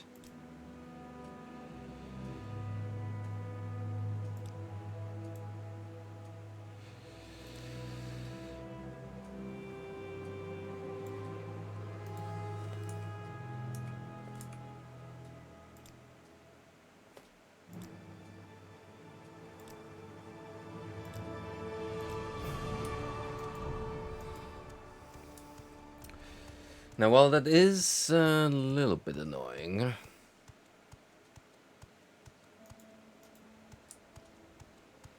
it's not the end of the world. Because we didn't push that quest line far enough for me to be experiencing a major setback. But what I will have to do is still pick up the artifact from Chaos.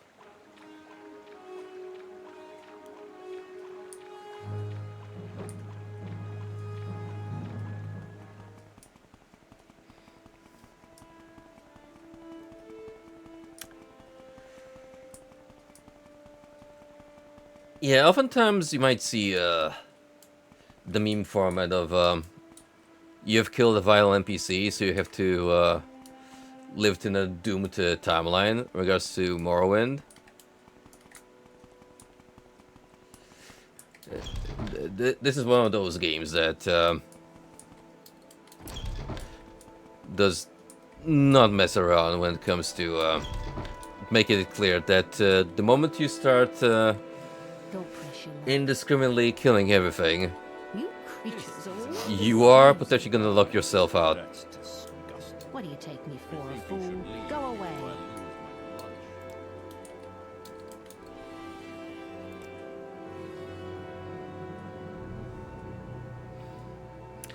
Now, while I wouldn't necessarily consider that to be Go away. a soft lock,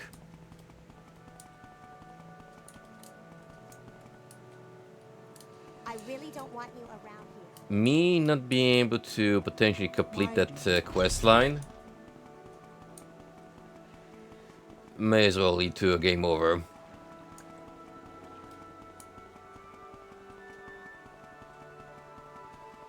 So this time around, we're gonna make sure we don't kill any zombos. I don't wish to catch whatever you have. Leave me. Now, if I was really spiteful, I'd be out here running and coughing on you guys just for Where is that? all the shit talk. Oh, come on, leave me alone.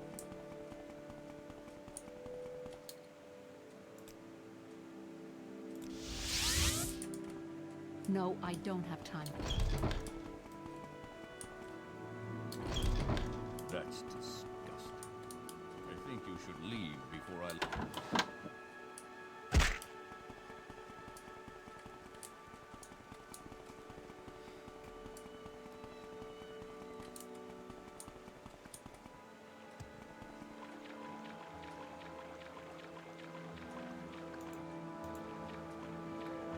See? Wasn't all that bad. Almost made it back to the tower.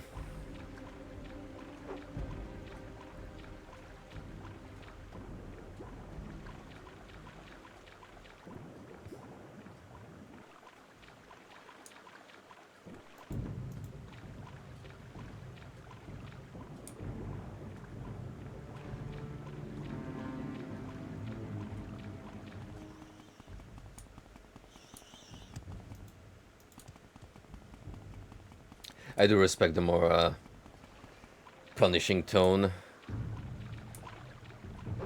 to some of these quest lines in Morrowind.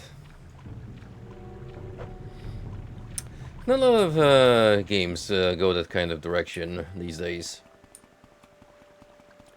Yeah, some do have, like, say, timed quest lines where if you're not quick enough to respawn, NPCs will perish or otherwise be inaccessible in a successful run.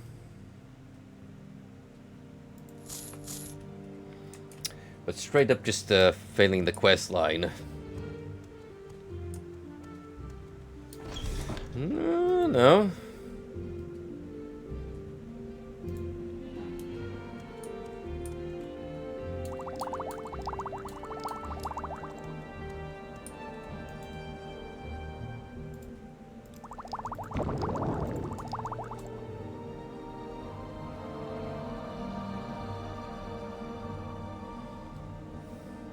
I have returned.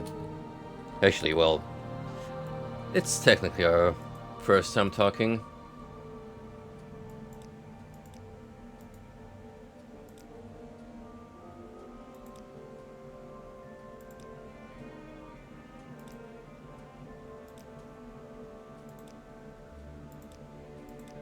Just gonna put all of that in our entries. There we go. Vishtakai the Argonian is my warden at the Corpusarium. Quite the fighter. Tough as nails. Self-taught. Works out with my daughters, who are no slouches in the martial arts themselves. Vishtakai was one of the last of my slaves. Freed him, and he wouldn't leave. Kept him as a hireling. They made him my partner. Excellent fellow. Fine companion. Not an intellectual, you understand, but good company for me and my daughters. What is this regarding? Now we shall return to the lizard. This time he is warning.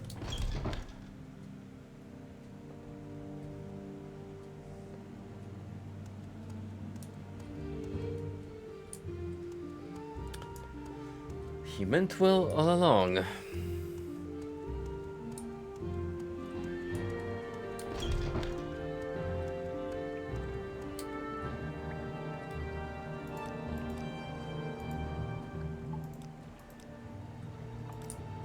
Go away, stranger.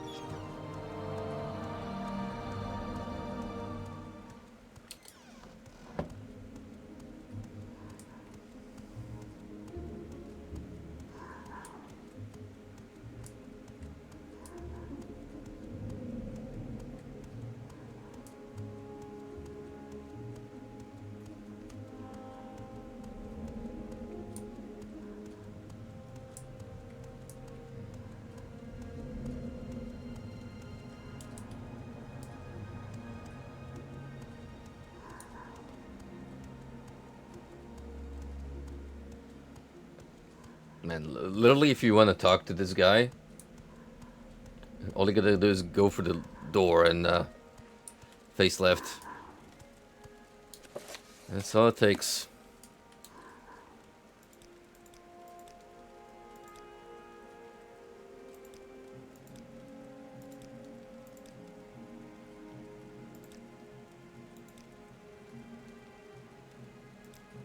There we go.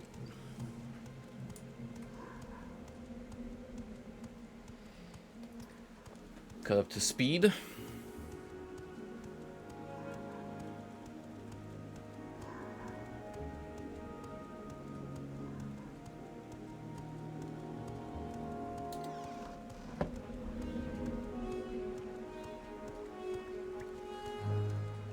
Don't bother. I can already tell I'm not going to like this.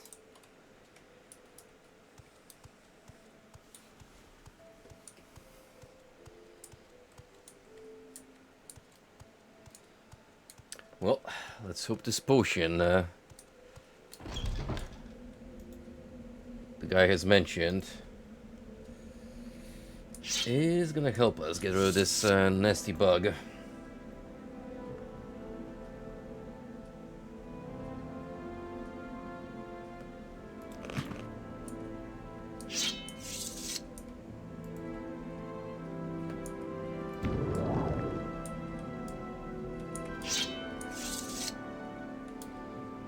Well, did you get my boots? No boots, no potion. The boots first, please. And now, I'll give you the potion on the following condition. You must drink it here before my eyes. It should act immediately, and I need to observe you very carefully. Agreed? Yes, give me the potion. Good. Open your mouth and close your eyes. Good. Now swallow. Goodness. Good grief. Look. Look, it's working. Remarkable. Let me check your skin, your eyes, your tongue. Amazing. I think it worked. No sign of disease at all. Of course, you still have the corpus disease, just like I planned. But all your symptoms are gone. Marvelous. I'll go try it on some of the more desperate inmates. But there are so many questions you have before you go. See? No more symptoms. Amazing. A bit surprised myself. Oh, alright, so that means I can't get afflicted by it because it's still there, dormant in my system.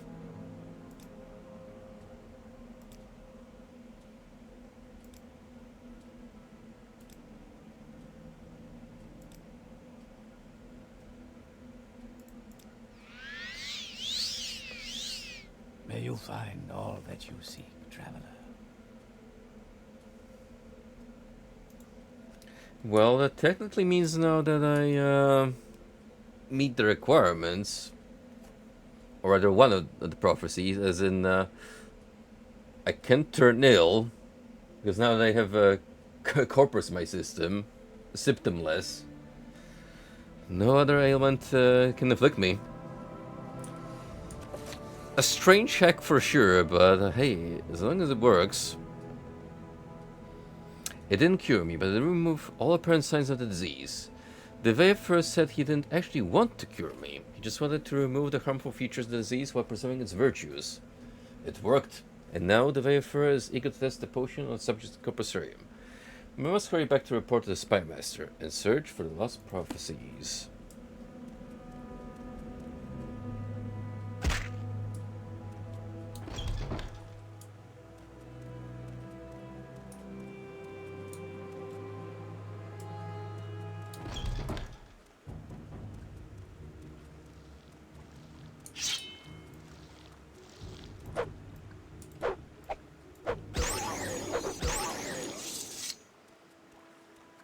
And I think after I speak to Caius and get our next objective, we'll seize our exploits for tonight there.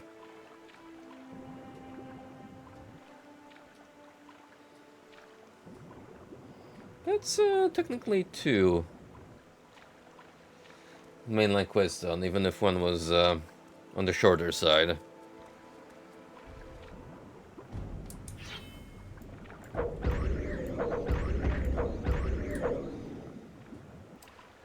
We did, however, get to explore a new corner of Morrowind.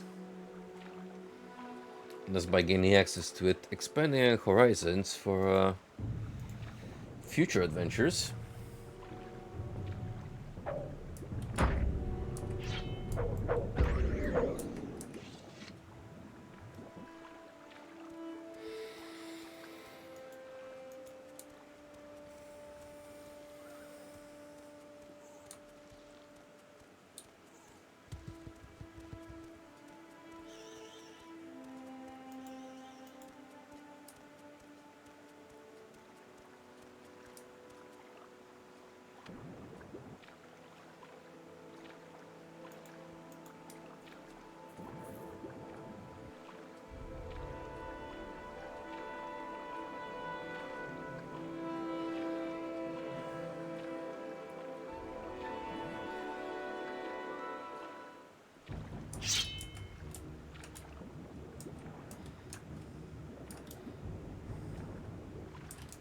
Any more marine life? Looking forward to be turned to sushi. Yes, sir. We got fish and crab meat.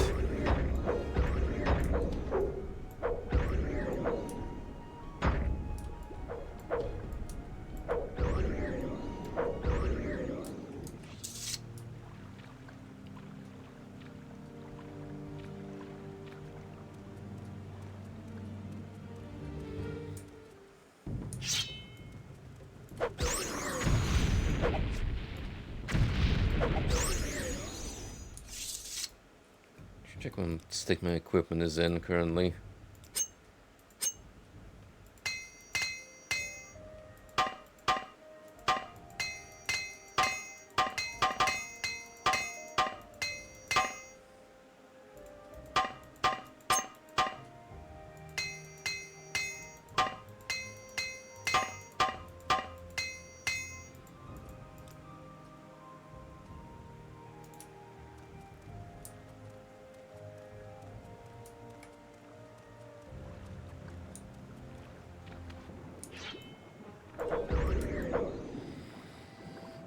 I feel for our next stream, assuming now will be test with heading to Vivek, learning more about the prophecies. If we're going to Vivek, we'll take a little time at investigating our options when it comes to siding with a house. Just gaining employment from them. Possibly the Assassin's Guild. But also, we need to stop by Suran and do a quest for the Fighters Guild there. So I think we'll do Suran first and then head to the city of Vivek once more.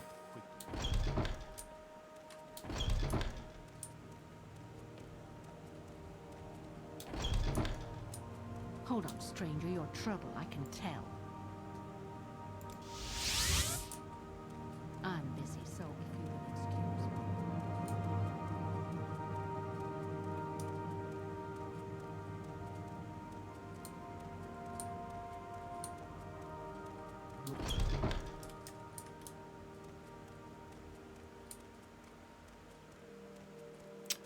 me. A lovely, somewhat misty evening hanging over Balmora.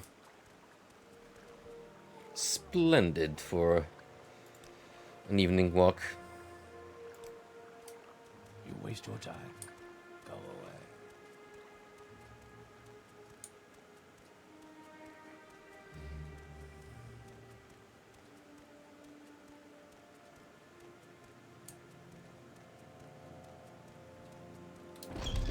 Greetings, greetings. Oh, Bracket I Dune, see thank you you're for a wounded. report. I'm very How happy you've been cured. Unfortunately, I've had a bit of bad news. I've been recalled to the Imperial City. You'll be promoted to operative. I will head the blades here in Vardafel until I return. I've only waited here to give you your final orders before I go. Oh shit. Now we're really up the ranks.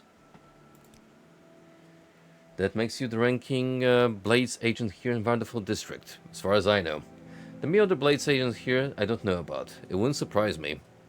I may be gone for a while, and you have expenses. Here's some gold.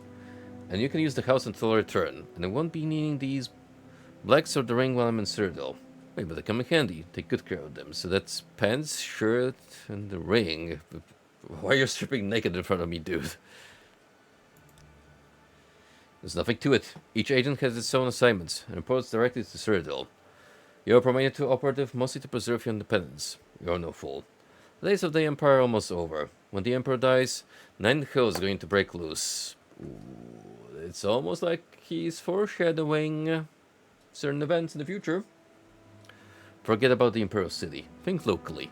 Worry about the Sixth House and Dagofur, and squabbles between the great causes and the colonists. The rest of the political nonsense doesn't amount to a plate of scuttle. Continue pursuing the Nervine prophecies, as the Emperor commands. First, go to the Hall of Wisdom and Justice, and get Mira Mill to help you find the lost prophecies. She's being watched. If something has gone wrong, find her private quarters. She'll leave you a message there under the code word Amaya. Then take those lost prophecies to Nibani Mesa. From that point, you have to follow her directions, and follow the prophecies. Good luck. Internal politics. Some concern about my sugar. I thought about refusing the recall, but I have members of my family back in the capital. I'm afraid it may have something to do with the problems with the succession. As the Emperor's health declines, factions are maneuvering for advantage. I may be gone for a while. That's why I'm promoted to operative. Well, you take it easy back in the Imperial City. Thanks for the stuff. Cases Black Pants. Chameleon 20 seconds used on self. Huh. Okay. Fortify Sneak. You know?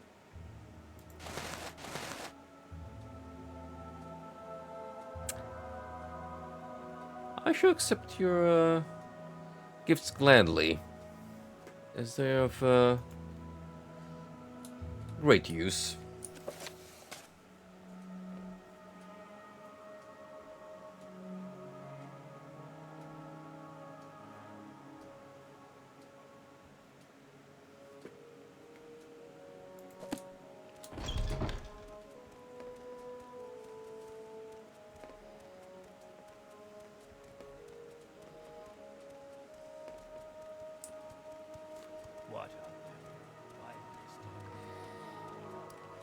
We certainly made a name for ourselves, to a point where we fell in such a high regard that we're basically an independent special operative of the Empire.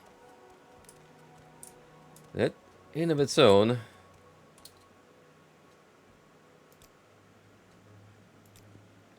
is quite the feat.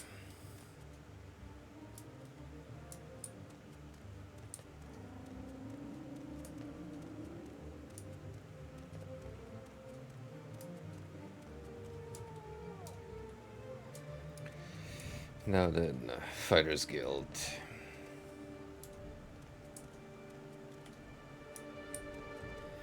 I have some business with you lot here.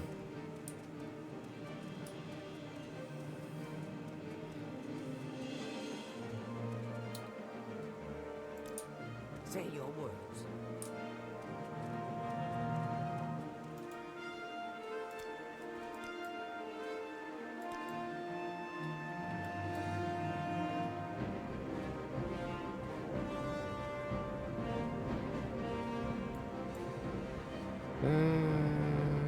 Where even is the Fighters Guild here? The trade house?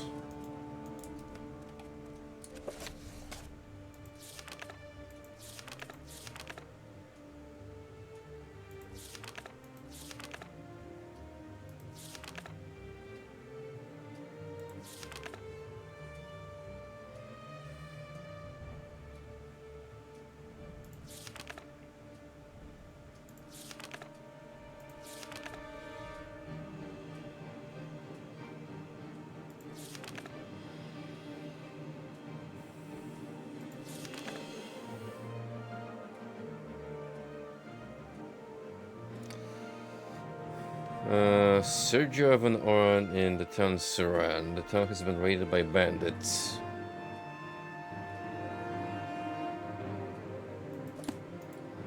Where can I find this fella?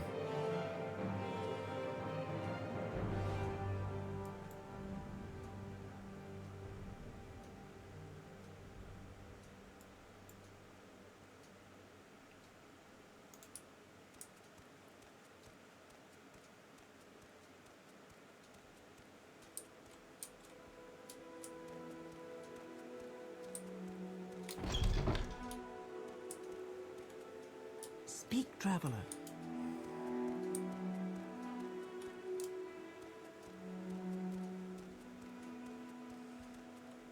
I'm a busy gal, My so if you time could hurry is this up. precious, so make it quick.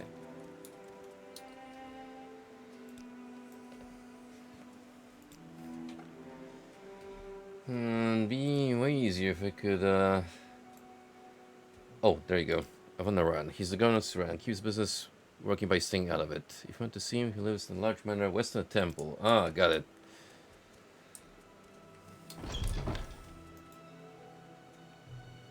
What did I, tell myself?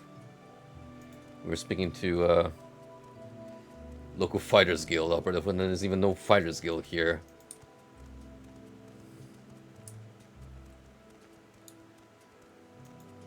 Well, no matter. As long as we know where we're heading.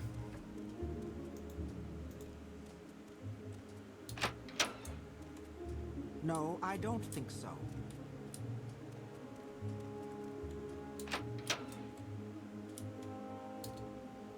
Greetings. I understand you were sent to help with the trouble we're having with the bands of Suran.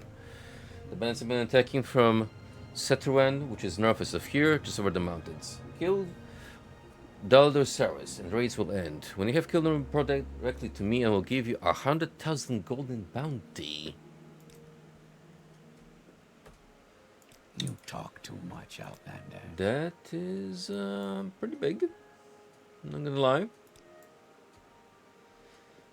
Over the mountains, you say? Well, you didn't give me a marker, really.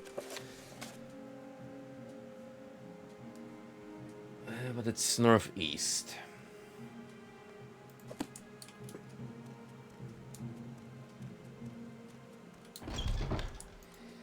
So we gotta head somewhere around here, I reckon. And then we'll be able to find next Bennett hangout. Alright. Let's stop here. It's been a good Morrowind run tonight, I'd say. Pretty hefty investments in the main quest line. Really, I'm not sure just yet how far I'm gonna go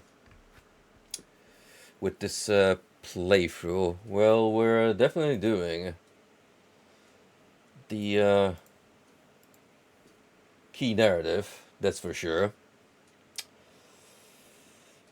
I do have the expansion packs, Tribunal and Blood Moon, the other one I think is what it's called, baked in, since it's the Game of the Year edition, so we'll probably explore those to some capacity.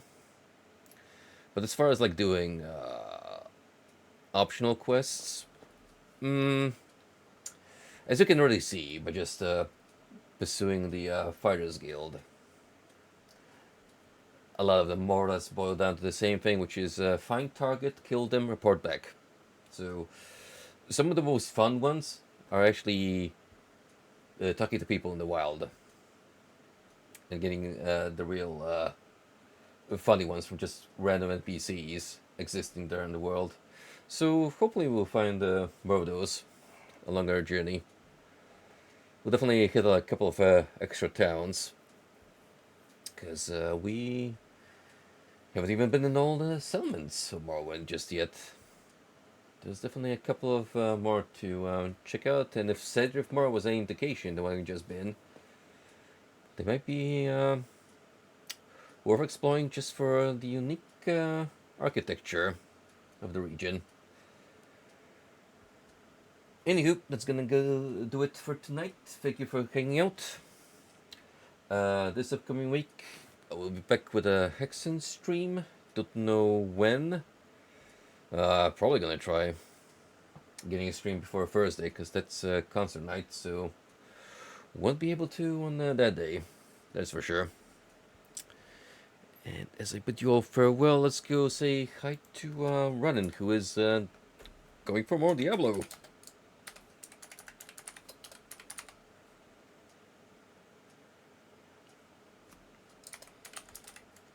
Now that I have to see. Take it easy, guys, and thank you all for hanging around as usual. Till next time.